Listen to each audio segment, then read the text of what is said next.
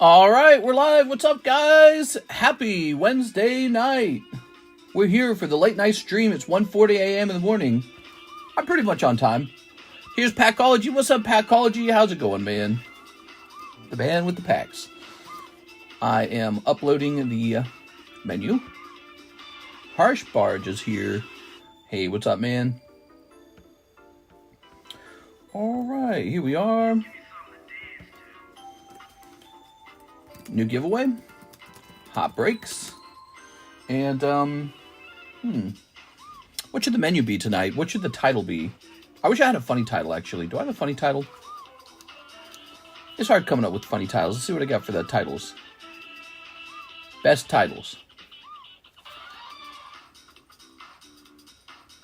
How about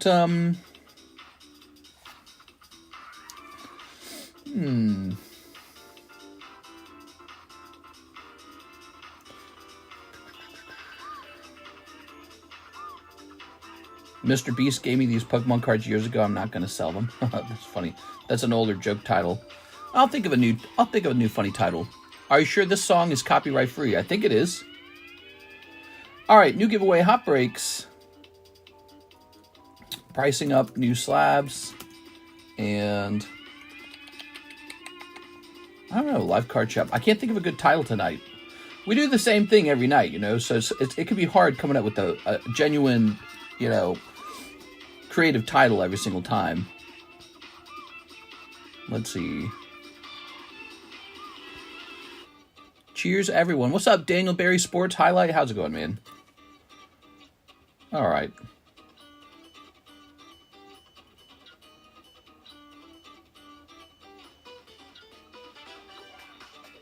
Let's see.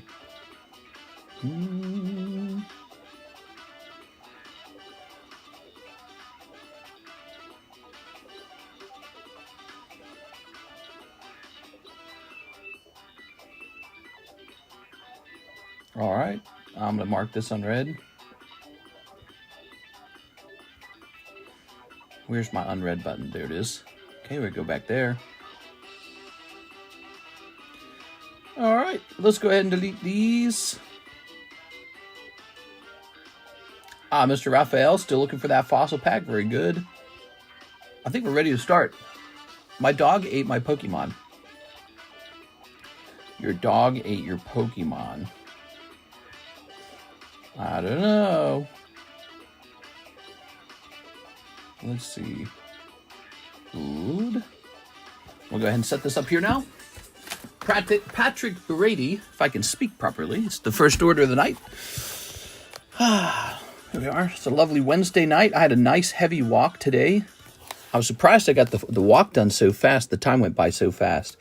I was walking again with weights in a backpack, and that really works, man. Got me sweating and everything. Power's out at my apartment. They said they need an inspector to come out. Oh, God, dude. Glad my life is not your life right now. That sucks. I hate that kind of crap. All right. Let's see. Ooh. You know, we ought to clean this up right over here. You see this chunk of stuff over here? We use this to advertise what packs we have for sale. And I think this pile needs to be put away, and we need to come up with a new pile. You know, it'd be fun is if we turn this into a break. What if I added this all up, put it into a bag, and then this was just like a break for somebody? Oh, that would be hilarious. Would you guys like it if we did something like that? It's a break where you get each one of these priced up packs. Oh my God, that would be hilarious. That would be a really funny break. I'm going to do it. I'm going to add these up. Instead of putting these into their respective booster boxes where they belong, let's add them up. So 12 plus 5 plus 4 plus 750 plus $10. So you end up with the My Little Pony pack. $6, $7, $6, $5, $5, $8, $9, $6.5, $5, $5, $4, $5 Oshinoko, 6.5 for the sneaker, 10 for the Animal Crossing, $28 for the tops. That one's actually pretty pricey, huh? And then $10 for the Trump pack. $164. Oh, I think we would still do it. It would be a 1 in 4 odds, $40 each. What do you guys think? Technically, it's $4 off. That would be a really funny break. So it's a 1 in 4 break. I was thinking, let's put these into their boxes or their, let's just put these away. But it would be a really funny break. So this is 160. You can buy it outright if you want to. If somebody wants to, you just buy all 4 spots. But this is going to be a break of booster packs. $40, 4 spots. That'd be a really funny break. All right. Never done anything like this before. We'll see if there's any interest in it. It really ought to have the black marker because this is not a price increase. It's actually a price decrease. Okay. It's 41 and 4 for this whole pile of packs, including a pricey tops pack. There it is. So that is now a break. I was thinking about putting these away. I don't know what to call it. Booster pack salad. We could call it. It needs a name. I don't know what to call it. Did you see Trump make the president of South Africa sit through the videos of the people inciting white farmer genocide? Yeah, I did see that actually. It was very interesting. I've never seen a president do something like that before, so it was pretty interesting. Very, you could tell Trump's not afraid of conflict. So he's just ready to jump right into conflict. So Patrick Brady, 2 boxes of Magical Girls. The problem here with this order, if I recall, is I can't find the last box of Magical Girls. And so I believe what we need to do next is to just run off the list then. If I can't find the last box, that's on me. Let's see. That's my job not to lose the boxes. There's just going to be a floating extra box somewhere, I suspect. So, this is now a 1 in 19. Here it goes. Snack pack, random pack. Hi, Cody. Okay, here goes. You guys watching? We're starting out by handing out this signature to someone. Landing on 8. That's Dylan Chan. Dylan Chan had the most spots on the list, so it's probably lucky for him that he managed to get this instead of somebody else. Here you go, Dylan. This is now Dylan Chan's signature booster. We think it's a signature booster. Now, the next thing that happens, we open an absolutely fresh case of Magical Girls, and it begins anew. Fresh signatures in that case and a fresh list. Except this time, I'm not going to make the same mistake with the missing booster box. I wonder what happened. We have a $40 break. It's really unusual. It's all these different booster packs that had a price tag on them to tell you what was for sale. So it's a real variety bundle, and it's just really weird, isn't it? It's a very strange thing. So it's 41 and 4. That's actually lower than they would cost if you bought them all individually. It's actually cheaper by a little bit. All right, is it a signature? It is. Holy man. All right, Dylan Chan. Look at that. Wow, pack with a guaranteed signature in it. Very fascinating. Somebody should inform Dylan Chan what he got. So, holy smokes. Go ahead and put this in here. Let's go grab Dylan Chan's bag. I believe he's over here. Ooh, that's heavy. Dylan Chan in here? Yes, he is. Yes, he is. Dylan Chan, the man who was pulling these ciggies. He's going to be very pleased with that. All right. Fresh case now. Fresh case of Magical Girls. So your odds of a signature just went up. I'll throw this out. Patrick Brady, if he's lucky, will grab a signature in his first 2 boxes. It's a completely unsearched box. Weiss. Magic.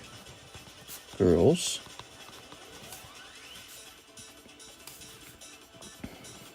Three, 4, 5, 6, 7, 8, 9, 10, 11, 12, 13, 14, 15, 16, 17, 18, 19, 20. You know, I didn't actually get to do much pricing today for the slabs because you guys were opening so many booster packs, I couldn't keep up. It was crazy how busy the daytime stream was, and yet I didn't even we didn't even break 100 viewers most of the time. So I don't know. It's like magic. It's crazy. It's like Magic Girls. Let's go get that Magic Girls. It's crazy. We had less than 100 viewers. Couldn't keep up with all the orders. We actually had to cut the stream short after 2 hours and 20 minutes or whatever. We had to cut it short, and I had to go. I'll be back. Let me go get the Magic Girls now.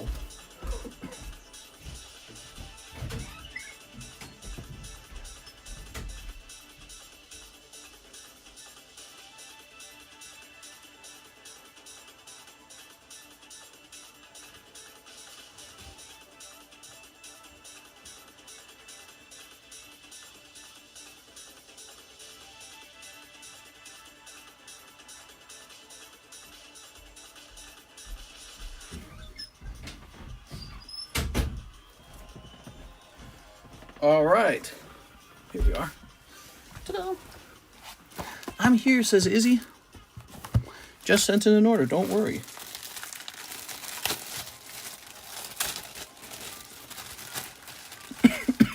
Excuse me. All right.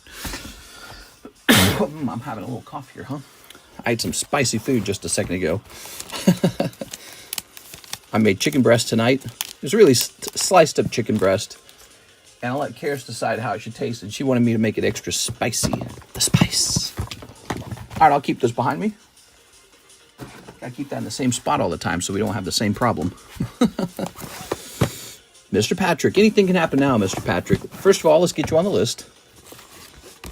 How do you get into the girl list? You have to buy a whole box of it. You have to buy a whole box, and that gets you into the list. One whole box gets you into the list. You're not forced to buy a box, but if you buy like 5 packs, you will not be on the list. There it is. Okay. Oh, nice. Won. You won, dude. You got the signature. I really like that. I wish that Weiss would do that with all of its sets. I wish Weiss would do that with all of its sets, you know, because ultimately that means when you open up a box, if it's cold, it doesn't matter because it still puts you on a list to get a chance for a signature. And so the reason this is so good is because it really cuts back on searching. Really cuts back on searching. Searchers and snipers, they cannot search and snipe the list. All right.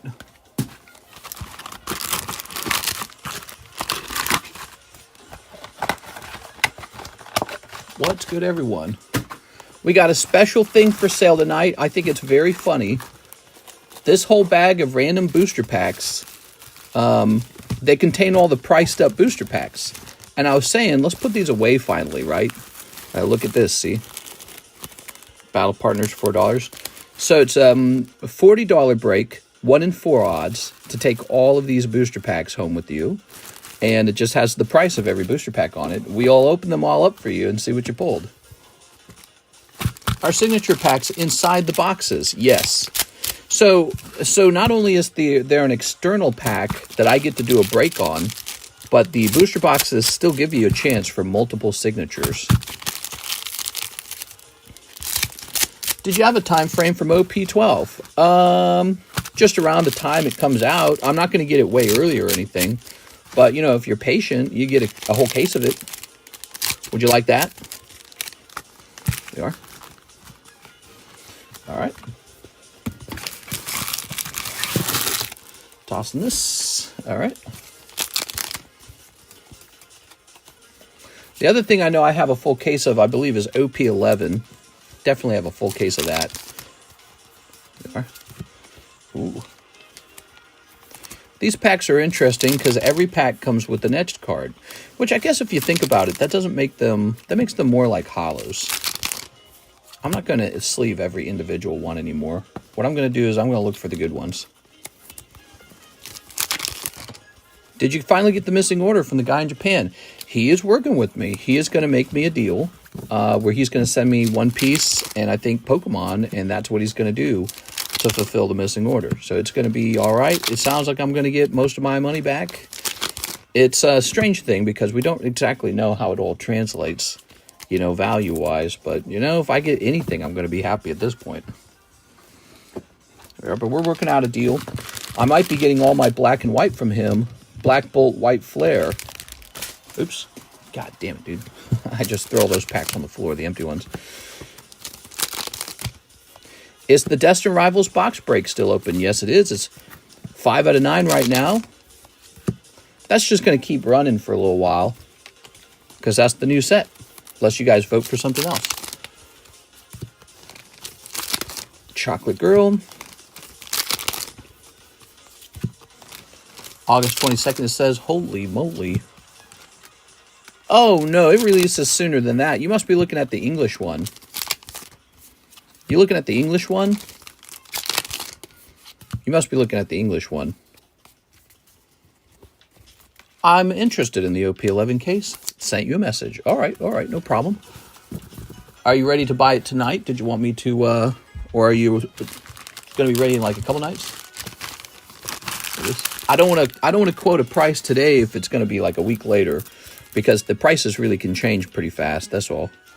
It is Patrick Brady. Thank you, Patrick. You got some normal Weiss-looking girls, and definitely not too lewd. Yeah. Gengar seems to like it. He thinks this is a great set. This is the best set I've ever seen. You're going to have to buy tons of this.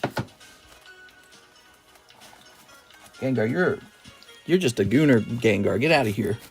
All right. Google lied to me. Let me look again. Well, I might have been giving you like the English release date. Patrick Brady. Here it is. Here you go, Mr. Patrick. Thank you so much. You're getting a fat bag over here. Oh, you pulled the Nun signature. Ah, so you're aware of how nice this set is. I can buy it right now, no problem. I just want to spend a little more all at once. Oh, I see. So you're saying you could buy a case of OP11. Okay, let's see your message. Let's see. Joshua Whipple.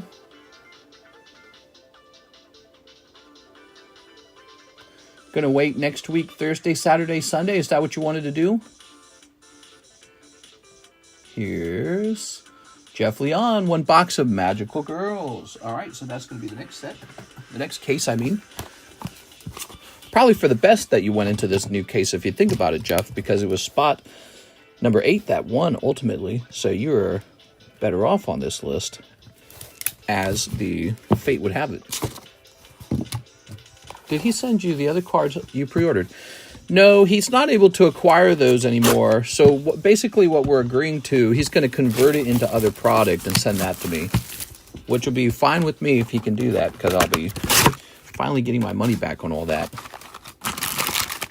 This took a long time, but he got like a free 8-month loan from me, about $12,000 worth. But if he fulfills it, I will be happy. There. If we can wait, yes. If you prefer to sell it sooner, I'm okay with that as well. We are. Steven says, hello again, people. Hey, what's up, Steven? All right. All right. Boop. Ready? Here's... Oh my gosh, look at this card. This is nuts. That's crazy how sexual that is. Here's a card and she's naked. Here's a normal looking girl who's probably about to get attacked by tentacles. You need to ask for a huge discount and some refund. It's not like that. It's not like that. You know, when you're talking to somebody who's a potential very good supplier, and he does get product at an unusually low price, man, this guy's hold all the power when it comes to a card shop. It's very important to know lots of people who have access to cheap product. So, you know, I probably sounded a little grumpy to him, but I didn't say anything too disparaging. All right. Seems on brand. Let's move this back over here. So that's for our friend, Mr. Jeff Leon. Thank you, Jeff. What did we last do with Jeff? He's right here. Ah, this says Jeff hits, though. But these were not hits, were they? No, they were not. Okay. Fresh bag for Jeff. All right. If you find somebody who's a potential good supplier, you just talk to them nice. That's all you do. It's tough, man. Trying to get a card shop is tough. Okay.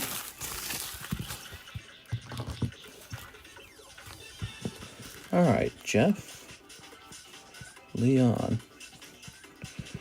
Good. That's from the daytime stream. We were so busy in the daytime stream, I couldn't fulfill all the orders. That's how crazy it was. We have a special new break going on right now, the booster pack break. Yeah, all these booster packs. It's a 1 in 4 $40 buy-in. Really funny thing. You know what these are? These are all the items priced up. That's what it is. See, look. I thought that'd be a really funny break. Like a variety break. We have an order, Joey Albrecht. 10 hop Pokey Shuffles. Joey Albrecht. Did I not already do this one for him? Probably didn't. Joey Albrecht. 1, 2, 3. 1, 2, 3, 4, 5, 6, 7, 8, 9, 10. What's up, Mr. Steven? Boop. We've got 1, 2, 3, 4, 5, 6, 7, 8, 9, 10. He got a Mewtwo 10. That's very interesting. Let's take a quick look into that. Mewtwo 10. There's this cute outdoor cat that wants to lay in my wife's lap so badly, and she is dying not being allowed to bring it in. She knows, ooh, about $50. You did just the right amount. Unfortunately, the cat brings in ticks, so that is the problem. So she knows she wants the cat, but she doesn't want to bring it in and get the ticks. So it's really tough because it's a very adorable cat. She let it in one day, and it like slept on her lap for hours. It is. All right. So now she's like, I want the cat. NHCC, jump me in the sale, the pre-sale Nami break. So the Nami manga break, the price of it has not been considered. Let me try and get this going.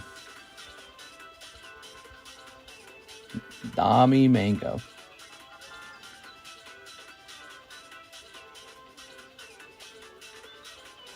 That's some groovy music we're playing, man.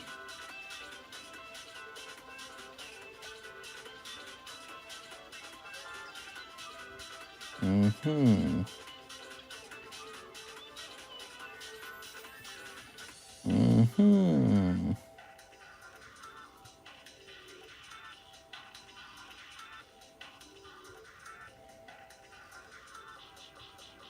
Why does this one look different from the other one?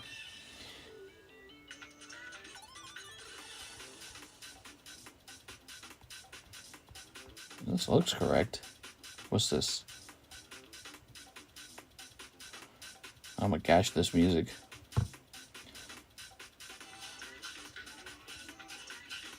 Okay. Let me turn this down a bit. If all the spots for break get bought, is that when it starts? That's correct. Yes, that's when it begins. And then we keep track of it in our Discord server. We have a Discord server. Kind of works like our website almost. Like we don't have a website, but what we have is a Discord server. And so we use that all the time to get stuff done. Keep track of stuff, you know what I mean? There's that other Nami. And so let's see what we finally paid on that. Okay, so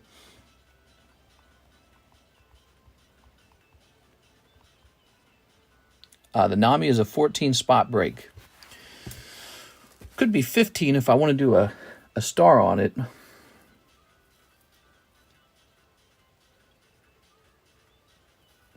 I want it to have a star. Nah, let's not have it have a star.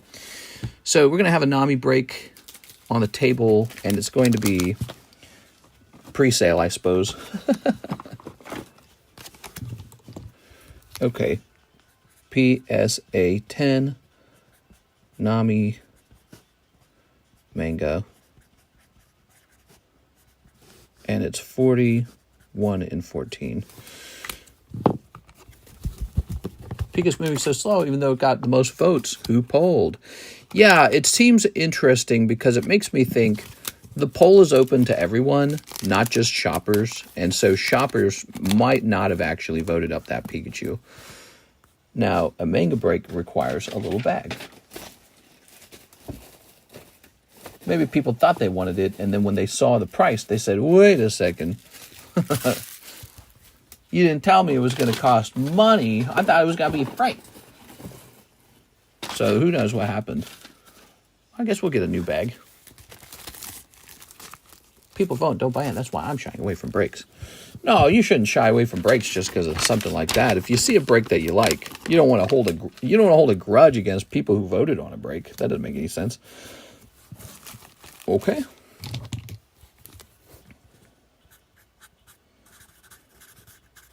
There we go. And there we have it. So now we need to write NHCC down. Okay. Bring on the music. You like the music? I'd turn it up a little more. Is the manga English or Japanese? It isn't. It is a Japanese. Okay, it is a Japanese break. So this will be NHCC. All right. Okay, very lovely. It looks nice. And NHCC is so excited for it, he bought a spot for it ahead of time. How crazy is this?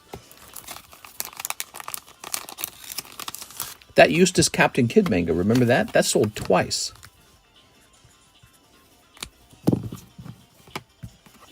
It's the manga English. I don't vote on anything. Hi, Procod. Been a while. How's it going? All right. There we go. Yeah.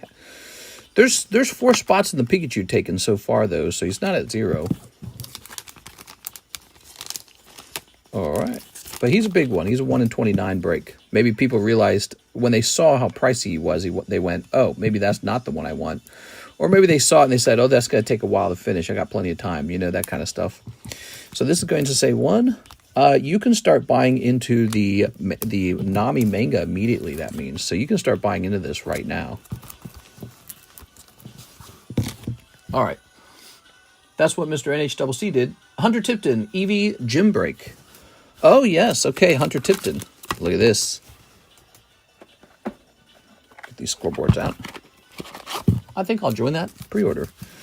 Here we are, no problem. Your odds are 1 in 14. If you miss, you're basically losing $14 or $40. Okay, so be aware of that, Mr. Steven. If you miss, it's like you'll get like a common card as your pull. So Hunter Tipton. I think you've probably watched a couple breaks now. Here it is. Don't know when the Nami will arrive. I bought it a little while ago, so it should be getting here. I had a big card show up tonight. I should go get it. Yeah, I had a big card show up tonight. Another Paldean Evolved Magikarp, I believe. It's one of my favorite cards from the entire Paldean era. Scarlet Violet era. Let me go grab it.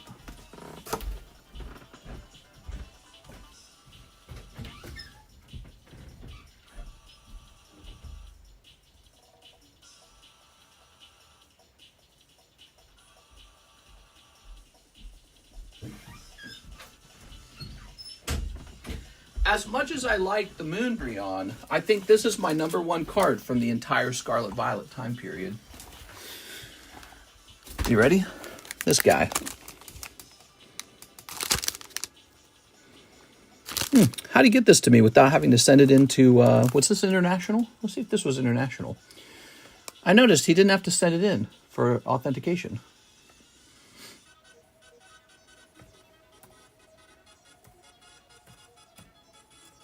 Okay, give me a second. Magikarp.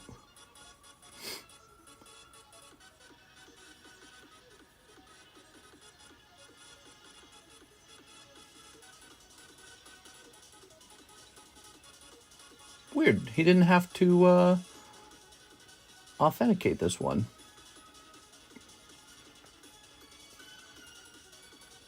He's from Wyoming. Why didn't this have to be verified? Maybe you're allowed, as a seller, maybe you're allowed to opt out of that. I like this big sleeve he's got here. I wonder what kind of sleeve this is.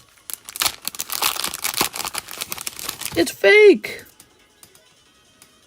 Oh, it looks pretty real to me. No, it looks good. Just surprising. eBay must let you opt out of it. Look at that. Beautiful.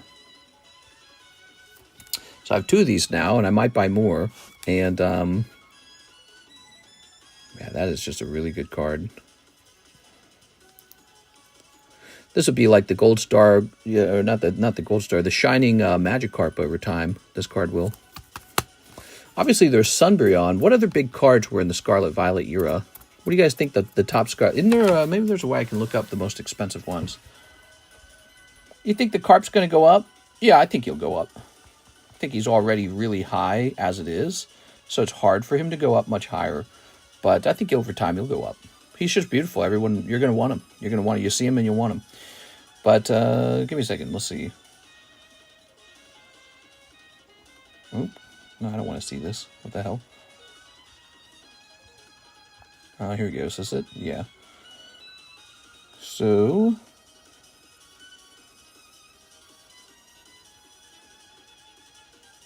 surely there's a list that shows the most expensive cards from Scarlet Violet. Sorry, I'm slowing the stream down while I do this. Oh.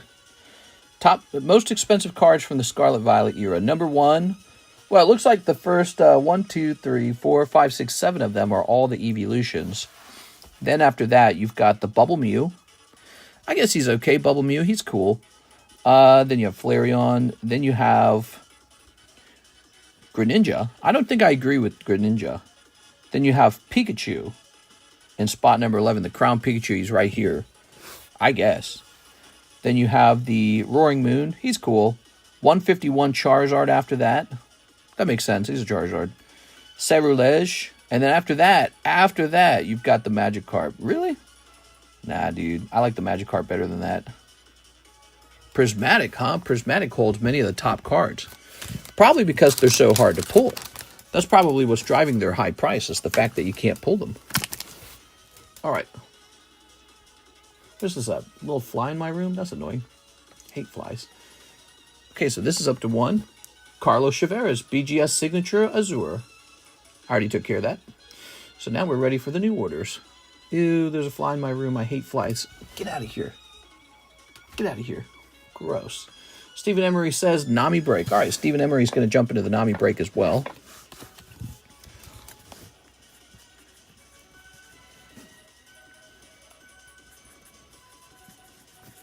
Let me know if there's ever a, if there's ever a one-piece break that's not a manga that's worth considering.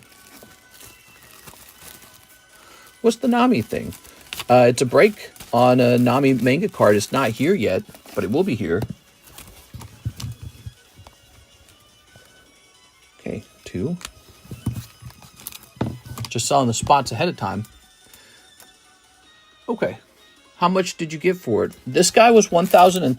1.3. Pretty crazy. I had another card that I just brought in too, didn't I? Where'd he go?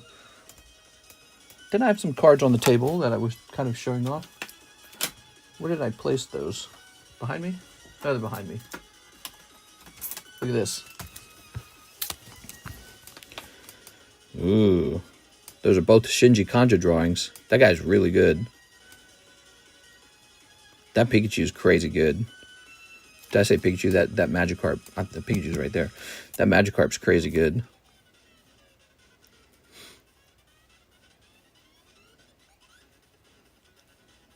Crazy stuff, man. Crazy stuff. All right. Thank you, Mr. Steven. Appreciate it. Now we have an order from Beatrice Mona. Can I get a spot in the pack booster break? So we got this really funny thing that we also just added tonight. It's only 4 spots. It's this thing. These are all the packs that I had priced up. So I put the price of it down. See, you can see the stickers on them still. So it's all of them. And we added them all up and it came out to $164. And so we're selling it for $160, 1 and 4.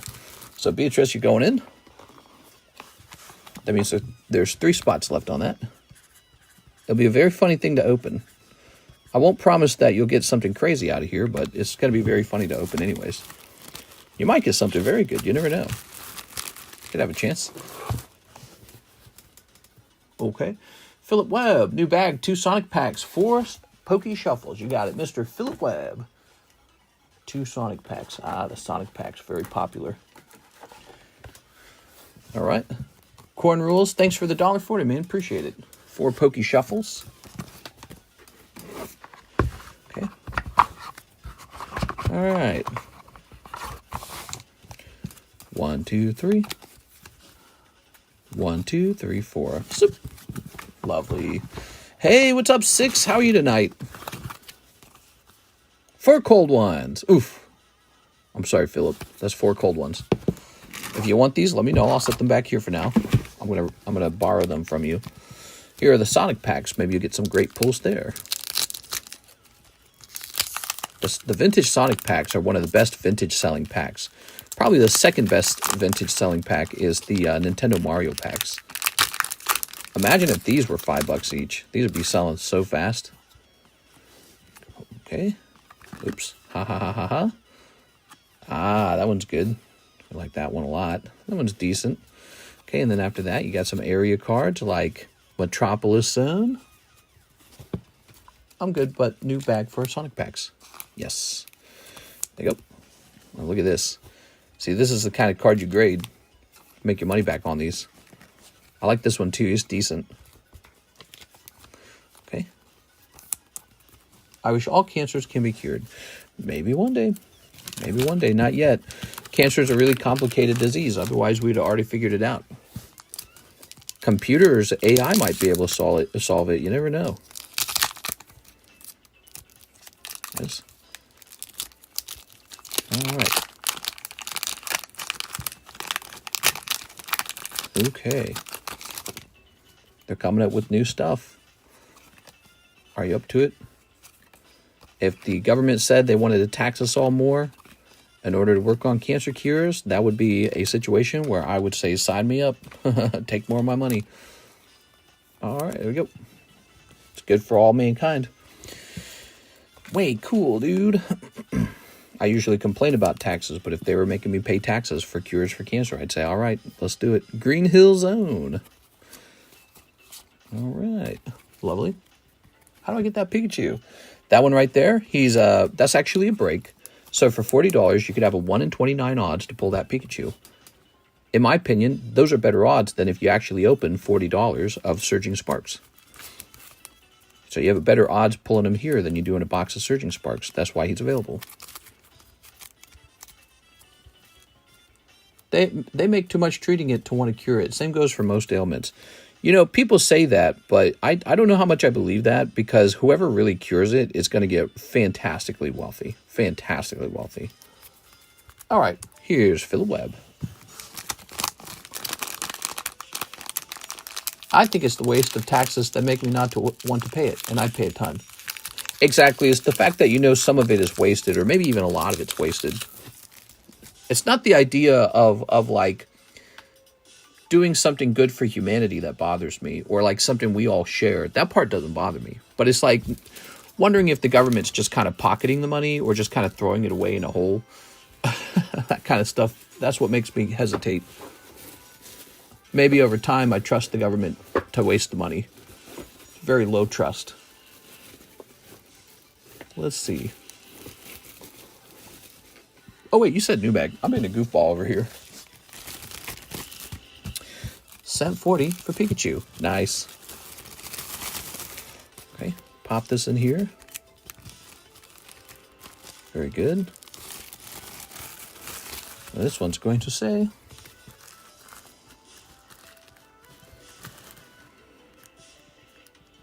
Philip Webb. Very good, Mr. Philip. Thank you. He said new bag. Do you care about the condition of a card if it's a 10? Like, would you be put off by buying a 10 that's not a 10? Oh, it's so funny you would ask me that, because we had that exact same question during the daytime stream. Someone asked me, would I buy a 10 that has a print line in it? And the answer is, yeah, because I've already done that many times. I explain gem mint doesn't mean perfect. It doesn't say perfect 10. It says gem mint 10. That's all it says. And so what does that really mean? It means that, yeah, it can have a flaw in it. And in fact, other companies actually have higher grades, like pristine 10. Now, would I get a pristine 10 with the print line? No. Or black label. Would I get a black label with the print line in it? Hell no. But it's just gem mint. So, you know, it's understanding that a 10 doesn't mean perfect. It just means pretty good. It means really close to perfect. All right.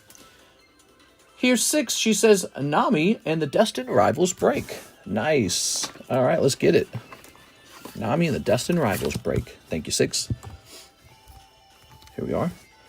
Welcome, guys. How are you tonight?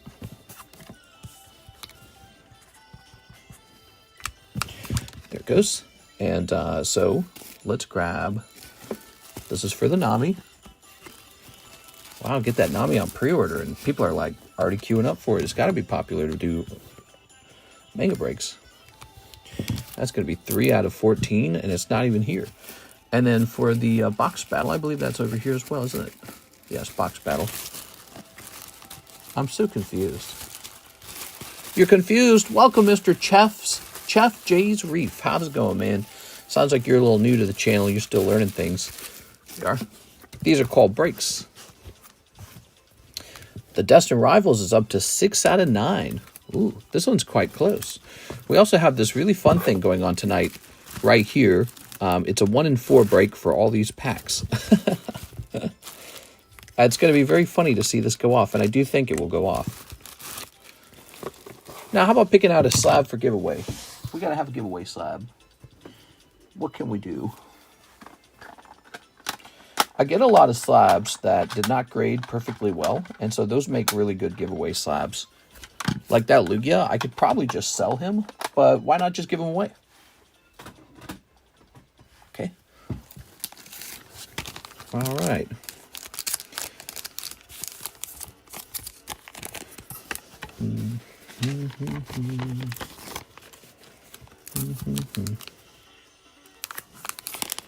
Oh man, I really like this song that's playing. Okay, this shall say 3 TCC.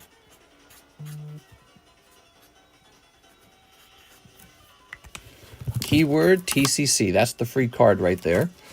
And I'll go set that up now. We had a really good card given out in the daytime stream. It was a $110 card that we handed out in the daytime stream. But this one's going to be a little bit more on the cheap side. Say I don't make it to the stream for the break, but I win. Would you send me a message or something?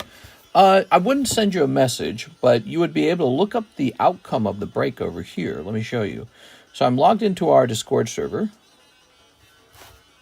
And let me just find this real fast. Current breaks, breaks history. Yeah, here it is. So we have these channels right here, current breaks and breaks history. You will click on that, and there it is. Tammy, you can see, is posting the outcomes of all the breaks.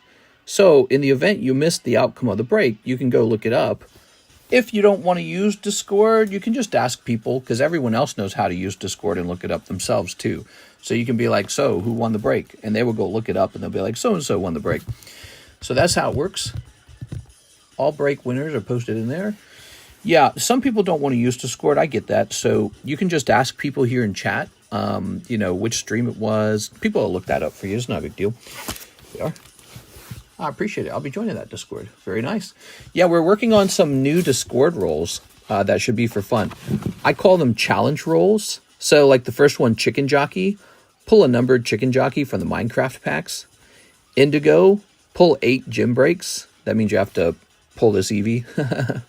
Rare candy, pull any rare candy. So if you pull a rare candy card, you can ask me for the rare candy roll in Discord. Rare candy breaks are pretty large, so not everyone gets to do it.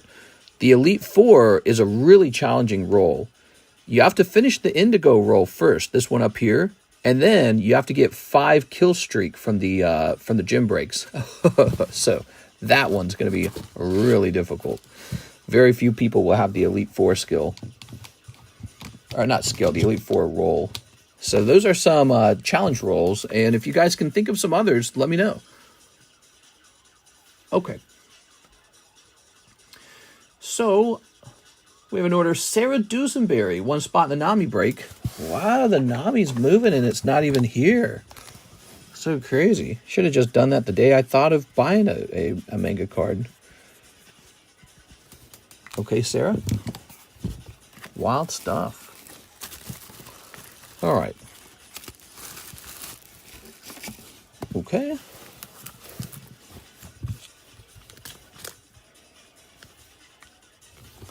So that mango's up to 4 out of 14. Wow. Crazy. Here's Annihilate from Anthony Kalura at $63. It's in English. Here's the Sandy Squirrel. Here is You know, I remember this now. I think AVAX wanted me to lower the price of some of these cards, but I can't remember how he wanted me to lower them. TCC. People are typing that in for the giveaway. Nightbot will choose a winner.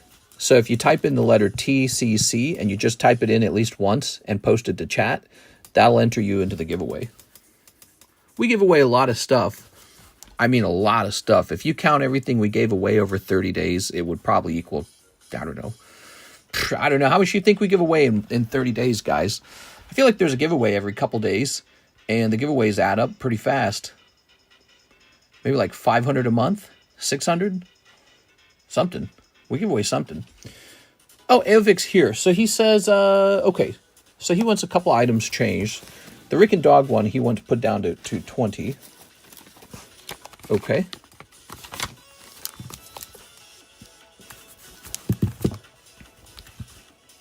Oops, wrong marker. 20. Jerry 15, SpongeBob 915, Pristine Mr. Krabs 35. Gotta find each of these things. So 15 on these.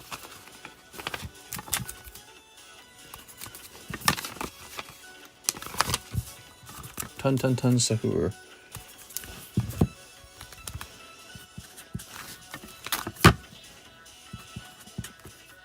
It'd be pretty hard to move some slabs, huh?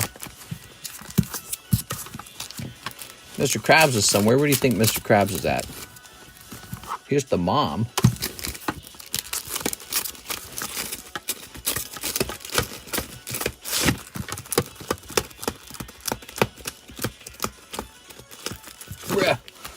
Okay, Krabs to 35.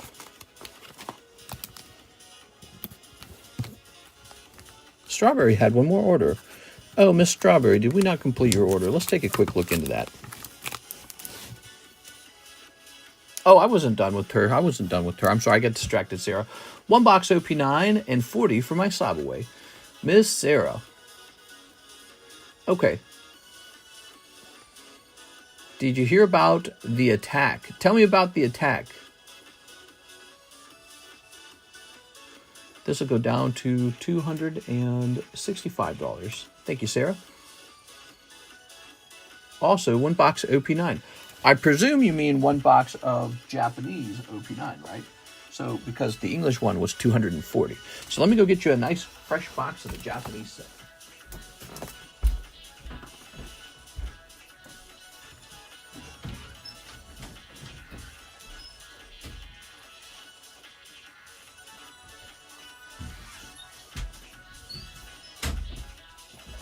All right, here we are.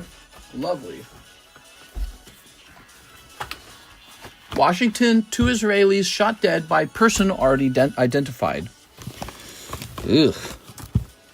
Crazy, man. That sucks. Here we are. All right. All right.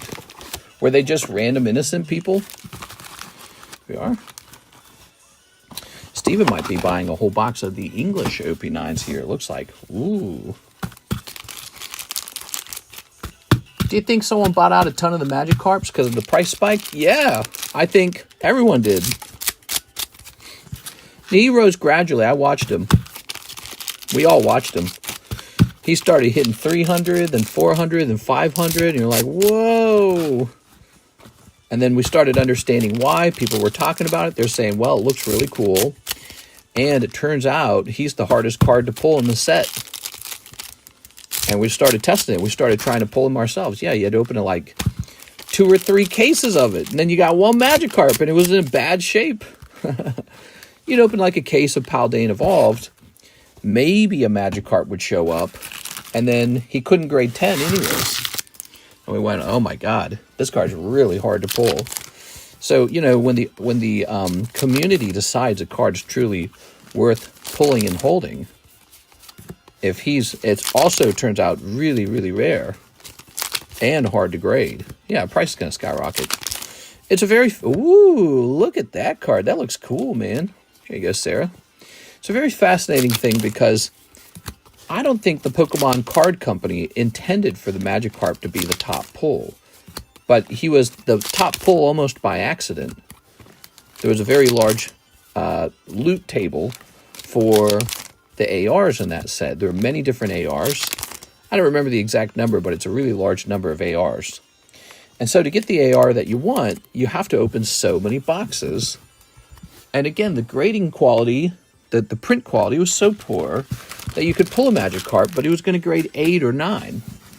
So how many of these cases do you got to open to get one PSA 10 Magikarp out? So as soon as everyone began to understand this, yeah, the price shot up. People said, oh my God, I better buy one of these.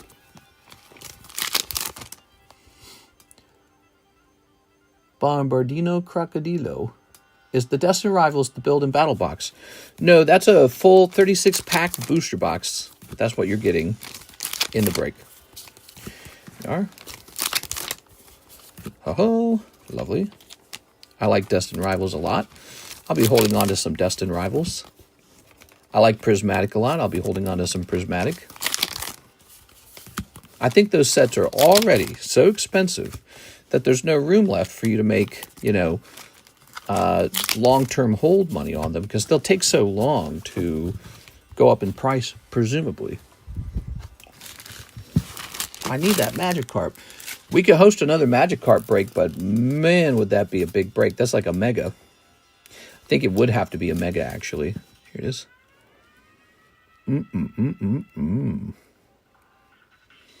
Okay. So Miss Sarah, thank you so much. Sarah, you got a lot of stuff. Did you know that? You got your double box over here, but you actually had another box on the table. I didn't know that about that. There you are. I got the Japanese one, and I'm happy with that. Sure, the Japanese Magikarp, very cool, man. All right, let's rotate these. We've got Roaring Moon, Rare. Gengar's now $450 for the two of them. Very nice. Here's Slay King, Slay! Deoxys Manectric. Very good. Appleton and Houndoom. It's Houndoom. Thank you, Miss Sarah. Let's go ahead and price up a card. So we've got a card coming up to the table here. Very expensive one. You won't believe it. This beautiful Wooper. That Wooper's sad. Maybe he's sad because he graded 9 when he should have been 10.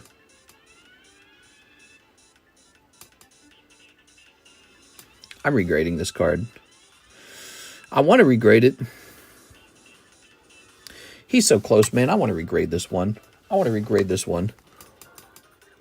Oh, man, he's so close to a 10. So he just got this little corner that doesn't look just right. I wonder if he would be Gem Mint 10 with CGC. There's a big difference between PSA 9 and Gem Mint 10, Gem Mint 10 CGC.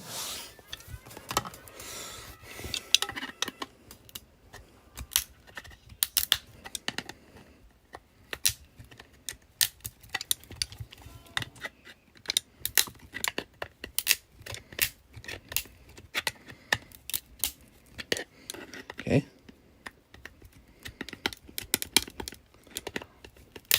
There it goes. There it goes. Almost done.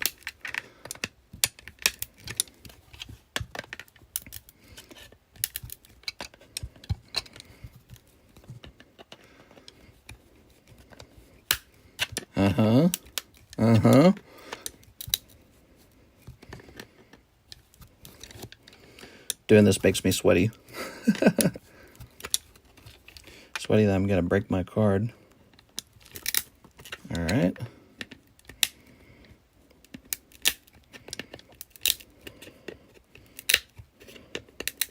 Don't worry, Wooper. I'm coming for you.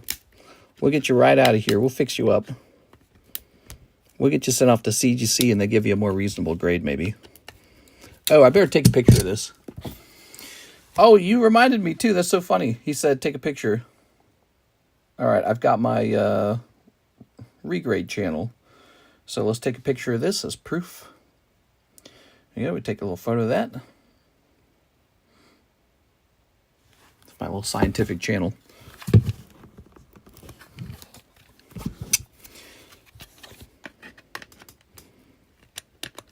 My music stopped. Why do you guys think my music stopped? The music is holding its breath. That's what's going on.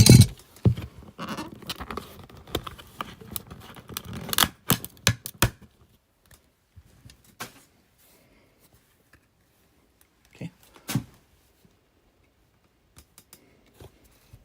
To CGC goes. All right.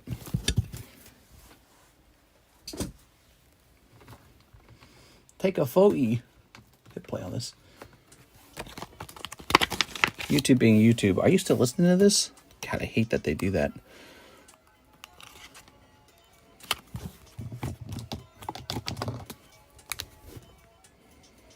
Off to CGC it goes. And let's place this over here. Okay. Paid a lot of money to acquire that Whooper. I want a shot at a 10. PSA doesn't have a 9.5. They just go straight to 9. Awful. The grading's too harsh for sure. All right, let's see what the next order is, shall we? Tyler Franson. Destin Rival Box Break. Yes, the Destin Rival Box Break, which is nearly about to go off. Can just buy pack 2. Of course, you can buy packs. We've got packs.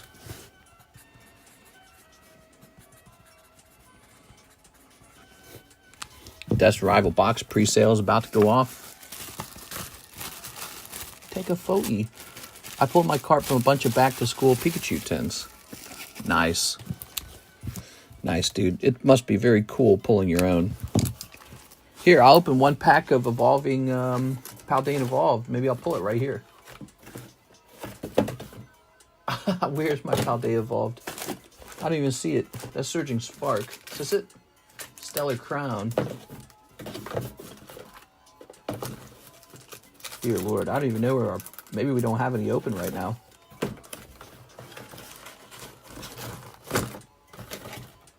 Oh, here's a pack. Okay, okay. Here we go, guys. This is a Magikarp in here. $1,300 just for me. Ha! I actually got a Gotharita. What? That's pretty funny. All right. Let's send this off to sell. Not to sell, off to grade as well. Let's take a quick look at the back. I did not expect that to turn into anything. Okay. Got the Rita, though. She's not a big hit. This one shall go to PSA. That's so funny, dude. Imagine it had been Magikarp. That would have been a big deal. Got the Rita's probably worth a little bit. Okay. I'm putting it on the scores. You guys tell me. What's going? What? Now, this is up to 7. The next order in the queue, Mr. Steven with that box of OP9. Let's take care of that. All right. Give me a second, Mr. Steven.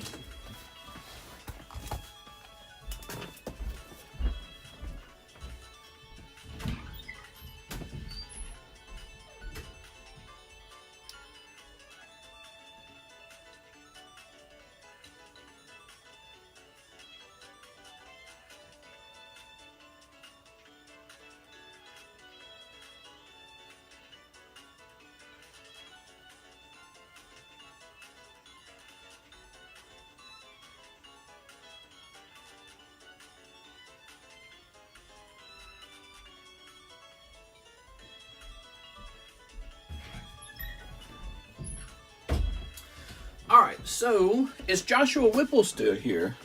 I looks like I have a case of OP6 as well. If he's still watching.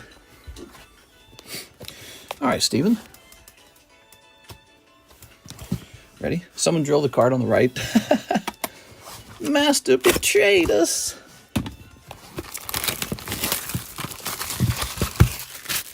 You do?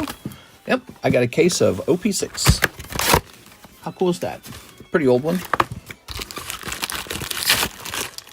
I was looking on my shelves when I was grabbing this. I also have a box of OP1 as well, but I don't know about selling that. I might hold that. Well, I could probably sell it. I don't know. I don't know if I'd sell that one. I do want to move. I want to move to a new house, so that might involve selling everything I can sell within arm's reach. All right. Sell this and sell that. Can I keep a sealed DOP1? Yeah, but, well, think about it. I don't know if I'm looking to sell the OP1 box at a discount necessarily. That's the only thing. That one's kind of one I kind of want to hold on to even. That would be a great box to do a case break on if we ever did a case break again. OP1 mangas. I'm going to Costco today. To Costco? Oh my. What's up, Mr. Ivan? How's it going? It's closed. Here's, oh, I know it's more expensive for sure. Open this. All right. All right. This is for Mr. Stephen Emery. Ooh. Ba-dink. Ready, Stephen? Ready? Ta-da! You got an SR of the clown. Stephen's gone deep, man. He's a new guy. Here's Koala. Ooh, lovely. Here's this guy. Join the box break. Here's this girl. All right. Very nice, very nice. Here's this person here. Ta-da! We've got this one.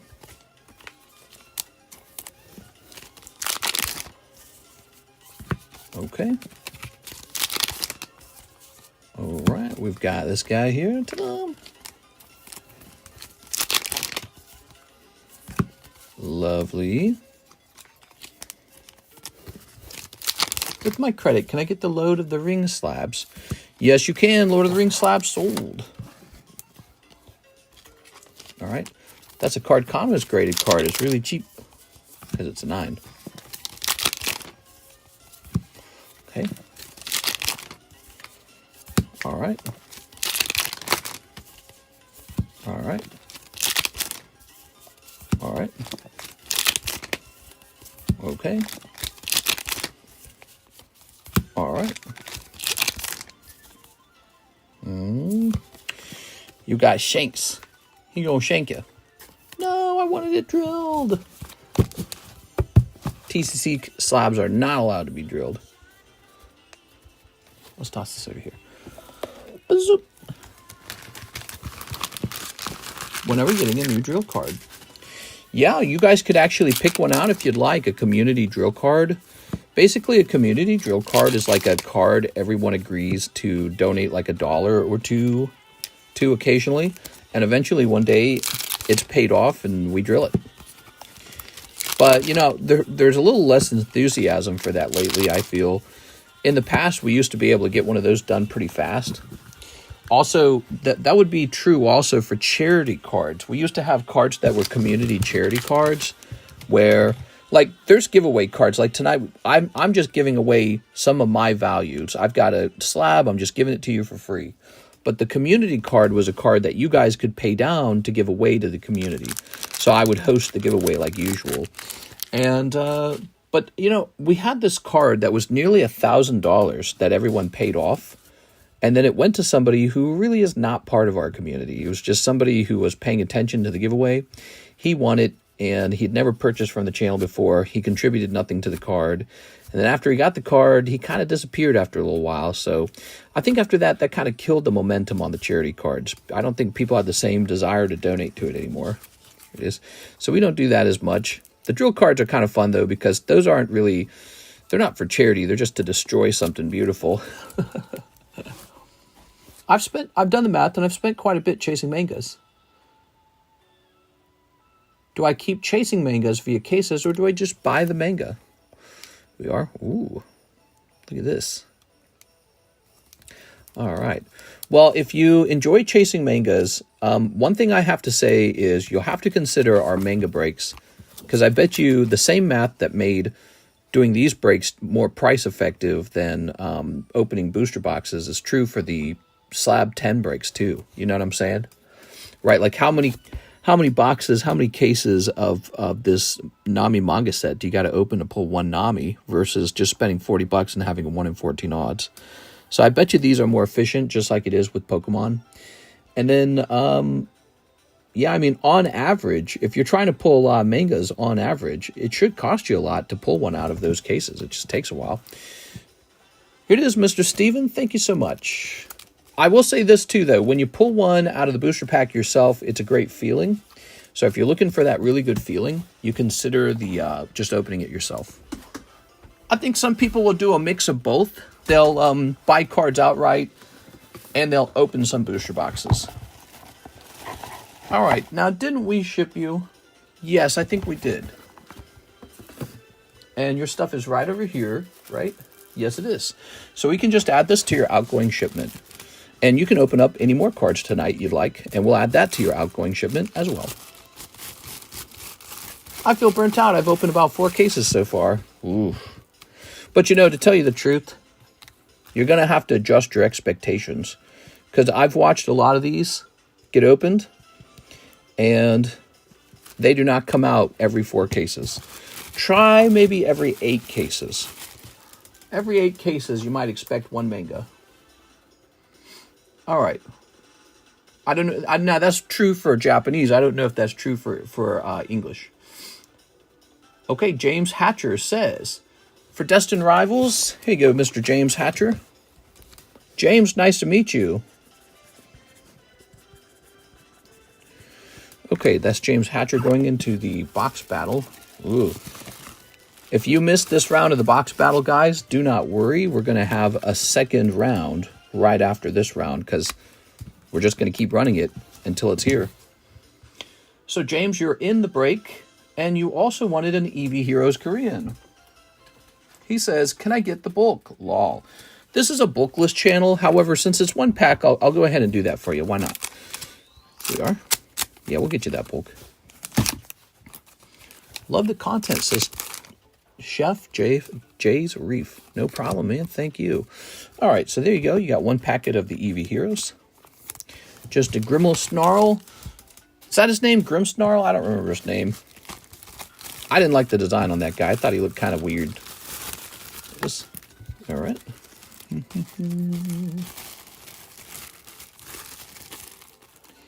If you're doing English, and even if you pull it, it probably ain't going to be a 10.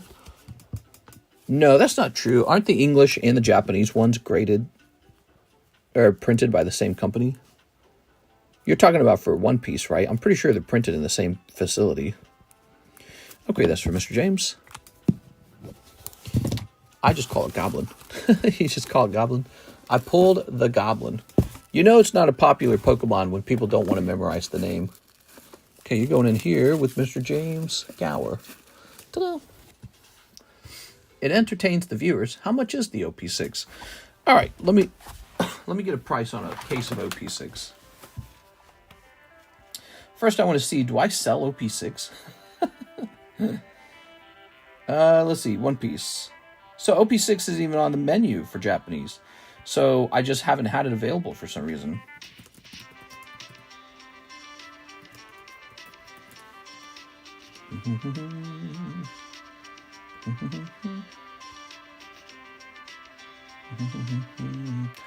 Oh, what is it, rare?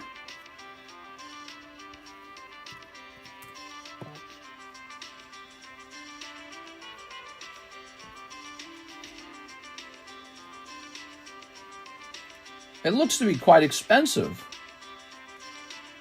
I didn't know it got so expensive over time, so it actually went up in value. Wow, so it looks like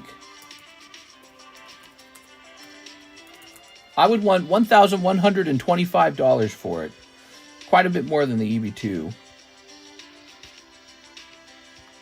All right, so that takes care of our friend James Hatcher. Now we head right over here. We have our friend Mr. Omar Batui. He says the manga. All right, don't forget my slab, says Ivan. Yes, why don't we take care of that right now, Mr. Ivan? So it says here you have $18, and that's going to go down to $12. Okay. This is yours now.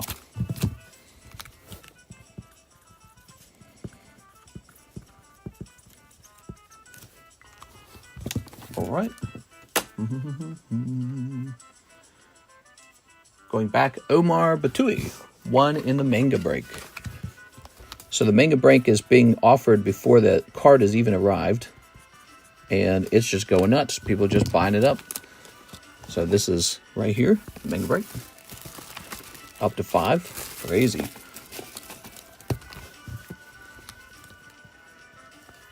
Okay. We also have this going on, guys. This is a really weird thing. All these packs, $40 buy-in, 1 in 4 odds. We added them all together and they equaled this amount. So I was going to remove this from the table and sort them into the correct boxes. These are all the different packs we have for sale. And I was like pricing them up. Remember that? And I kind of want to like hit the reset button on that. So instead of putting them into their boxes, I added them up and I said, what if we just did a break on these? So that's available as well. It's a very weird break. Miss Six says she'll join the Eevee break. All right, Miss Six. Six, are you on a kill streak right now? Here's 6. We're going to have to keep track of the kill streaks. I think you won one and you lost one, right, 6? Oh, wait, this isn't it. Here it is, everybody. This is called a gym break. So what's your current kill streak at? Is it 1 or is it 0? Because I don't remember the order of it. It is. You got to tell me the truth, because if you win, you want it to be a correct win. You don't want to win on a confused dealer. 1, you're at 1. Okay, so if she gets this, she'll be at 2. There's going to have to be a way to track this. Okay, 6 was the second one in as well. Screwed that up last time, remember? Oh, I remember. The last one was for the Lugia, and it sort of wasn't legitimate because I put you in the wrong spot. You actually should have lost that one if you were on the left. Or, I'm sorry, on the right. I tell you what, those 6, I'm not going to take that from you. We'll count it, okay? Good luck. Venusaur with 100. 6 with 50. Okay. He's up by 1. Pikachu. Moltres. 6 is up by 1. All right, this is the tiebreaker, everybody. Magaton at 60 HP. He's right in the middle. Ooh, going to 6. Tyranitar coming up. She's going to smash Magneton with Tyranitar. Congratulations. 6, you're on a kill streak of 2 now. You can change the color of the marker once a kill streak ends. That's not a bad idea. Different color kill streak. Maybe if I had like a metallic marker in here. Let's see. I'm just going to do it back here, though. 1, 2. You're at 2, 6. And then let's just say 4 out of 4. You're actually all tied up now. Misses and hits. And Hunter Tipton moves on to 2. That's 2 feints and 3 wins for Mr. Hunter Tipton. So there it is. Thank you. 6, you got a nice Eevee. That's a Tag 10 Eevee. It's a wonderful little card. Thank you. Thank you. Here you go, 6. All right. Very good. Now, we only have 1 gym break left. It's this Weedle.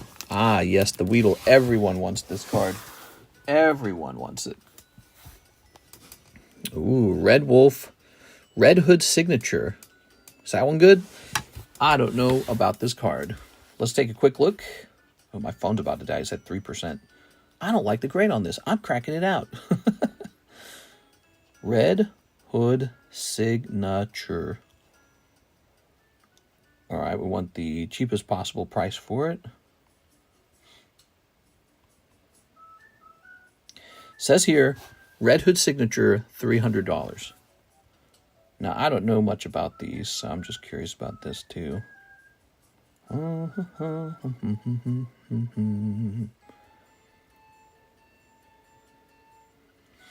Well, it sold for $260.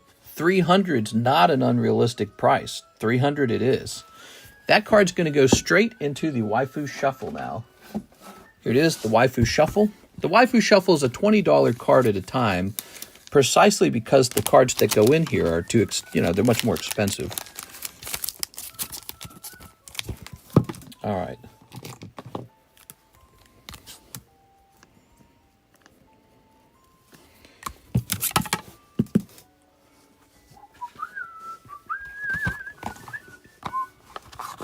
She's pretty popular in Nikke. 2, 3, 4, 5, 6, 7, 8, 9, 10, 11, 12, 13, 14, 15. So Nikke is up into this Waifu Shuffle box now. She's not going to be for sale. She's going into the Waifu Shuffle.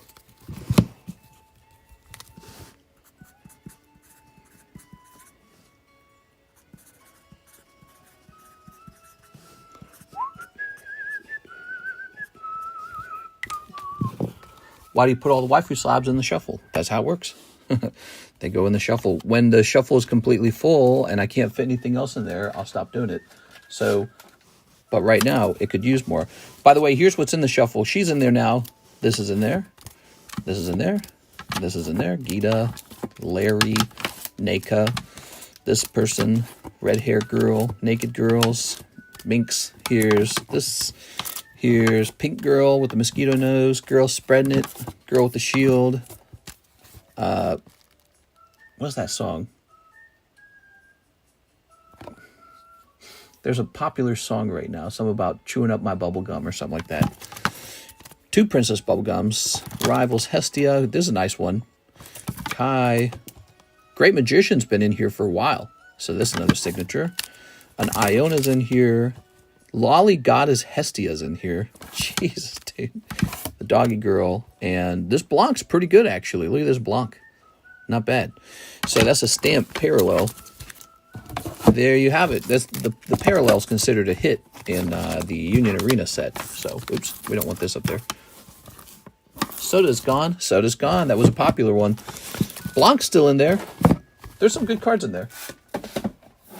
I'll keep that in mind, though, that you guys want really, really sexy girl cards in there. Probably not the typical Pokemon trainer kind of cards. We have Mark Valerian. Sorry for the long wait there, Mark. Just a busy... Oh, it's not... You didn't wait too bad. Can I get 1 Pokemon Japanese Shiny Treasures, please? Oh, a whole box of them. Okay. How are we doing today? I'm doing very well. Thank you for the question. I got my diet under control today, eating good, and then I also got a heavy workout today, so... Got to have more days like this where I have enough energy to do everything right. Let's go get that Shiny Treasures. So easy to slide into eating junk food, you know. I don't have Shiny Treasures in here, do I? I don't think I do.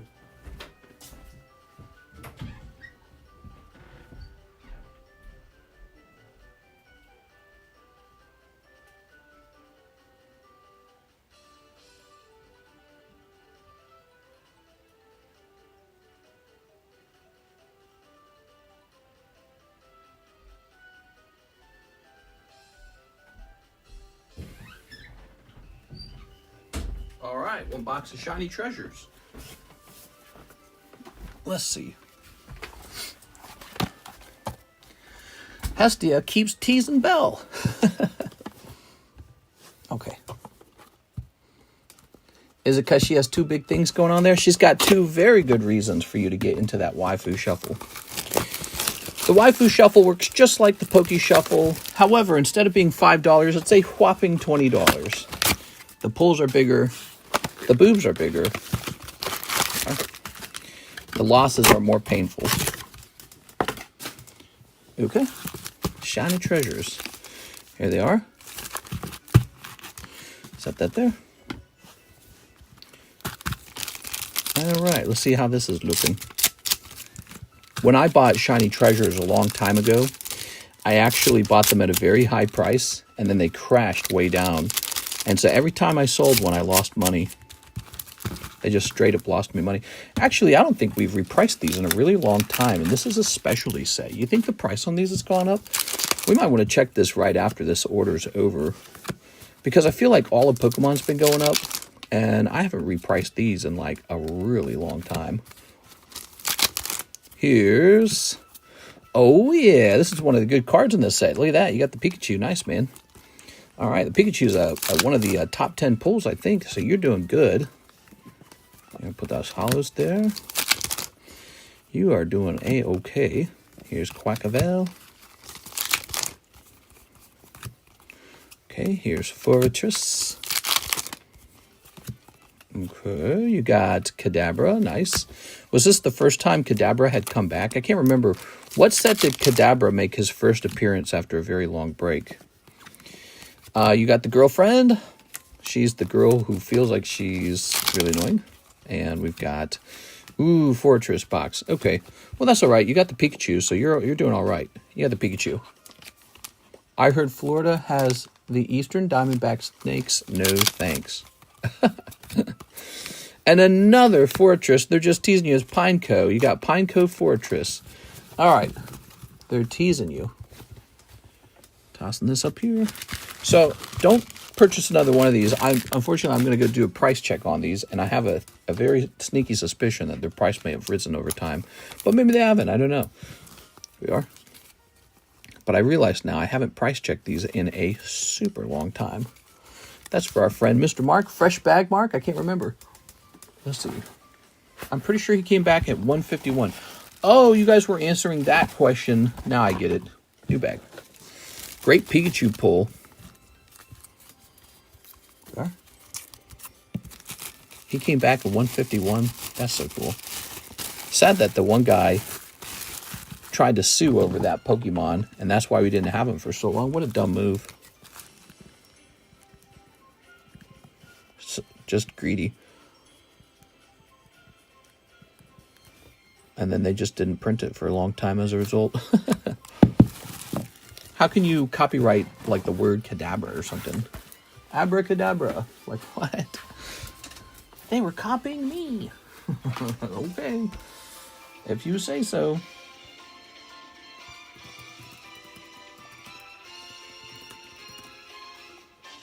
All right.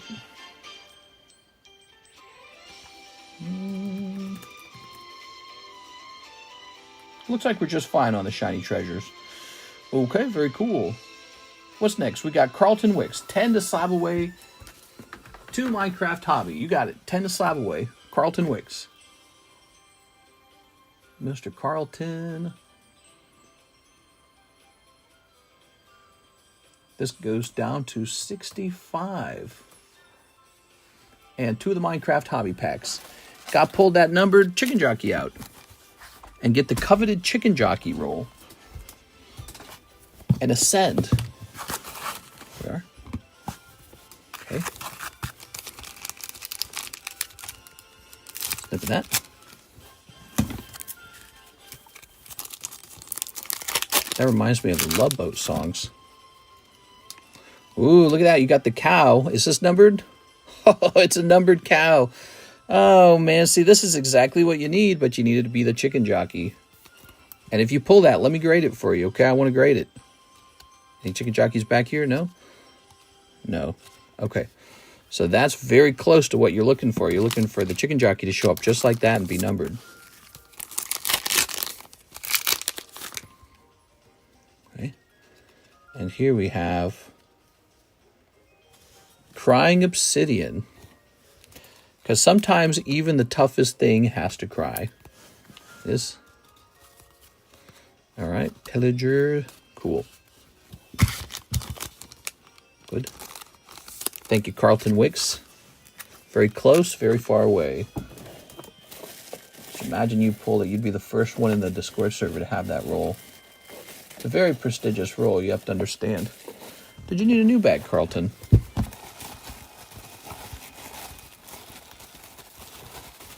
It's a very prestigious roll. As few as even one people might have it in our whole group. Because so few will go through the perilous journey of opening up enough Minecraft packs to generate a chicken jockey. Do you think cert PSA matters? Yes, absolutely.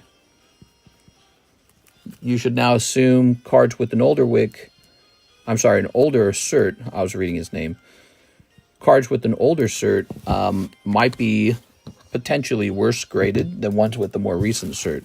Now what that means is I wouldn't undervalue the old certifications, but the newer certifications would, whenever you're purchasing, just prioritize them first. So you go, okay, here's the cheapest price. Let's say you had two and they're the same price. Well, go opt for the one with the cert that comes after 100. Ooh, look at that Call of Legends. $46 Gengar and a beautiful Deoxys. I have a Wondiferous card for you guys. Mothman. Ooh. Look at that. He has a Mothman, I got a Mothman. This isn't numbered, is it? Nope. That was from the one guy who did his gigantic chargeback. Or his bank did anyways, because it thought that there was... what do they call it? Not when they think like a kid or something like that. Maybe credit card theft. Fraudulent. There we go. They thought there was fraudulent activity on his card or something like that. And then he disappeared. All right, let's just see.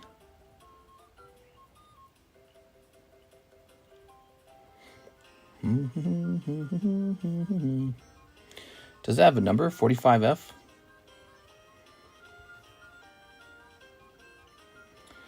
I can't find this precise card.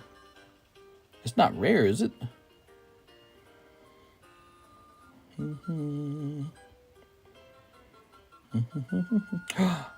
It's kind of rare. Oh no, this is a different one, I see. I can't even find the one. I can't find it. Since I can't seem to figure out the value on this, I might not price it for now. Is 4.4 certification for PSA bad? It's from a long time ago, but not necessarily bad. PSA grading got a lot tougher around the 7 certification numbers. So their grading got a lot tougher around 7. And so anything below 7 you could consider kind of like an older era. Here's Danny St. Amour, and he wants a pack of the Sonic. Here it is.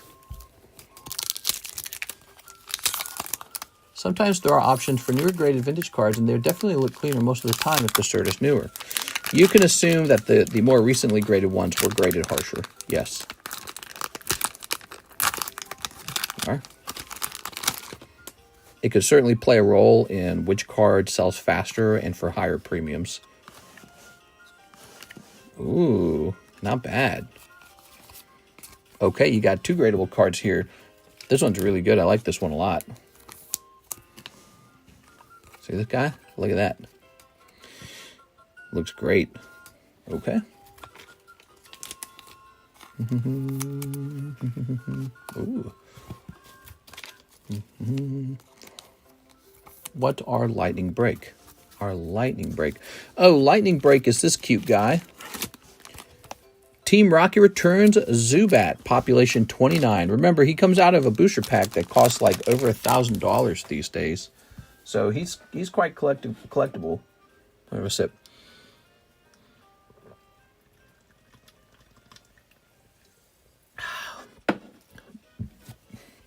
The most expensive card in this set, Gold Star Torchic, sells for around $50,000.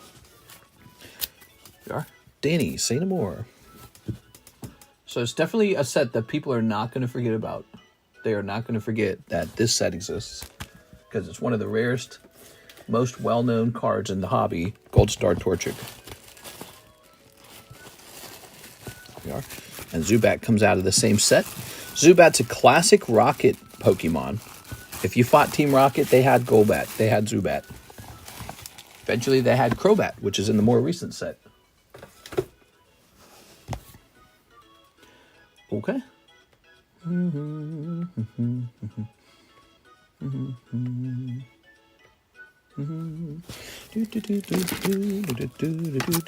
There's Charizard V-Star.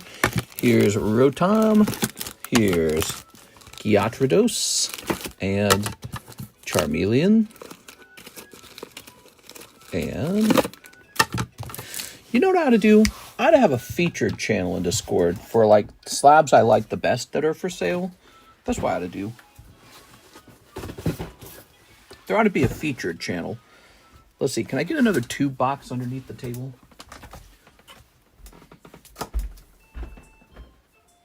How about this one?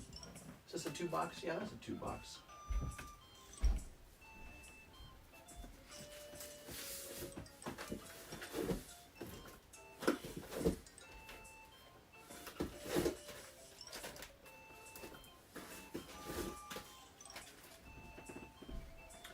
All right.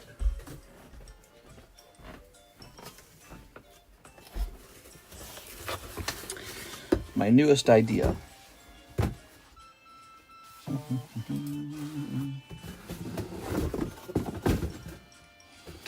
The only question is, where do I store this?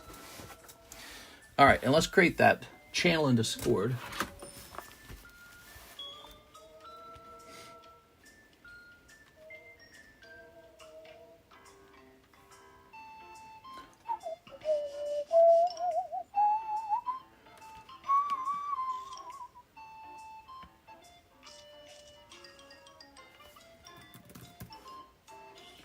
Okay.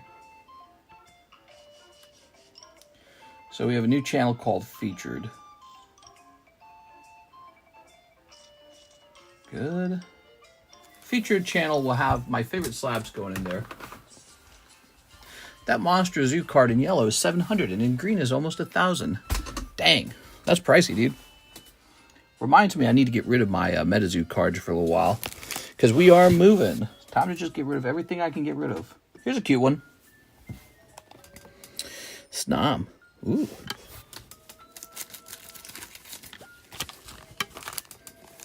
Okay. Cute little snom. Ba-doop-ba-doo-ba-dee-boo. Doo-doop-be-doop-be. All right.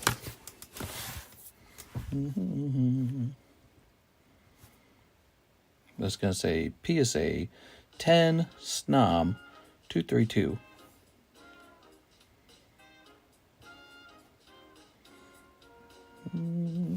Okay, he's going to be a $50 card. Cute little butt-faced Nom, huh?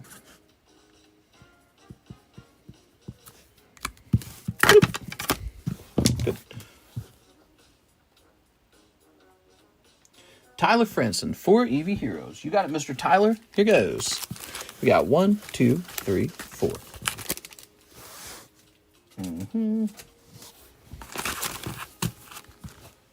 Snom's never been seen or priced before. He just got to the table. First time tonight. Wow, only 87 viewers. We are so busy for 87 viewers. We were super duper duper busy for the daytime stream as well. And we had under 100 viewers then too. I don't know what's going on, man. Is the viewer count going down? Or it's kind of crazy to think about, but the sales are not going down. It is. Here's Entei. Red one raw is almost $50. Your slab could be around 500. What? No way. Mine's not numbered though. That's Tyler Franson. Mr. Tyler. I'll trigger the algorithm. I did not get the ping on YouTube. So dumb, says Tammy. Tammy's saying there was no YouTube ping. It couldn't have been because we posted too much content. I imagine Mike's had only posted one video today.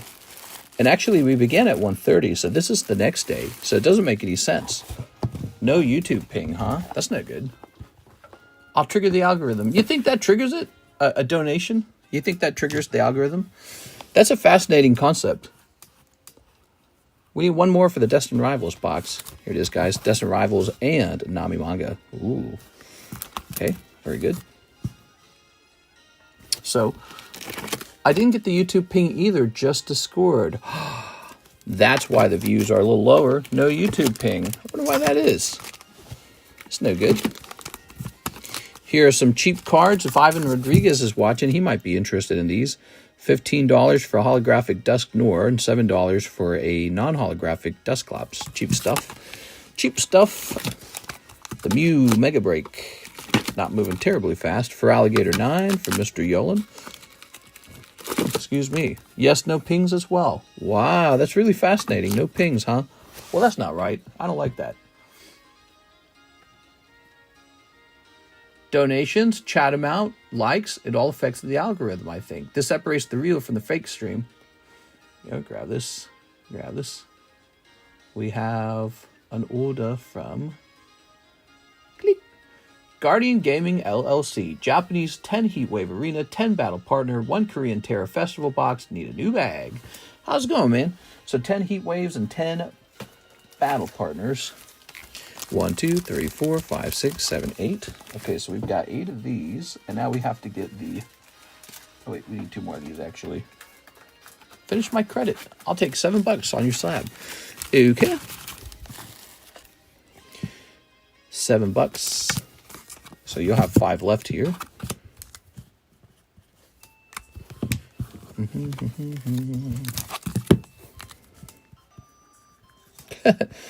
Alexis was noticing all the slabs you were buying, and I told her that's because he tends to focus on the ones where you can get a lot of them. She's like, every day I get Ivan Rodriguez slabs. 1, 2, 3, 4, 5, 6, 7, 8, 9, 10. Ta-da! And then 10 of the heat wave arena, right? So let's get those heat waves. Oops. Ow. Sorry, I take both. And the 15. Sounds good. So you'll need to send in about $10. I'll set this to the side. 1, 2, 3, 4, 5, 6, 7, 8, 9, 10. There it is. Okay. So you got these two and a Korean box of Pokemon. I believe I have that right here. How convenient. Okay. For my convenience. The algorithm would be like, well, this guy got 5 figures of subscribers. Apparently, that's not how it works necessarily. Snip this up. Could it be the extra long daytime streams we've been hosting?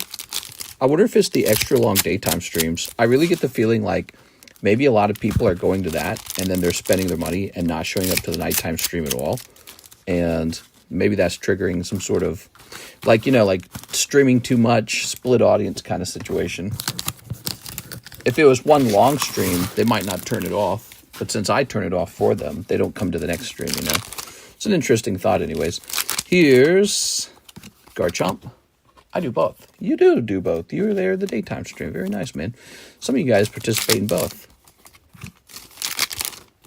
All right. Multiplied by the countries of unique viewers. We've got the doggy. Borf. All right. I don't think it really matters because we stay so busy anyways. I hate it when that music stops. Ready? Ooh. Sent me. Sounds good. Very nice, lappers. But you know, if it's going to do that too, if it's not going to ping, that just shows you I really do rely on word of mouth recommendations. You are. So be sure, if you have a friend who you think might enjoy the breaks or something like that, be sure to let them know that we exist. It goes a long way, it really does. All right. Cold. Okay, Clefairy. Can you check if I get a Pichu common? Hell yeah, dude, I'll do that for you. I don't mind. Pichu, huh? Here's Lycanroc. Cold. Oh, Articuno, beautiful. Okay. Guardian Gaming, picking up an Articuno. So is there even a Pichu in this set? I don't know if Pichu's in this set. He would be a yellow card, so let's look for yellow. Voltorb. Okay. All right, Electabuzz. Oh, this makes my thumb tired. Rotom. Aha. Oh, it's one of these guys. Okay, cool. Very nice. In Heatwave, yes. What do you do with the bulk cards? The bulk cards are set to the side and turned into giant bulk boxes. And then the bulk boxes can be purchased from the menu. Although, I think I actually need to change that price because that hasn't been updated in a while. Give me a second.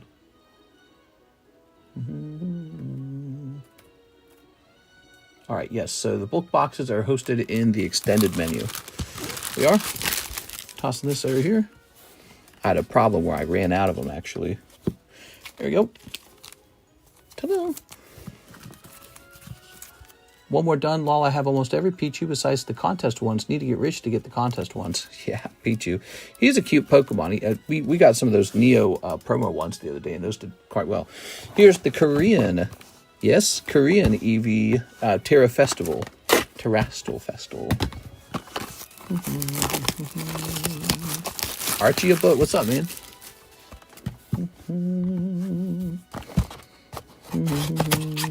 Oh. Archie, did you get a ping? Who got a ping?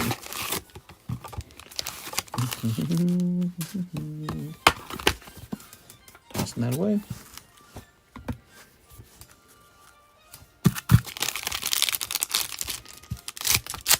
Okay. No ping for me. I did. I got one. I got a ping if it matters. Oh, very interesting. So a couple people did get a ping. I tell my subscribers that I get my slabs from TCC channel. Oh, that's really cool, man. Appreciate that. There we go. I like that Gyarados a lot. All right, you ready? We got Friends in Galar or something like that. Friends in Paldea, I think. That's Friends in Paldea. Some hollows. You got a Pokeball Kadabra. Very good. Very good, very good. So these are the Korean boxes of Terra Festival. Do you guys feel like the Korean boxes are as relevant today? I feel like they were super relevant when people were discovering you could open up Eevee Heroes for like 40 bucks. Now that's all changed. The Eevee Heroes is super expensive now to open. And so is Korean Blue Sky Stream, the other really good set. And then when it comes to these other sets, the modern ones, it's interesting because the Korean cards are still cheaper, but seems like you can get a hold of these sets pretty easily is the problem. Oops. All right. Oh, very good. Jolteon. Very nice. Look at that, everybody. That's Korean Terra Festival Jolteon. Yeah, it's still really fun pulling the top pulls for sure. All right. Trigger, says Cornrolls. Cornrolls, I'm going to start paying you store credit to do that. Do you really think that does something? I imagine YouTube would be paying attention to the amount that's getting donated. So even if you donated a couple 150s here and there, it probably would matter a lot more the total amount that gets donated. I imagine that's how YouTube would be thinking about it. Yeah, actually, I mean, it makes sense if YouTube is promoting channels that it believes is going to make more revenue for itself. You know what I'm saying? So if I was running a channel in a way where the revenue doesn't get generated, YouTube might be like, promote this other guy who makes us more revenue. There it is, Guardian with the G. If I was a YouTube businessman, that's what I would say. I'd say, let's promote the channels that make us the most money. Greg, Game Boy. What are these old bags, dude? Those are some old freaking bags. You didn't say new bag, did you? Oh, you said new bag. I'm so silly. I'm so tired, says Crazy. Crazy, what are you doing up so late? Don't mind if it's English or not for me. I just like the picture. But yeah, it got harder for our shop to sell Korean once more English and Japanese is in the market. Well, you know, they were very easy to sell when you were talking about Eevee Heroes, because Eevee Heroes was impossibly expensive already. Guardian Gaming. Cool, man. I think it's time to start using 625 of the bags. We're that close to the next month. Can you believe we're almost in June? Half the year is gone. I don't feel like I'm living life. Oops. Go back. Okay, let's go ahead and grab one of these. What are we going to grab? Looks like we're going to grab this bad boy right here. I quit Skyrim when they put me on a horse. What? You didn't like Skyrim on a horse? Who do I marry in Skyrim? I don't know. Who's the hottest? Who has the kindest heart? That's the real question. All right. Terra Festival.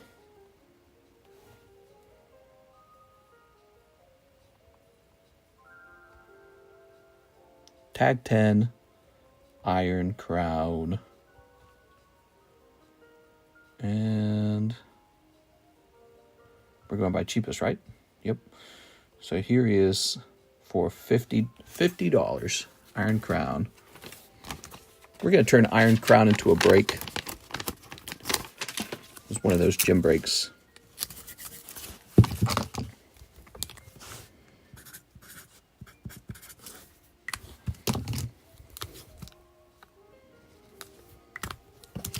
There it is, Iron Crown. Okay.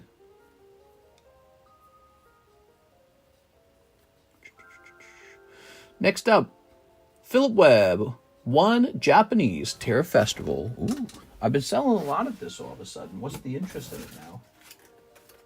Has it changed? Has it gotten much more expensive? Has something made it suddenly more interesting? Here we are.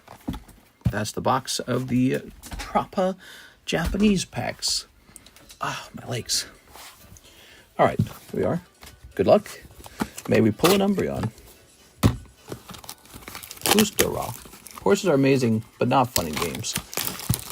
Yeah, I kind of agree with you. You know, that was one of the things I really, really, really, really did not like about Elden Ring. It's almost like they put a horse in a game, right? And now you got to ride the horse for like 10 minutes to get from point to point. Whereas when you were just running in the game, everything was nearby because they knew you didn't want to run for 10 hours. So everything's spread out in the game because of the horse. Because, of course, the developers don't want you to run for hours for no reason. All right, here goes.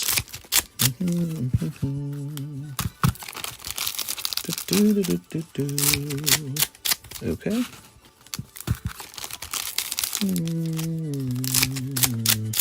Scooby-Dooby-Doo. Lovely.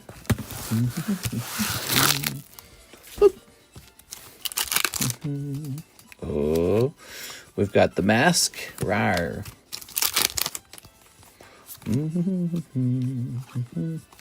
We got this girl here with the eyes. Okay. Doot. Ooh, I can't wait for the next gen Pokemon. Wonder what the gimmick will be. We have to be getting close to that, right? They're going to announce that any day, correct? Because that's how it worked last time, right? We had Legends Arceus, and then Scarlet Violet came not too far afterwards. Like the next year, I think. Ogerpon mask it is. Woo! That Ogerpon mask hurts my soul. All right, we got a Varoom. That's so much itchy ass insulation I have to clean up. What? What are you talking about? Somebody's got an itchy butt? A roof fell in on someone's bedroom, so my day off is no longer lost, so I'm headed to work. Oof. That's sad. Hey, man, money is money. Go make that money, man. Go get motivated for money. More money is more Pokemon. Maybe that's why I enjoy working so much, because I can work and just I get excited to buy stuff. I go, if I work really hard, I get to buy something. All right, nothing feels better than owning a very nice thing. All right, cool.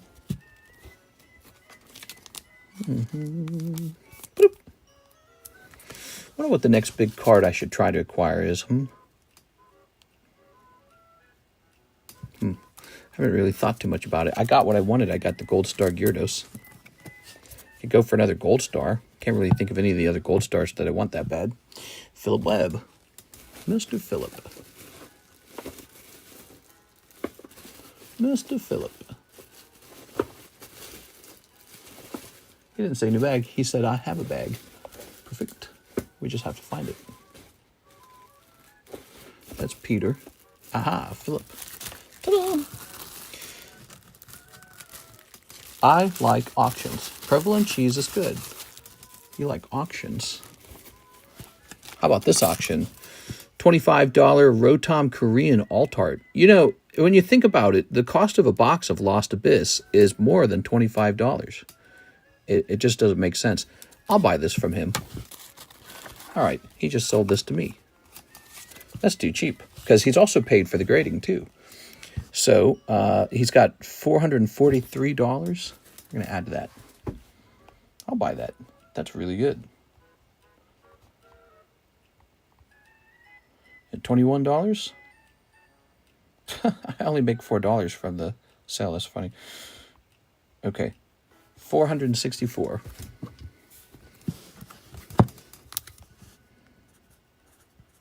Lovely. The Mew XY promo as a 10 would be an amazing investment. Mew XY promo, huh? So this is going up in the Poke Shuffles, and I'm putting it up there for the full 30 because I think that that's really cheap for that. 1, 2, 3, 4, 5, 6. All right.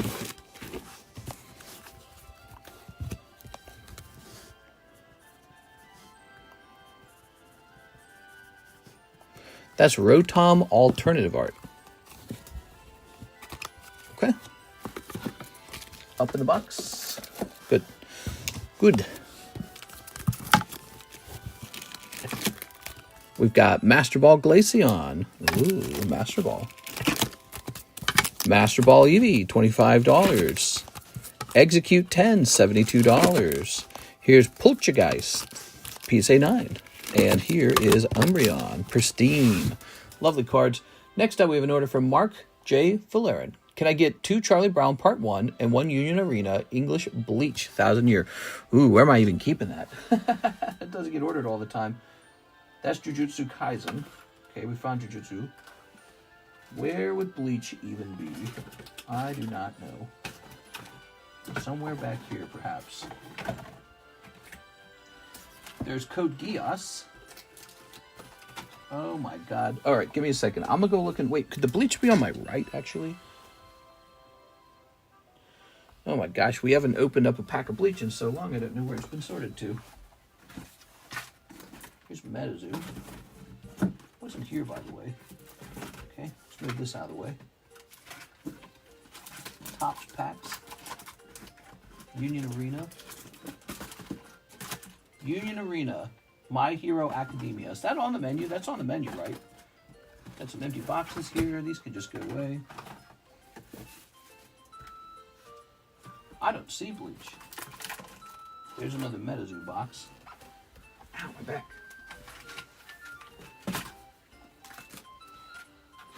Boy, I know we have that Bleach. It's got to be right here, dude. Just because we don't open it very often, and there's about 5,000 boxes right here. I'm going to have to open a new box of it. I'm going to have to open a new box of Bleach, aren't I? All right, well, let's go get it. I got to stand up for the Charlie Brown anyways. Give me a moment, guys. Be right back.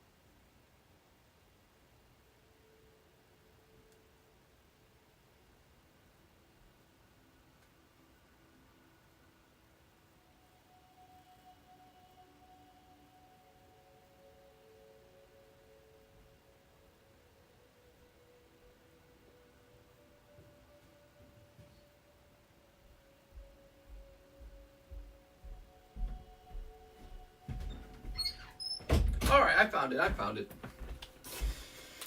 And 2 Charlie Brown. There goes. Whew. Ah. All right. Good. That's a fresh box of Bleach. Boy, it's humid in this room. AC must not be going off. There we go. Maybe we did just sell through the last box of it. Hey, let's go ahead and do a round of the giveaway. Let's see who got it.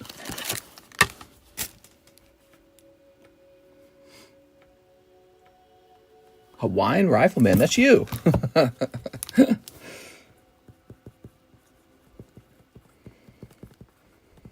Wow, that's pretty good on your turn and all. Wow. That's pretty sweet, bro. Snipping this. Snipping this as well.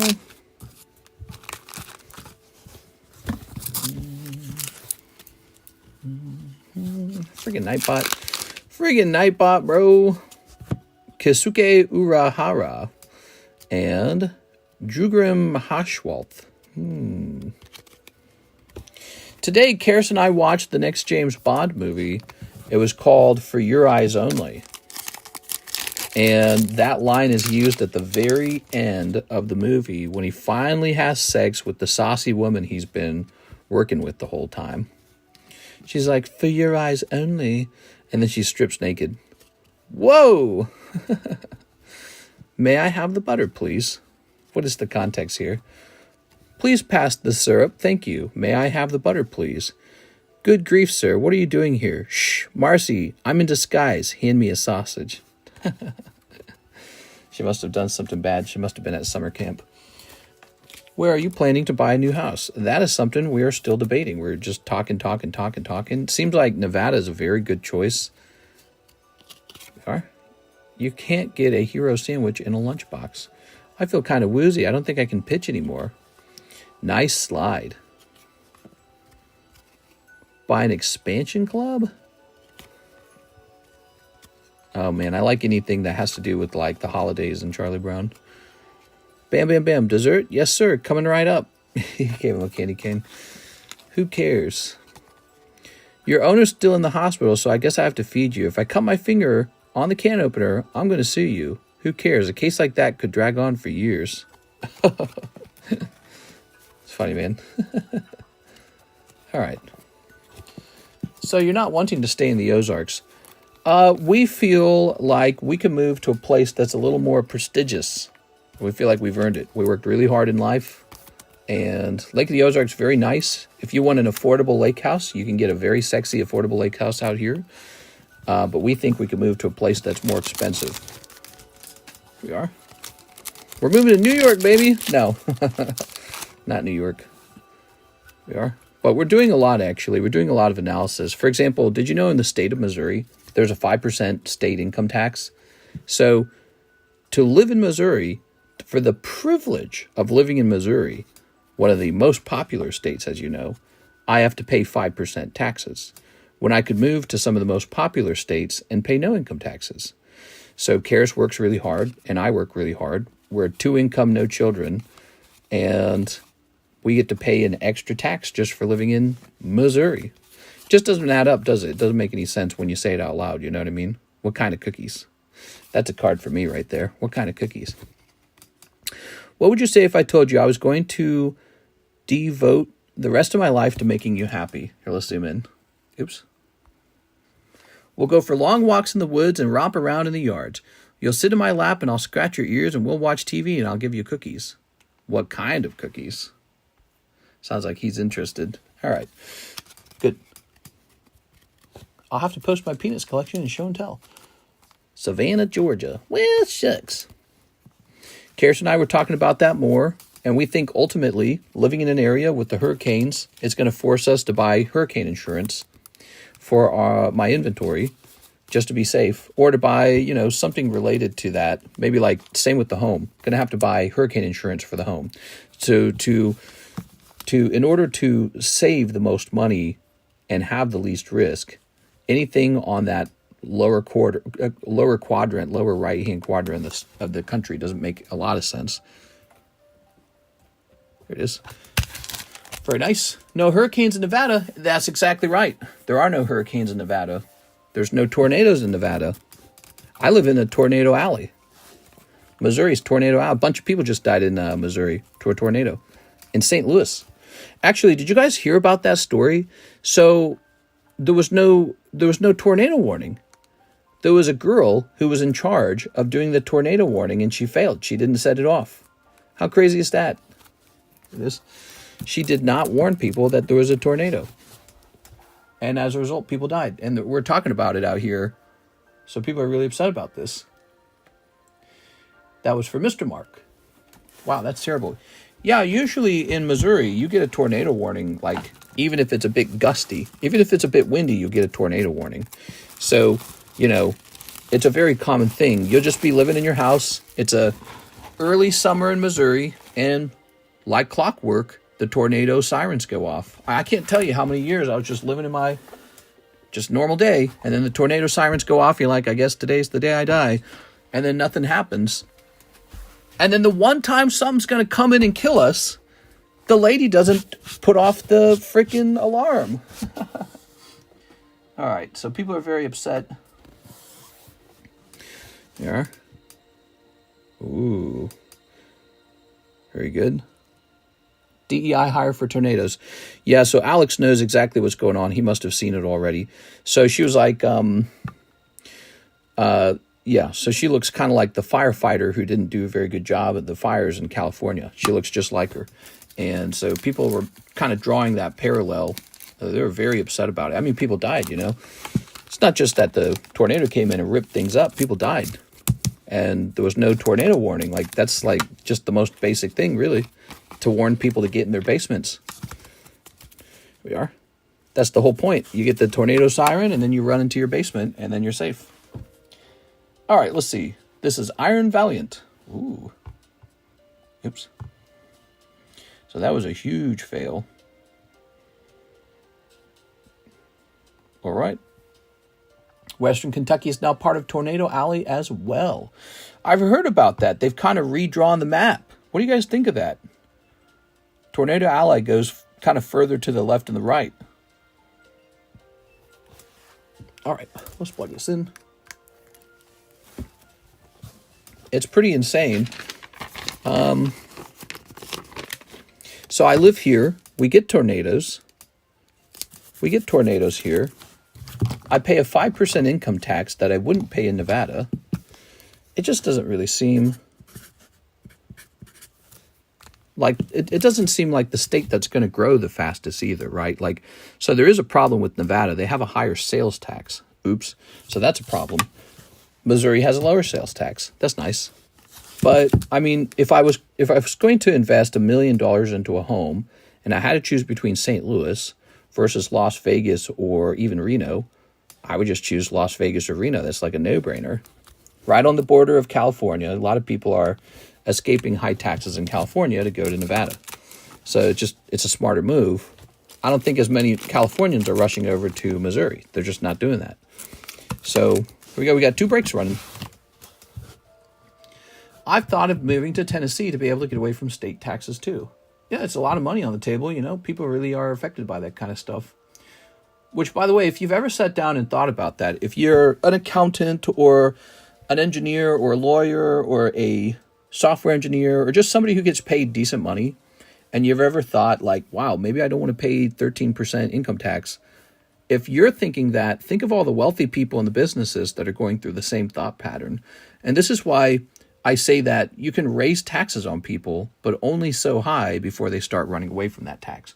Here's Ivan. He says, balance, mister. $15 plus shipping. You got it. All right. Very nice.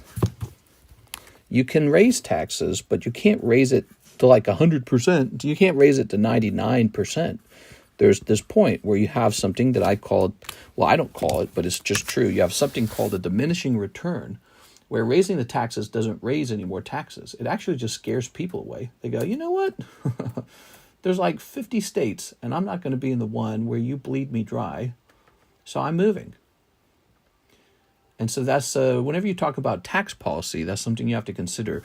You don't know where it's at, but there's some kind of threshold of diminishing returns. You pass over that threshold and everyone starts leaving. And ironically, you now collect less taxes than before when the taxes were cheaper. Really interesting thing to think about. All right, Mr. Ivan. Popping this over here.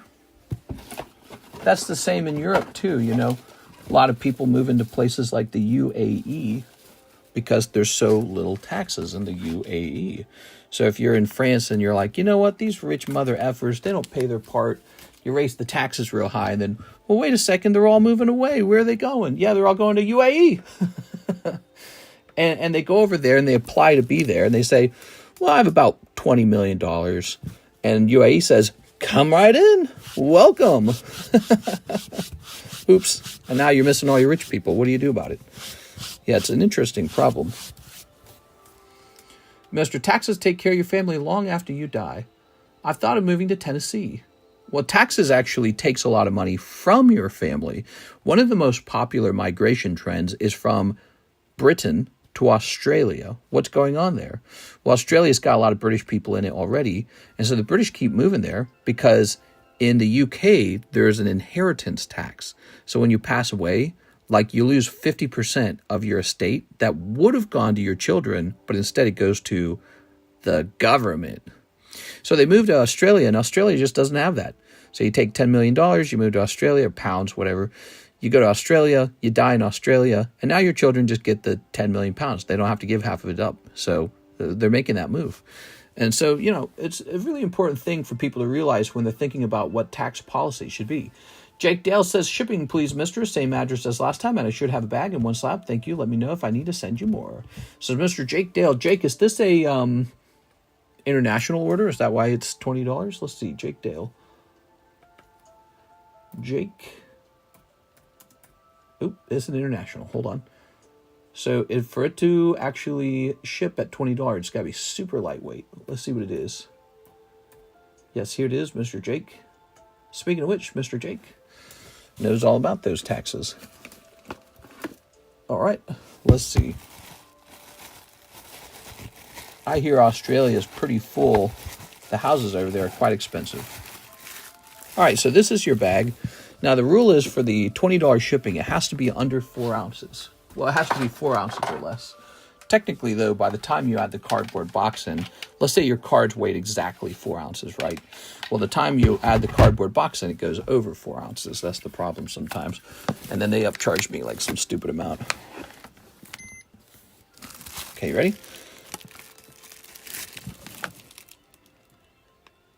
Waiting for it to calibrate. So as you can see, the bag by itself is 6 ounces. And you said you had one slab. Let's assume it's a PSA slab. And now that's 7.6 ounces. So this will be a $40 shipment in this case. Let me show you what 4 ounces looks like, though. Some people do have 4 ounces. So you got this one. That's 1.6. And then this one. There it is, 3.2. So you can ship 2 PSA slabs for $20 international. See? So that's what the $40, the $20 4-ounce shipping is for. But unfortunately, this bag will be a little too heavy. All right. Glad I bought this scale. It's really useful for that, because in the past I just kind of said, meh, I think this one's $40. But now the scale can show you. All right, we'll send this up here. It's pretty crazy how little actually fits into 4 ounces. It's such a thin amount. But for somebody with a very specific type of shipment, maybe they just want a couple 2 slabs shipped, or maybe they have a hip bag and it's just got like 10 cards in it and they're all real thin. That can easily ship for $20. So on a rare occasion, we have that. This says 21. Let's get this to say 22. Let's change this to say, I'm going to set it up for 10 ounces. Okay. Now we're going to reduce this and we're going to open this up package. Okay, it seems to be working. Okay, the custom forms. We're going to call this merchandise. Was it a very expensive slab? What kind of slab are we talking here, Mr. Jake?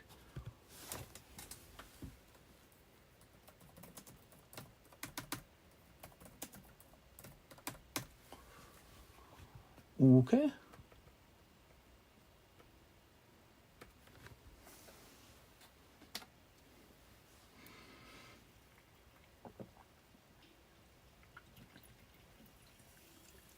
A goofy slab? Perfect. We're not going to declare it for very much. That's not a very expensive thing. Ooh.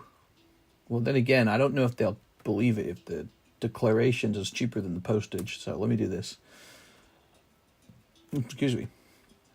Okay, we'll go ahead and remove this. Okay. Cool. We're just waiting for it to calculate a price now. Pricing to Australia is like the highest price shipping that I can do.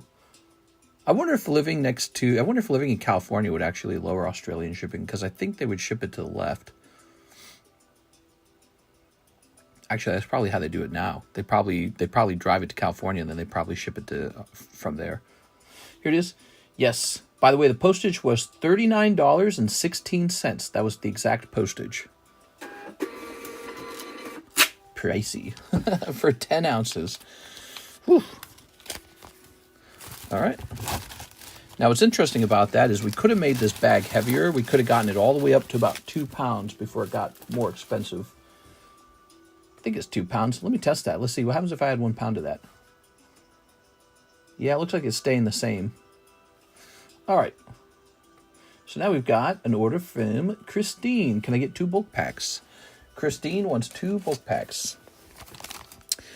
Shoop. Here they are. So these are $4 bulk packs. They contain random bulk cards. You can put them into the Pokepot. Remember the Pokepot? So you can put them into the Pokepot for fun and have them roll dice. 1 bulk pack is 10 rolls. But remember, you can always donate cards from your bag into the Pokepot. Dusclops. We got Drampa. That's from Ultra Prism. That's not bad. Ultra Prism Hollow. It looks well centered too, actually. Weird. Playboy. Okay. This really was not a bad pack. I can't believe I put a Dusclops in there. So you get a Dusclops, you get a Dusclops. Let's see this one. That's Carddass Disney, by the way. Death Gaze, Friendly Teddy, Sonic, Playboy, and this thing. Bulk packs not suitable for children. Mommy, I got a card called Playboy. I'm a boy and I like to play. All right. Where'd you get those from? Oh. It's not rated R or anything. There we go. Thank you, I got the email, no problem. We have an order now. Danny Sainamore, sort bag only for my Dragon Ball card, SER or SR up, and put them in my bag of his, thank you. Okay. So you want me to sort bag only for my Dragon Ball card SCR. I think what you're telling me is you want me to go find your SCR. So, start here. There's Aladdin. I could give you the Aladdin news or the Aladdin news. Oh, look, that got it graded already, huh? Look at these jacks. Those are cool. These are neat. Winnie the Pooh. Okay. While we're looking for it, we might as well get some of these other cards in there, huh? Okay, cool.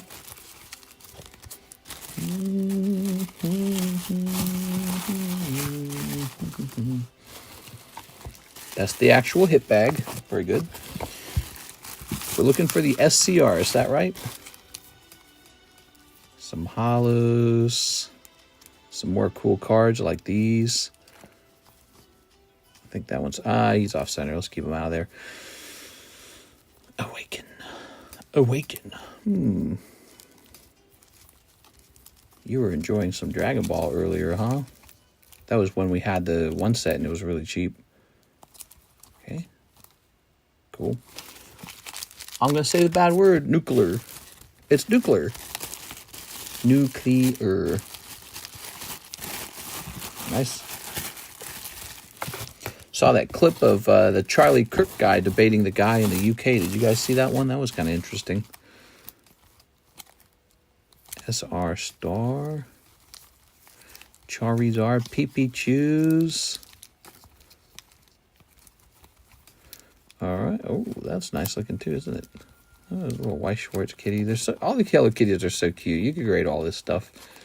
Pom Purin.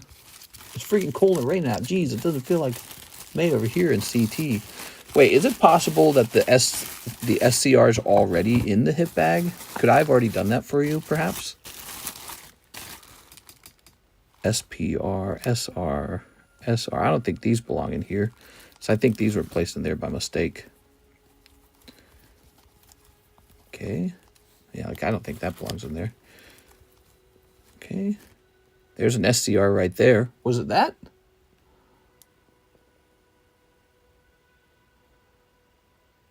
Oh, I reread your message more carefully. I understand your message now. I get it, what he wants me to do, guys. So he wants me to locate SR stars as well. Okay, that's what he paid for. He paid $10 for me to do that, so I'm going to do that, guys. So he has ordered a grade. Not a grade. He has ordered a, definitely a bag sort. I get it now. You wanted like a custom bag sort. I didn't quite get it the first time. Normally, I just grab whatever I think is valuable, but you want something more specific. So that's an SCR. I get it now. And we're looking for SR Star Plus, which are pretty shiny, like this. Okay. SR Star. All right. Here's an SR Star. I think I can explain this whole thing. Marklar, these Marklars want to change your Marklar. They don't want this Marklar or any of his Marklars to live here because it's bad for Marklars. Oh, what have they done? What have they done to Rick and Morty? It's so sad. I listened to a clip of the new voice acting and I couldn't do it. I was deflated. I was like, I'm out. Can't watch this. It is. All right. Makes me sad. Okay, done with that. That's South Park. Marklars, you're saying that's a South Park clip? It sounds familiar. Maybe I got the wrong... Oh, I'm thinking of Meeseeks, I think. My bad. Here it is. Marklar is a very early episode with those yellow things, isn't it?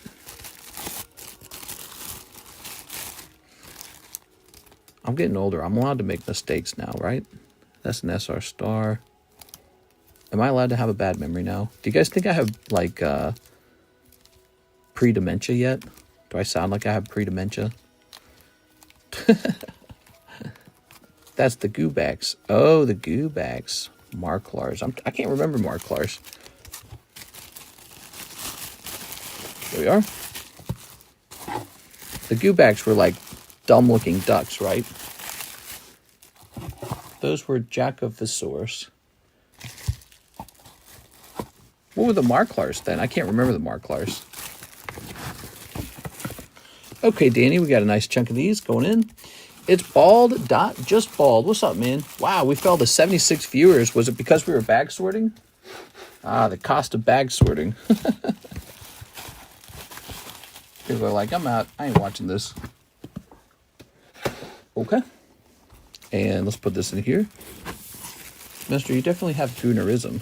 What's goonerism? Knowing too much stuff? Okay,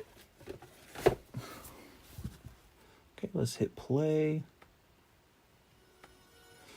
Very nice. We have an order from Chu Calvin. What's up, man? For shipping, let me know if it's not enough. Addresses, do. Chu Calvin, I keep trying to contact you about that. Did I email you? Hold on. Mr. Chu Calvin, what's up, man? How's it going? I hope you're having a great night. Let me go ahead and send you an email, because if I recall, we had a problem with your shipping where the shipping software was rejecting the address. That was the actual problem. You had actually ordered shipping before, I believe. A second, we have your stuff right over here. You need to update your RAM and reset yourself. Okay, so give me one moment. Here it is, Chu Calvin. I'm going to go grab your email. I'm going to make sure that I get this email to Chu Calvin, because this is really important, because I can see he really wants his shipping out, and I want him to get his shipping out. I'm going to compose this message to him. Shipping. Oops. Hold on. All right, and now I'm going to give you a list, and I want you to fill that list out just as shown. And then I promise if you do this, we'll get it done, okay? Should be under copy paste.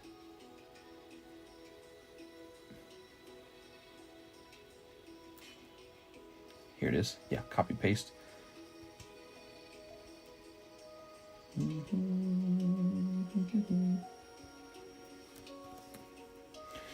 And jump back here.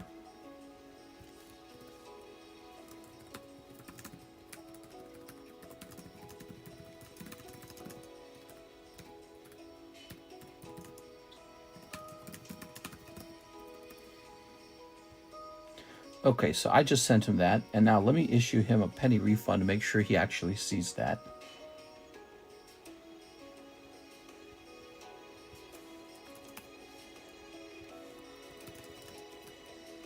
We had problems with your address last time. I just sent you an email. Could you fill out a form for me? Okay. Oh yeah, oh yeah, okay. It asked for his phone number too, so we should be all good. So there we go. That's been done. Mark Valerian, can I get 10 Pokemon Japanese Electric Breaker? Yes! Let's do it. Let's do it. But before then, let's get this priced up, shall we? So this is going to be Master Ball Goldeen. Lovely card.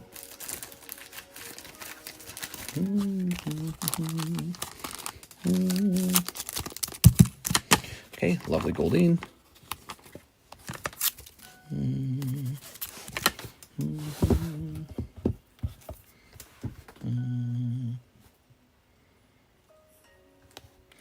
Tag.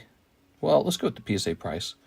PSA 10, Master Ball Goldeen. All right. Goldeen is going to be... Oh, is it Goldeen or is it Seeking? No, it is Goldeen. Is this it? This is it. $39. All right. $39. All right.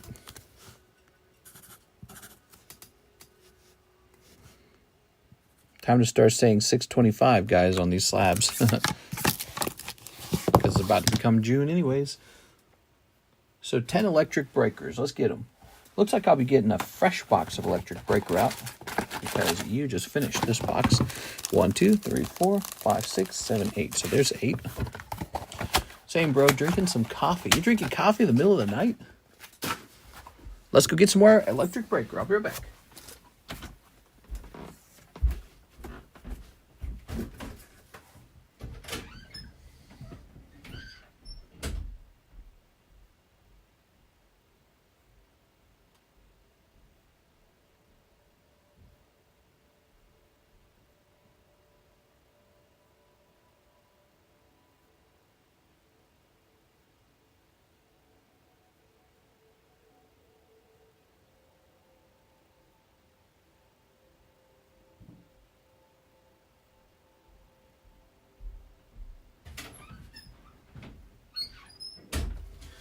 All right.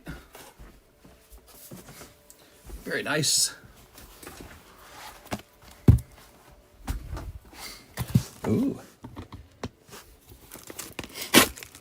Good. Hail to the worms, says Andy Man.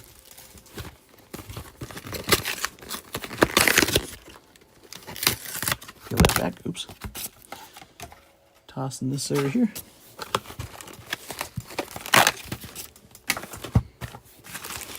One, 2, 3, 4, 5, 6, 7, 8, 9, and a 10.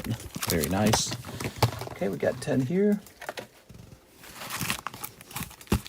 We got some cheaper gym breaks for people who want to try and improve their scorecard or get the indigo roll into scored. They're decent cards too.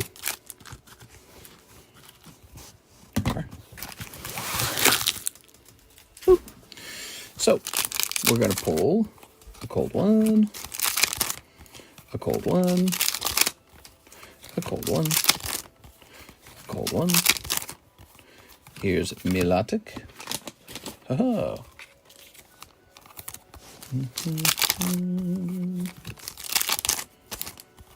Oh, you pulled this guy. Oh, man.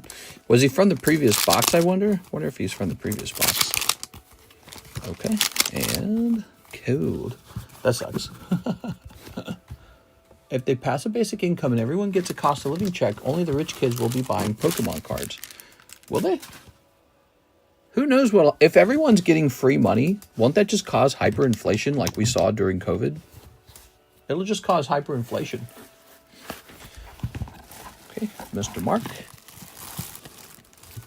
Of course, maybe that's appropriate. Maybe it's appropriate for the inflation to occur. Like, for example, if the reason that the check is coming out, the free money is coming out, is because the robots have made society much more productive, that would shift the money into new things, you know? So maybe that would be the I don't know. It's really complicated. All right, by the way, guys, we have this really crazy break going on. It's 1 in 4. It's all of the booster packs that had been priced up, and we just put them in a big bag.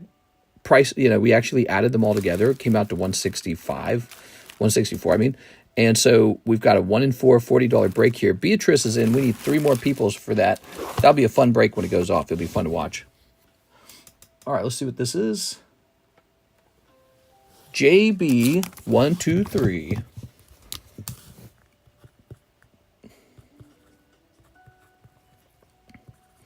Okay, spot number 3.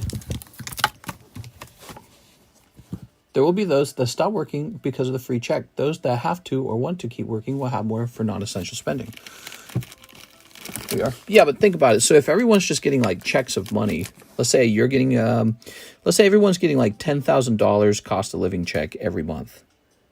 Well, that's just money for nothing. Shouldn't the cost of goods like explode? Here we are. Wait, this sounds like a really great question for ChatGPT.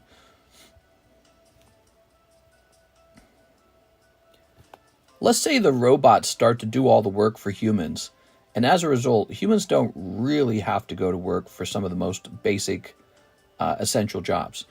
And the government decides to give everyone $20,000 paychecks per month. Can you explain how that wouldn't cause hyperinflation? Because I feel like it's going to cause hyperinflation. All right, let's see what ChatGPT has to say about this subject. Let's see. There would be a massive increase in the money supply if the government is just printing money to give every adult $20,000 a month. Demand without supply. If people suddenly have a lot more money, but the number of goods and services available stay about the same, prices soar. Even if robots handle production, there's still lag time to scale everything up to meet the new demand. Prices are anchored by expectation. If everyone thinks prices will keep rising, they do. This spirals quickly out of control if people flush with cash and no longer trust the value of money. So how to stop the hyperinflation? Productivity explodes. The AI robots produce far more than humans ever could, food, home, services, energy. Then you could meet the massive surge in demand without raising the prices. But that would require near total automation of nearly every sector and perfect logistical efficiency. The money is recycled, not printed. If the $20,000 a month isn't printed, but rather distributed from taxes on AI-owned corporations, the net money supply might not increase dramatically. But the scale needed to fund $240,000 a year per person is astronomical. Very interesting. So it says the main problem is if the government's acquiring... So if you're getting mailed a check to exist, you're not working, you're just being mailed a check. It says as long as the government got that money from the corporations that own the robots, then technically nothing should happen. So I guess the question is, why would if Mom Corp, they have a bunch of robots doing all their productivity now, why would they want to give up their profits? I guess we would have to vote for those corporations to be taxed at like 90% or something. And the corporation owner gets to keep 10% or some ridiculous sort of number, because the government would have to increase its tax flow by a humongous number in order to cut checks for everyone. So it's an interesting thought, because it could be like a rebalancing, a reshaping of the entire world. Taxing a giant corporation at 90% sounds impossible, but it doesn't sound impossible if it's all truly automated. Like if a robot does all the work and then another robot maintains the robots. You know what I mean? If we ever reach that point, maybe that's how it would look in the future. Jake Dale says $20 more for shipping. Oh, that's right. Very good. Okay, that's all taken care of then. And now let's see what's over here.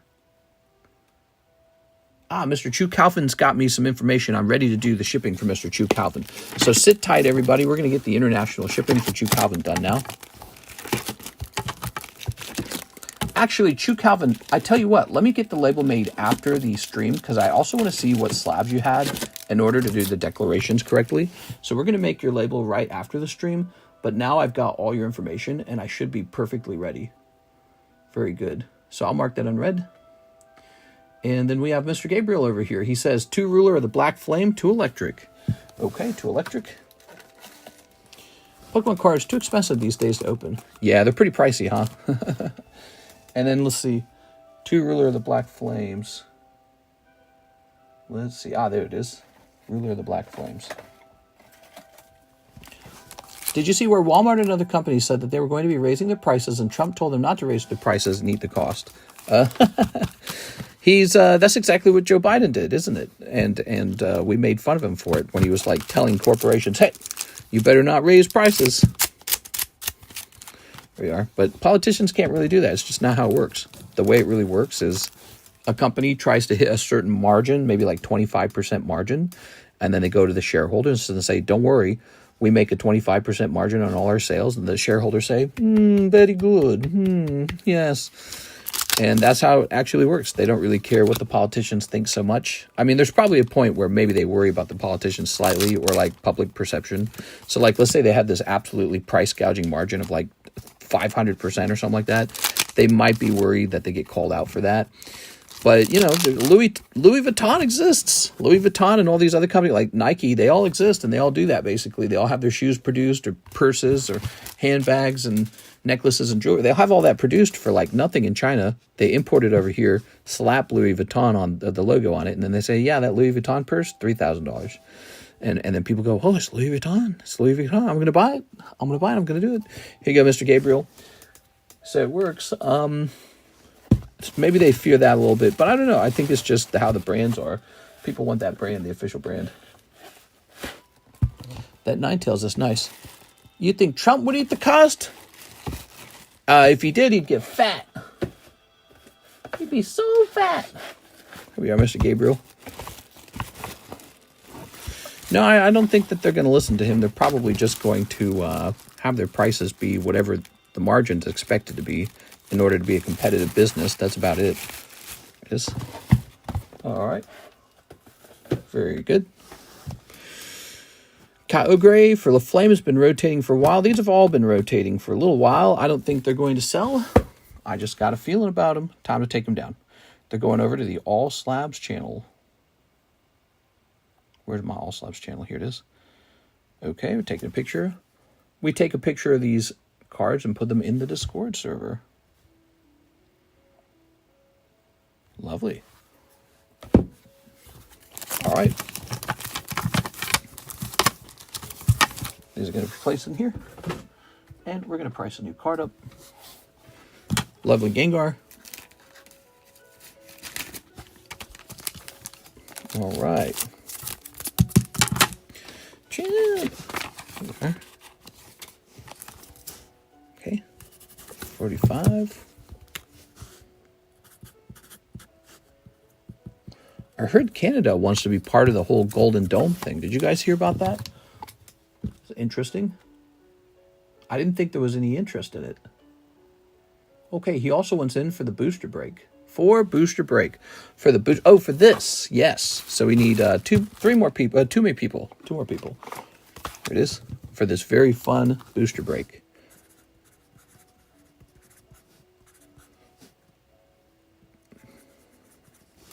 Okay. So now we have 2 out of 4.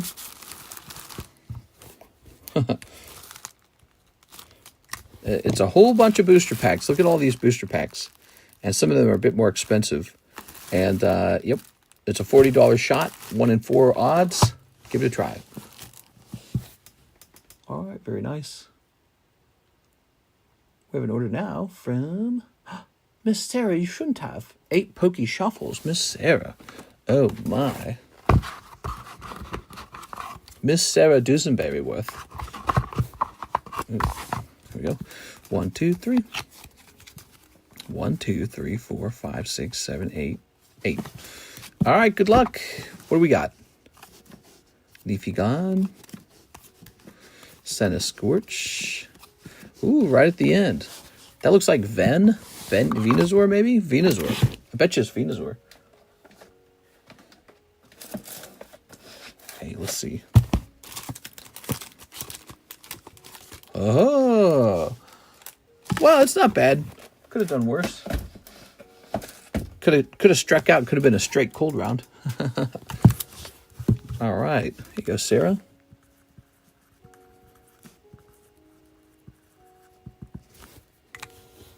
Some of you guys might not have seen, but we introduced a brand new card to the Waifu Shuffles. That's a $20 box, just like the Poke Shuffle, but it's $20 per card. So this is the new card in the Waifu Shuffle. Here it is. From Nikke, the Red Riding character, Red Wolf, Red Hood. So she is a $300 card. Went in there for 15 spots, $20 a spot. So there you have it. Now you have a chance to pull that. Oh, no, I want that one. Here's Rainbow Nidoran. Cute. Feel like cracking it and regrading it. Man, that would be nice to get a 10 on.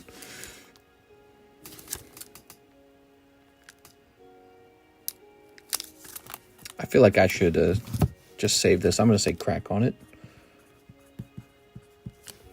Okay, this one's not going to be for sale. We're going to retest this one with CGC later, but not until we get a different test back from CGC and see how they treat it. Here's Mothman, Aovic Mothman. The man who's a moth, the Mothman. Okay, mister, I'm on my way to work, so I need you to whisper sweet nothings to my car speaker. What? Here we are. Oh, my. Here's Krabby Patty. Make that one $35, please. Okay, we're having a price change. Mr. Aovic wants this to be just $35.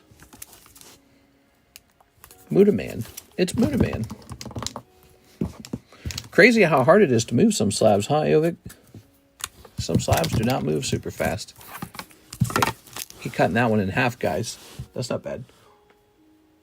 Thank you, Miss Sarah. Okay, let's go ahead and start pricing up slabs. We have an empty queue. If you guys like short wait times, that's what we got. We got a wait time of no minutes. Empty queue. That means your order gets serviced instantly. If you're brand new, give this channel a try. If you've been watching for a long time, you know how it all works. Give it a try. We are. We had an absolutely crazy daytime stream, by the way. Did you know sales are up 36% for some reason? I don't know what I'm doing right. Sales are up 36%. People are loving something that we're doing. Wow. So that got a 9, huh? Wonder what gave it the 9.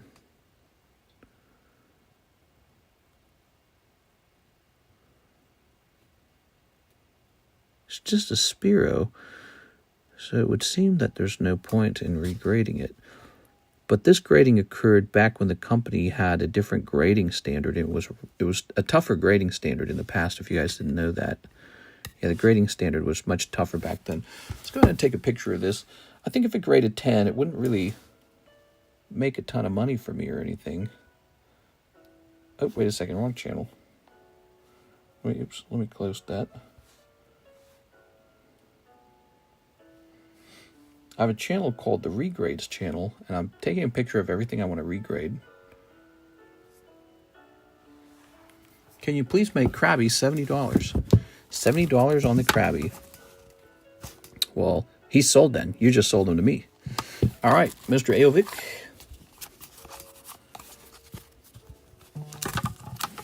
Okay, let's get this calculator out. There's a point where I might be interested. Okay, so it says about $51 plus $122, $173. This comes out to $173. Okay, Mr. Aovic. And by the way, how does this card look? A little white dot down there, huh? Crazy how that can still be a 10. All right, but that's all right with me. We're going to take that out of there.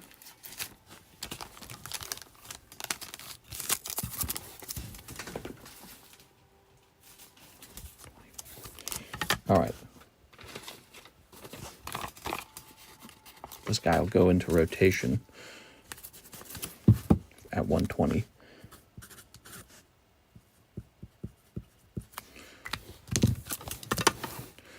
He could go into the live customs. Oh, let's crack this out, shall we? All right. No looking, mister. That's cheating. No looking at what? What are we not allowed to look at?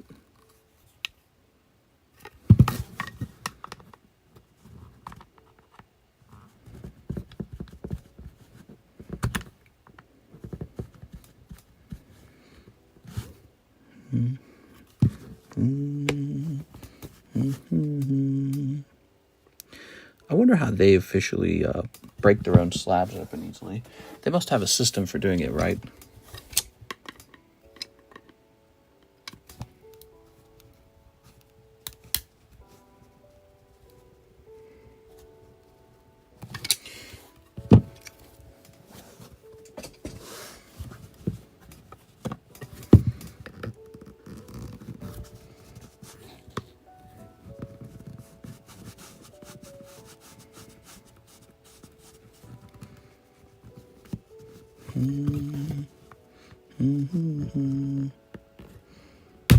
Oh, wow. I wonder if they were tougher back then. You think the new design is easier?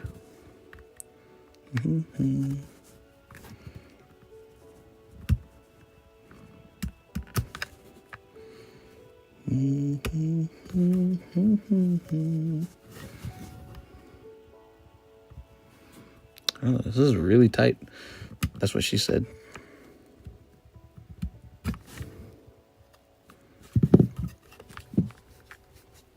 They have a machine that cuts the sides. That makes a lot of sense.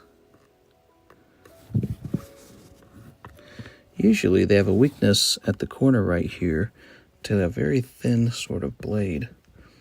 Don't lose any fingers doing this at home, guys, by the way. Just a warning for you all.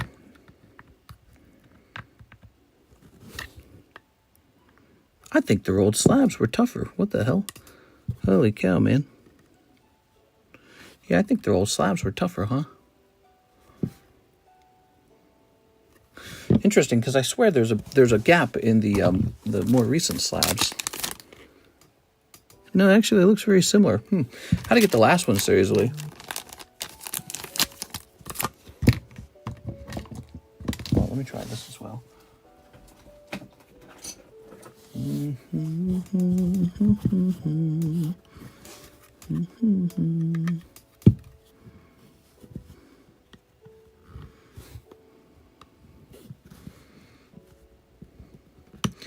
No, this isn't how I normally would do it.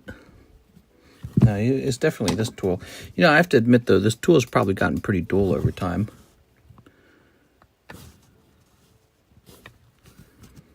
I could always actually break the plastic, but I don't like to do that. I like to do this.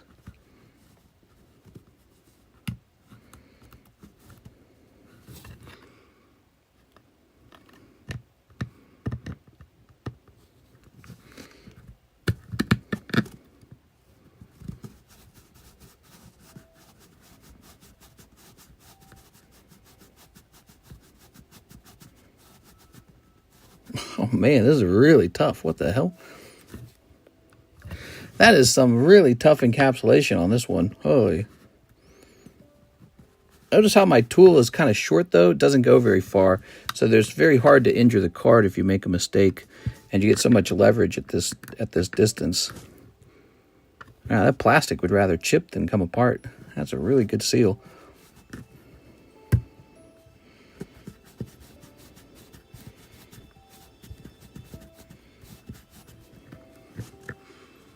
Geez, Jiminy Cricket.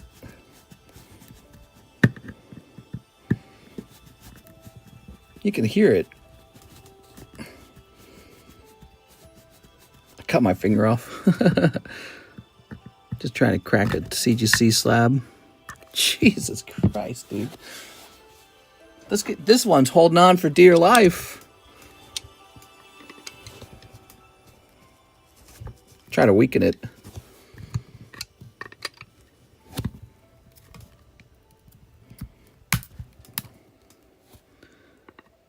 All right, let's see what that turns into.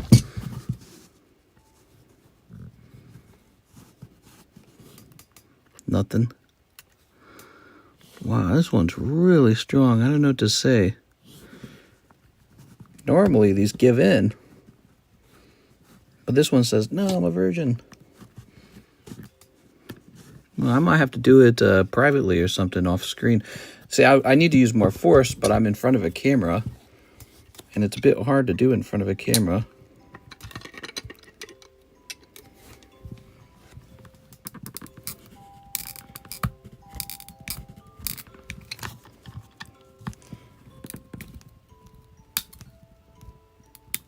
Wow.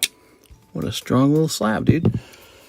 Try spitting on it. I tell you what, I might take a break from working on this. This one, maybe their old system was a bit stronger than their current slabs, because I crack CGC slabs, and they don't require this much effort. So maybe their old style was actually a more secured slab. I wonder if they would have made it even potentially less secure on purpose, so that they were actually crackable. I need to store this somewhere different. All right, let's see.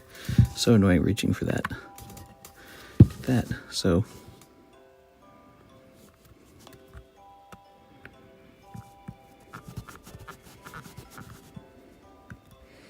I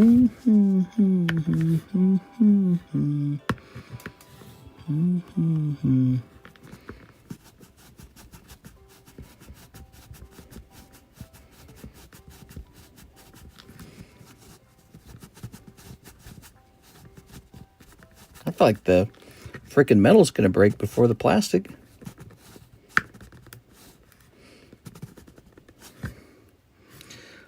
Oh my God, I dug a literal hole out and it still didn't break.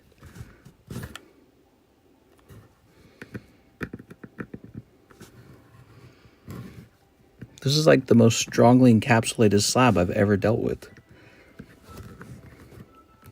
How can it be so secure?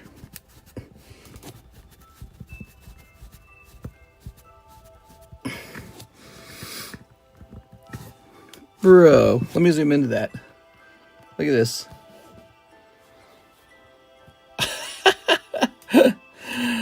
I literally, like, look, it's supposed to be round. I created a crater into it, and it didn't matter. It still doesn't want to split. That's pretty wild, huh? I'm going to need a hammer and a chisel.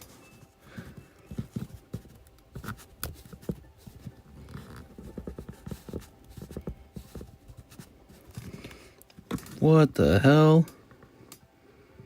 That's really crazy, man. Put a little saw on it and just cut the plastic off.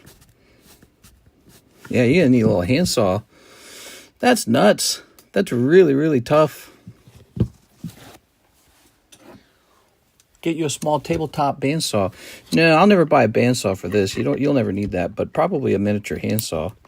I'm just really impressed. I think that these older slabs must have been tougher, because this seems a lot tougher than the normal amount of work I have to do to break a CGC slab. Normally, I can just whittle that corner away, and it gives out. There it goes. Look, see, because it's very brittle.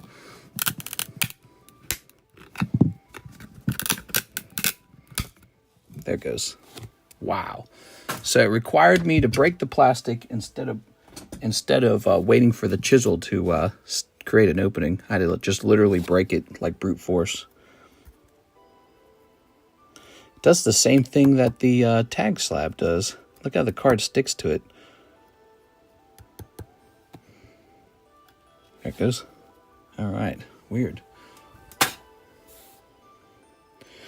All right. This got a 9.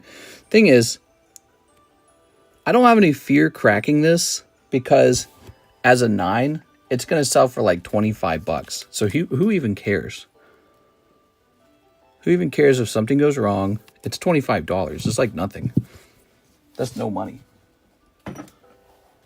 But if we cross it and it somehow turns into a 10, voila, it's suddenly worth like 120. And now it's like a rare and desirable card. That's an old blue label, by the way. So that's an old CGC blue label. and they're old blue labels. There's a time period where the grading was really, really harsh. And so, I mean like BGS level harsh. There you go. So we took a picture of that. And we'll send that in. And I'll let you guys know if that regraded 10 anywhere. But I'm really fascinated at the idea of perhaps sending this into tag. What do you guys think? We send this into tag maybe? Who knows why it graded 10 or 9, by the way. Maybe they were looking at the surface going, oh, I don't like the way the surface looks. Looks like the rays are all messed up. But that's actually a feature of those. They're supposed to be that way. We could say T for tag. All right, guys, that took long enough. Let's see if there's any orders in the queue. The queue was empty a second ago. Let's see. We've got... Why, yes, Mr. Kyle Summers, he says, show the new people how the Pokey Shuffle works. The Pokey Shuffle, that's our $5 shuffle. Yes. You're buying a $5 Pokemon card out of this box right here. But if you're lucky, you pull a card with writing that says, I have to give you a slab. My whole BGS sub was 9.5s. I'm crying. Yeah. People don't appreciate 10s. Shaboom. You got Mabo Stiff. That's his name. Mabo Stiff. I never remember that. All right. That's a cold card. Mr. Kyle Summers. If you want that in your bag, let me know. I had the same problem. Tammy, I had the same problem. I sent in a bunch of Ionas, and they all graded 9.5 with BGS. Actually, I have some right here. Look at this. The exact same Ionas are grading 10 with tag. See? So, different grading company, different rubric. I would have been better off sending all of these to tag. I shouldn't have sent any of them to BGS. And this shows you when you have a BGS pristine, and when you have, especially when you have a BGS black label, that should just be blowing your mind. Because BGS is one of the harshest graders, and they hand out 9.5s willy-nilly. So, but their 9.5 is supposed to be equivalent to a Gem Mint. So your 9.5s are equivalent to my Gem Mint Ionas over there. However, what do people really want to buy? Do they want to buy Tammy's 9.5 Iona or TCC's Tag 10 Iona? Well, we all know the answer to that. It's always Tag 10 and or PSA 10, whatever it is you're grading. So, yeah, it's very punishing grading with BGS. They're a tough one. And that's why PSA was the more popular company, was precisely because of that. So now we've got Miss Sarah Dusenberry. Hello, Sarah. She says, Mothman Slab. All right, Mr. Aovic, you have a sale? A lot were 9.5, 9.5, 10, 10, so mage. All the evolutions are 9.5 re. You know what you're going to have to do, Tammy? You're going to have to crack them all and send them all into a new company. That's what I would do. You can either do that or pay a very big fee to cross-grade them. I would only do that with super high-end cards. If they're not super high-end, I would crack them. All right, so we're going to have 1.98. Did I say 1.98? 198. Oof, hate that for you. I'm not looking forward to cracking them. It's very dangerous. You could actually damage your cards when you're cracking them like that. And when a company makes it harder to crack the slab open, like PSA has done recently, it increases the number of times that the damage is done.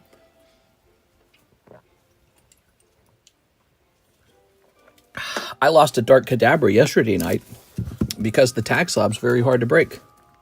It's not that it's hard to break, it's dangerous to break. They're actually like super fragile, and that's a bad thing.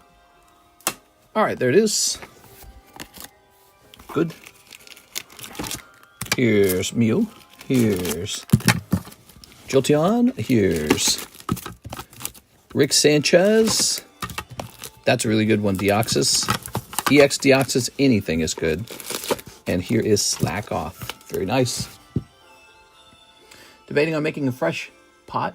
One spot in the mixed bag break. Ooh, we only need one more person for the mixed bag break.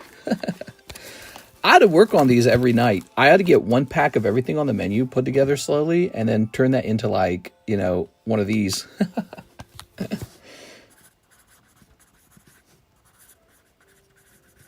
Okay, you're in, Miss Sarah. Would you guys like that? What if every night, if I was out of orders, I started putting like one of every pack on the menu together, just slowly, because it takes a while. It takes like 20 minutes, you know, to grab them all. Okay, we're at 3 people out of 4. We need one more person to join that.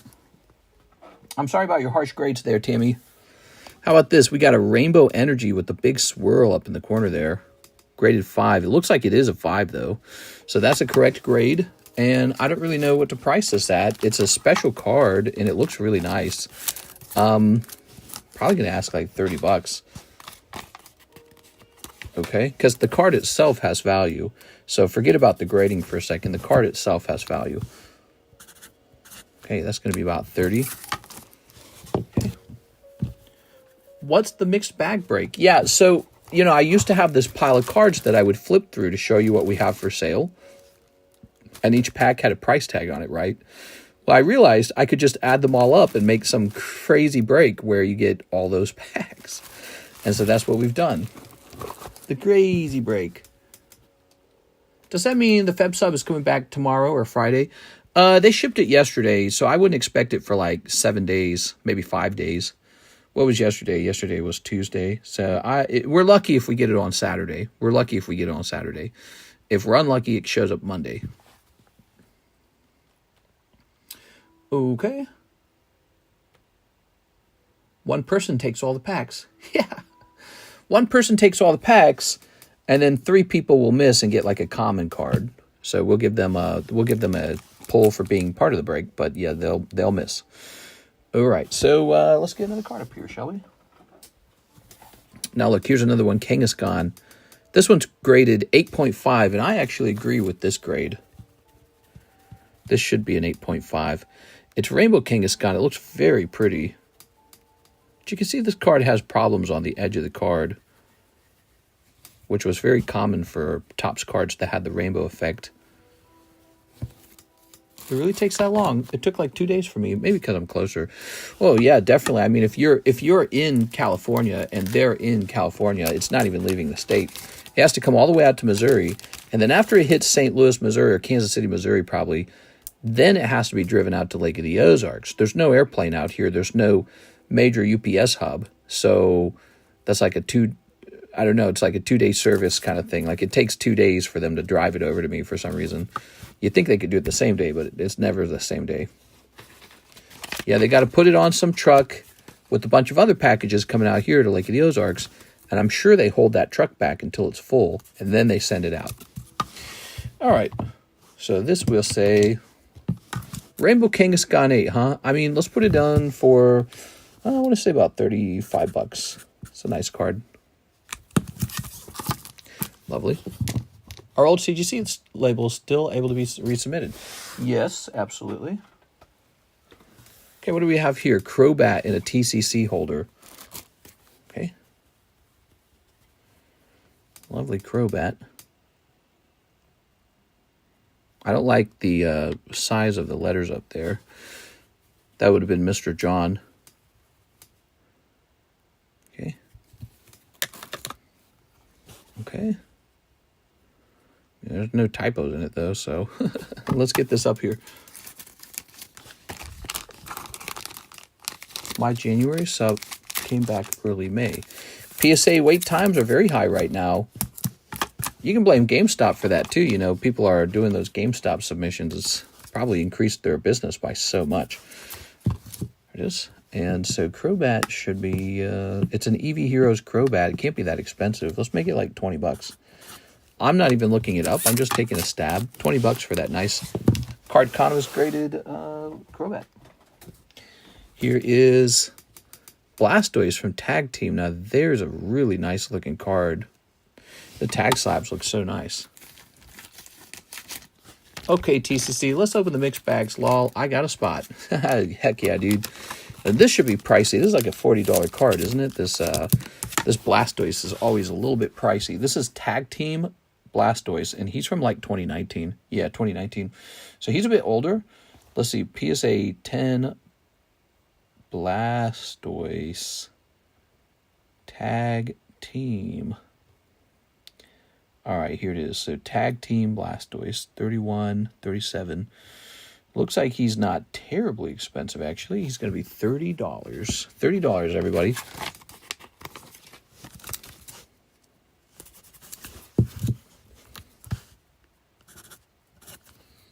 Okay. Shibunk. That's a nice one. That one could go into the, we could definitely put that one into the Poke Shuffle. Music stopped again. I don't like when the music stops. There it goes. Man, the Minecraft music is the best music. Big Man Blastoise. Yes, Big Man Blastoise, exactly. Terrell Rivera's back, and he wants a spot in the mixed bags. You got it, Terrell Rivera. Here it is. Mr. Terrell.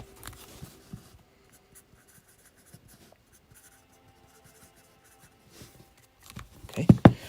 There it goes. Now we have 4 people. Ta-da! All right. 4 people. One of them walks away with this bag of cards. Let's grab this. And we grab this. Just like any break. What do you guys think of this break? This is pretty weird, huh? Okay. We might have to do this again. I mean, it actually ended.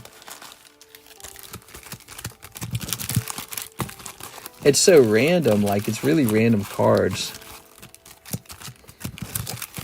A little break going off, everybody. Our old CGC label is still able to be resubmitted. Already read that. Lovely Wednesday night. Just a happy Wednesday night, everybody. All right, give me a number.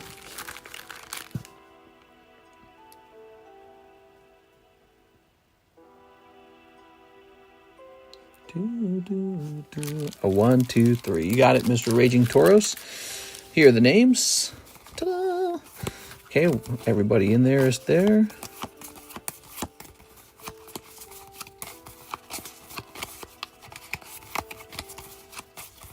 I doubt you can tell which names went where.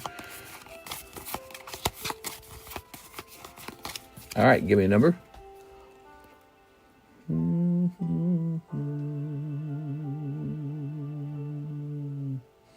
3. 3 again. 1, 2, 3. Okay, good luck. Terrell. That's it. Terrell, you got it, man. Last one in, first one out. Here's Beatrice. Sorry, Beatrice. Here's Gabriel. Sorry, Gabriel. And here's Sarah Dusenberry. Sorry, Sarah. Okay, typical break. Never really fun when you miss a break. But Terrell's about to have a lot of fun. It's a weird thing to open here, Terrell. If it's popular, we could try to work this. We could try to make another one. But first, let me refill these. Terrell's like, yes. 1 in 4 odds is still worse than flipping a coin. So we can't track cards. Can't track cards. I don't know what you mean by that. Throw these away. And grab this. All right, that's the only break to go off. No, this is the second break to go off tonight. We had a gym break go off. I forgot about that. We have some new gym breaks, by the way. All right, so all this is yours, and it's like all the weird priced up stuff. We priced it all up. Let's go 1 pack at a time.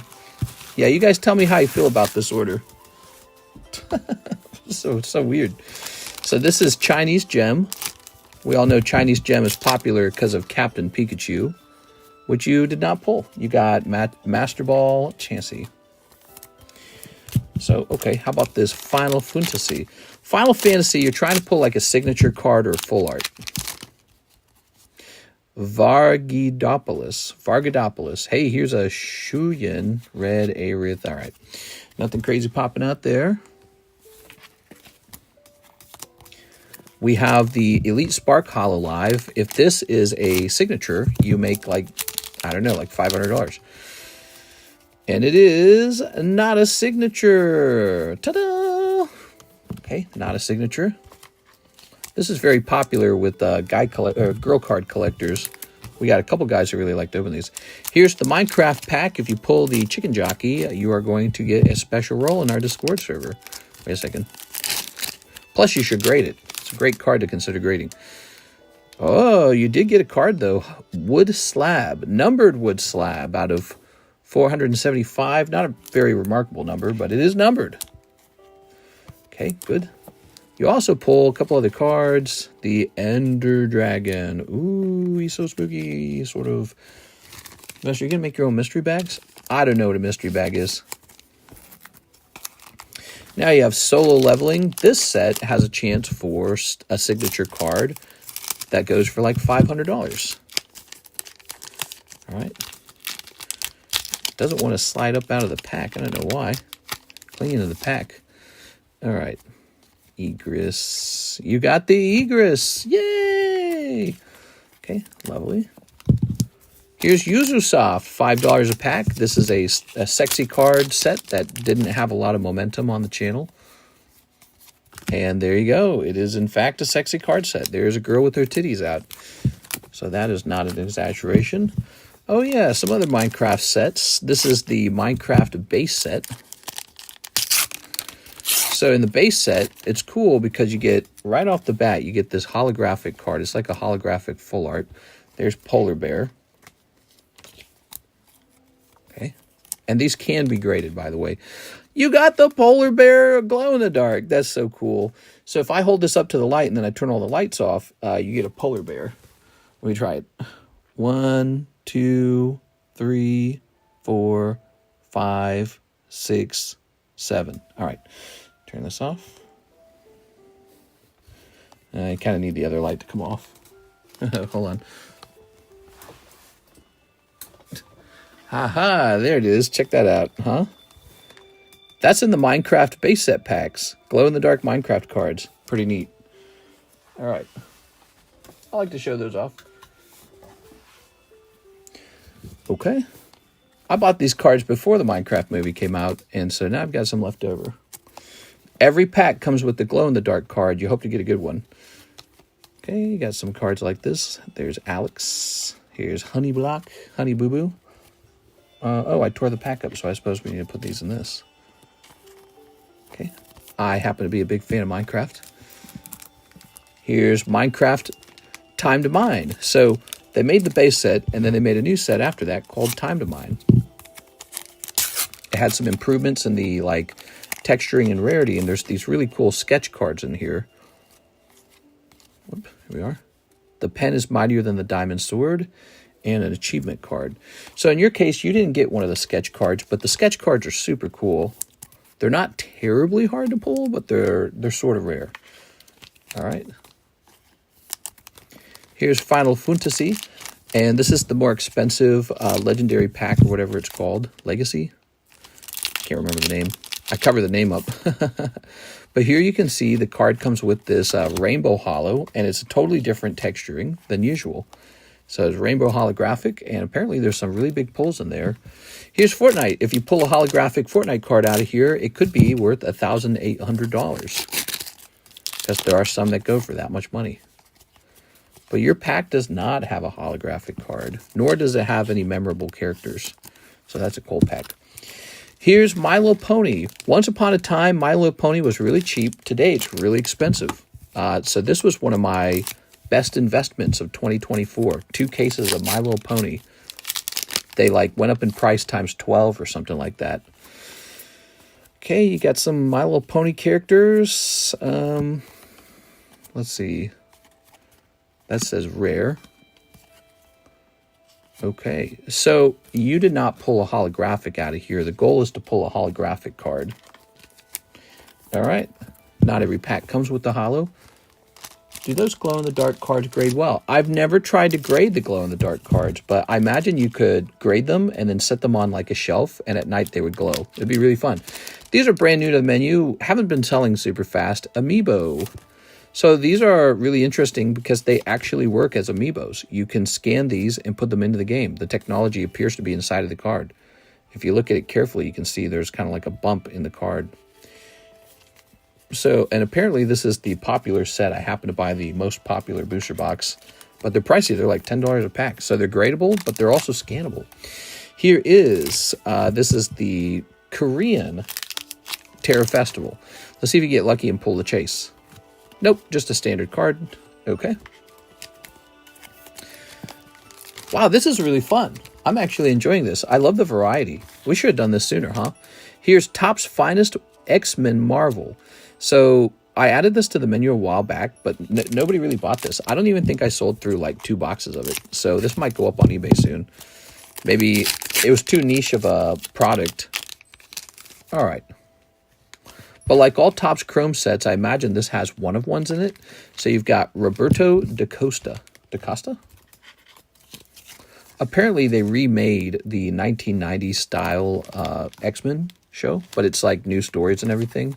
But it's in the drawing style of the 90s series, which I watched when I was younger. I watched it a little bit. I don't remember it. I know it had a memorable opening song, and Wolverine was like yellow and black, brownish or something like that. Greatest hits, Charles Was Wrong. Oh, I'm trying to escape my hands there. There we are. Stay.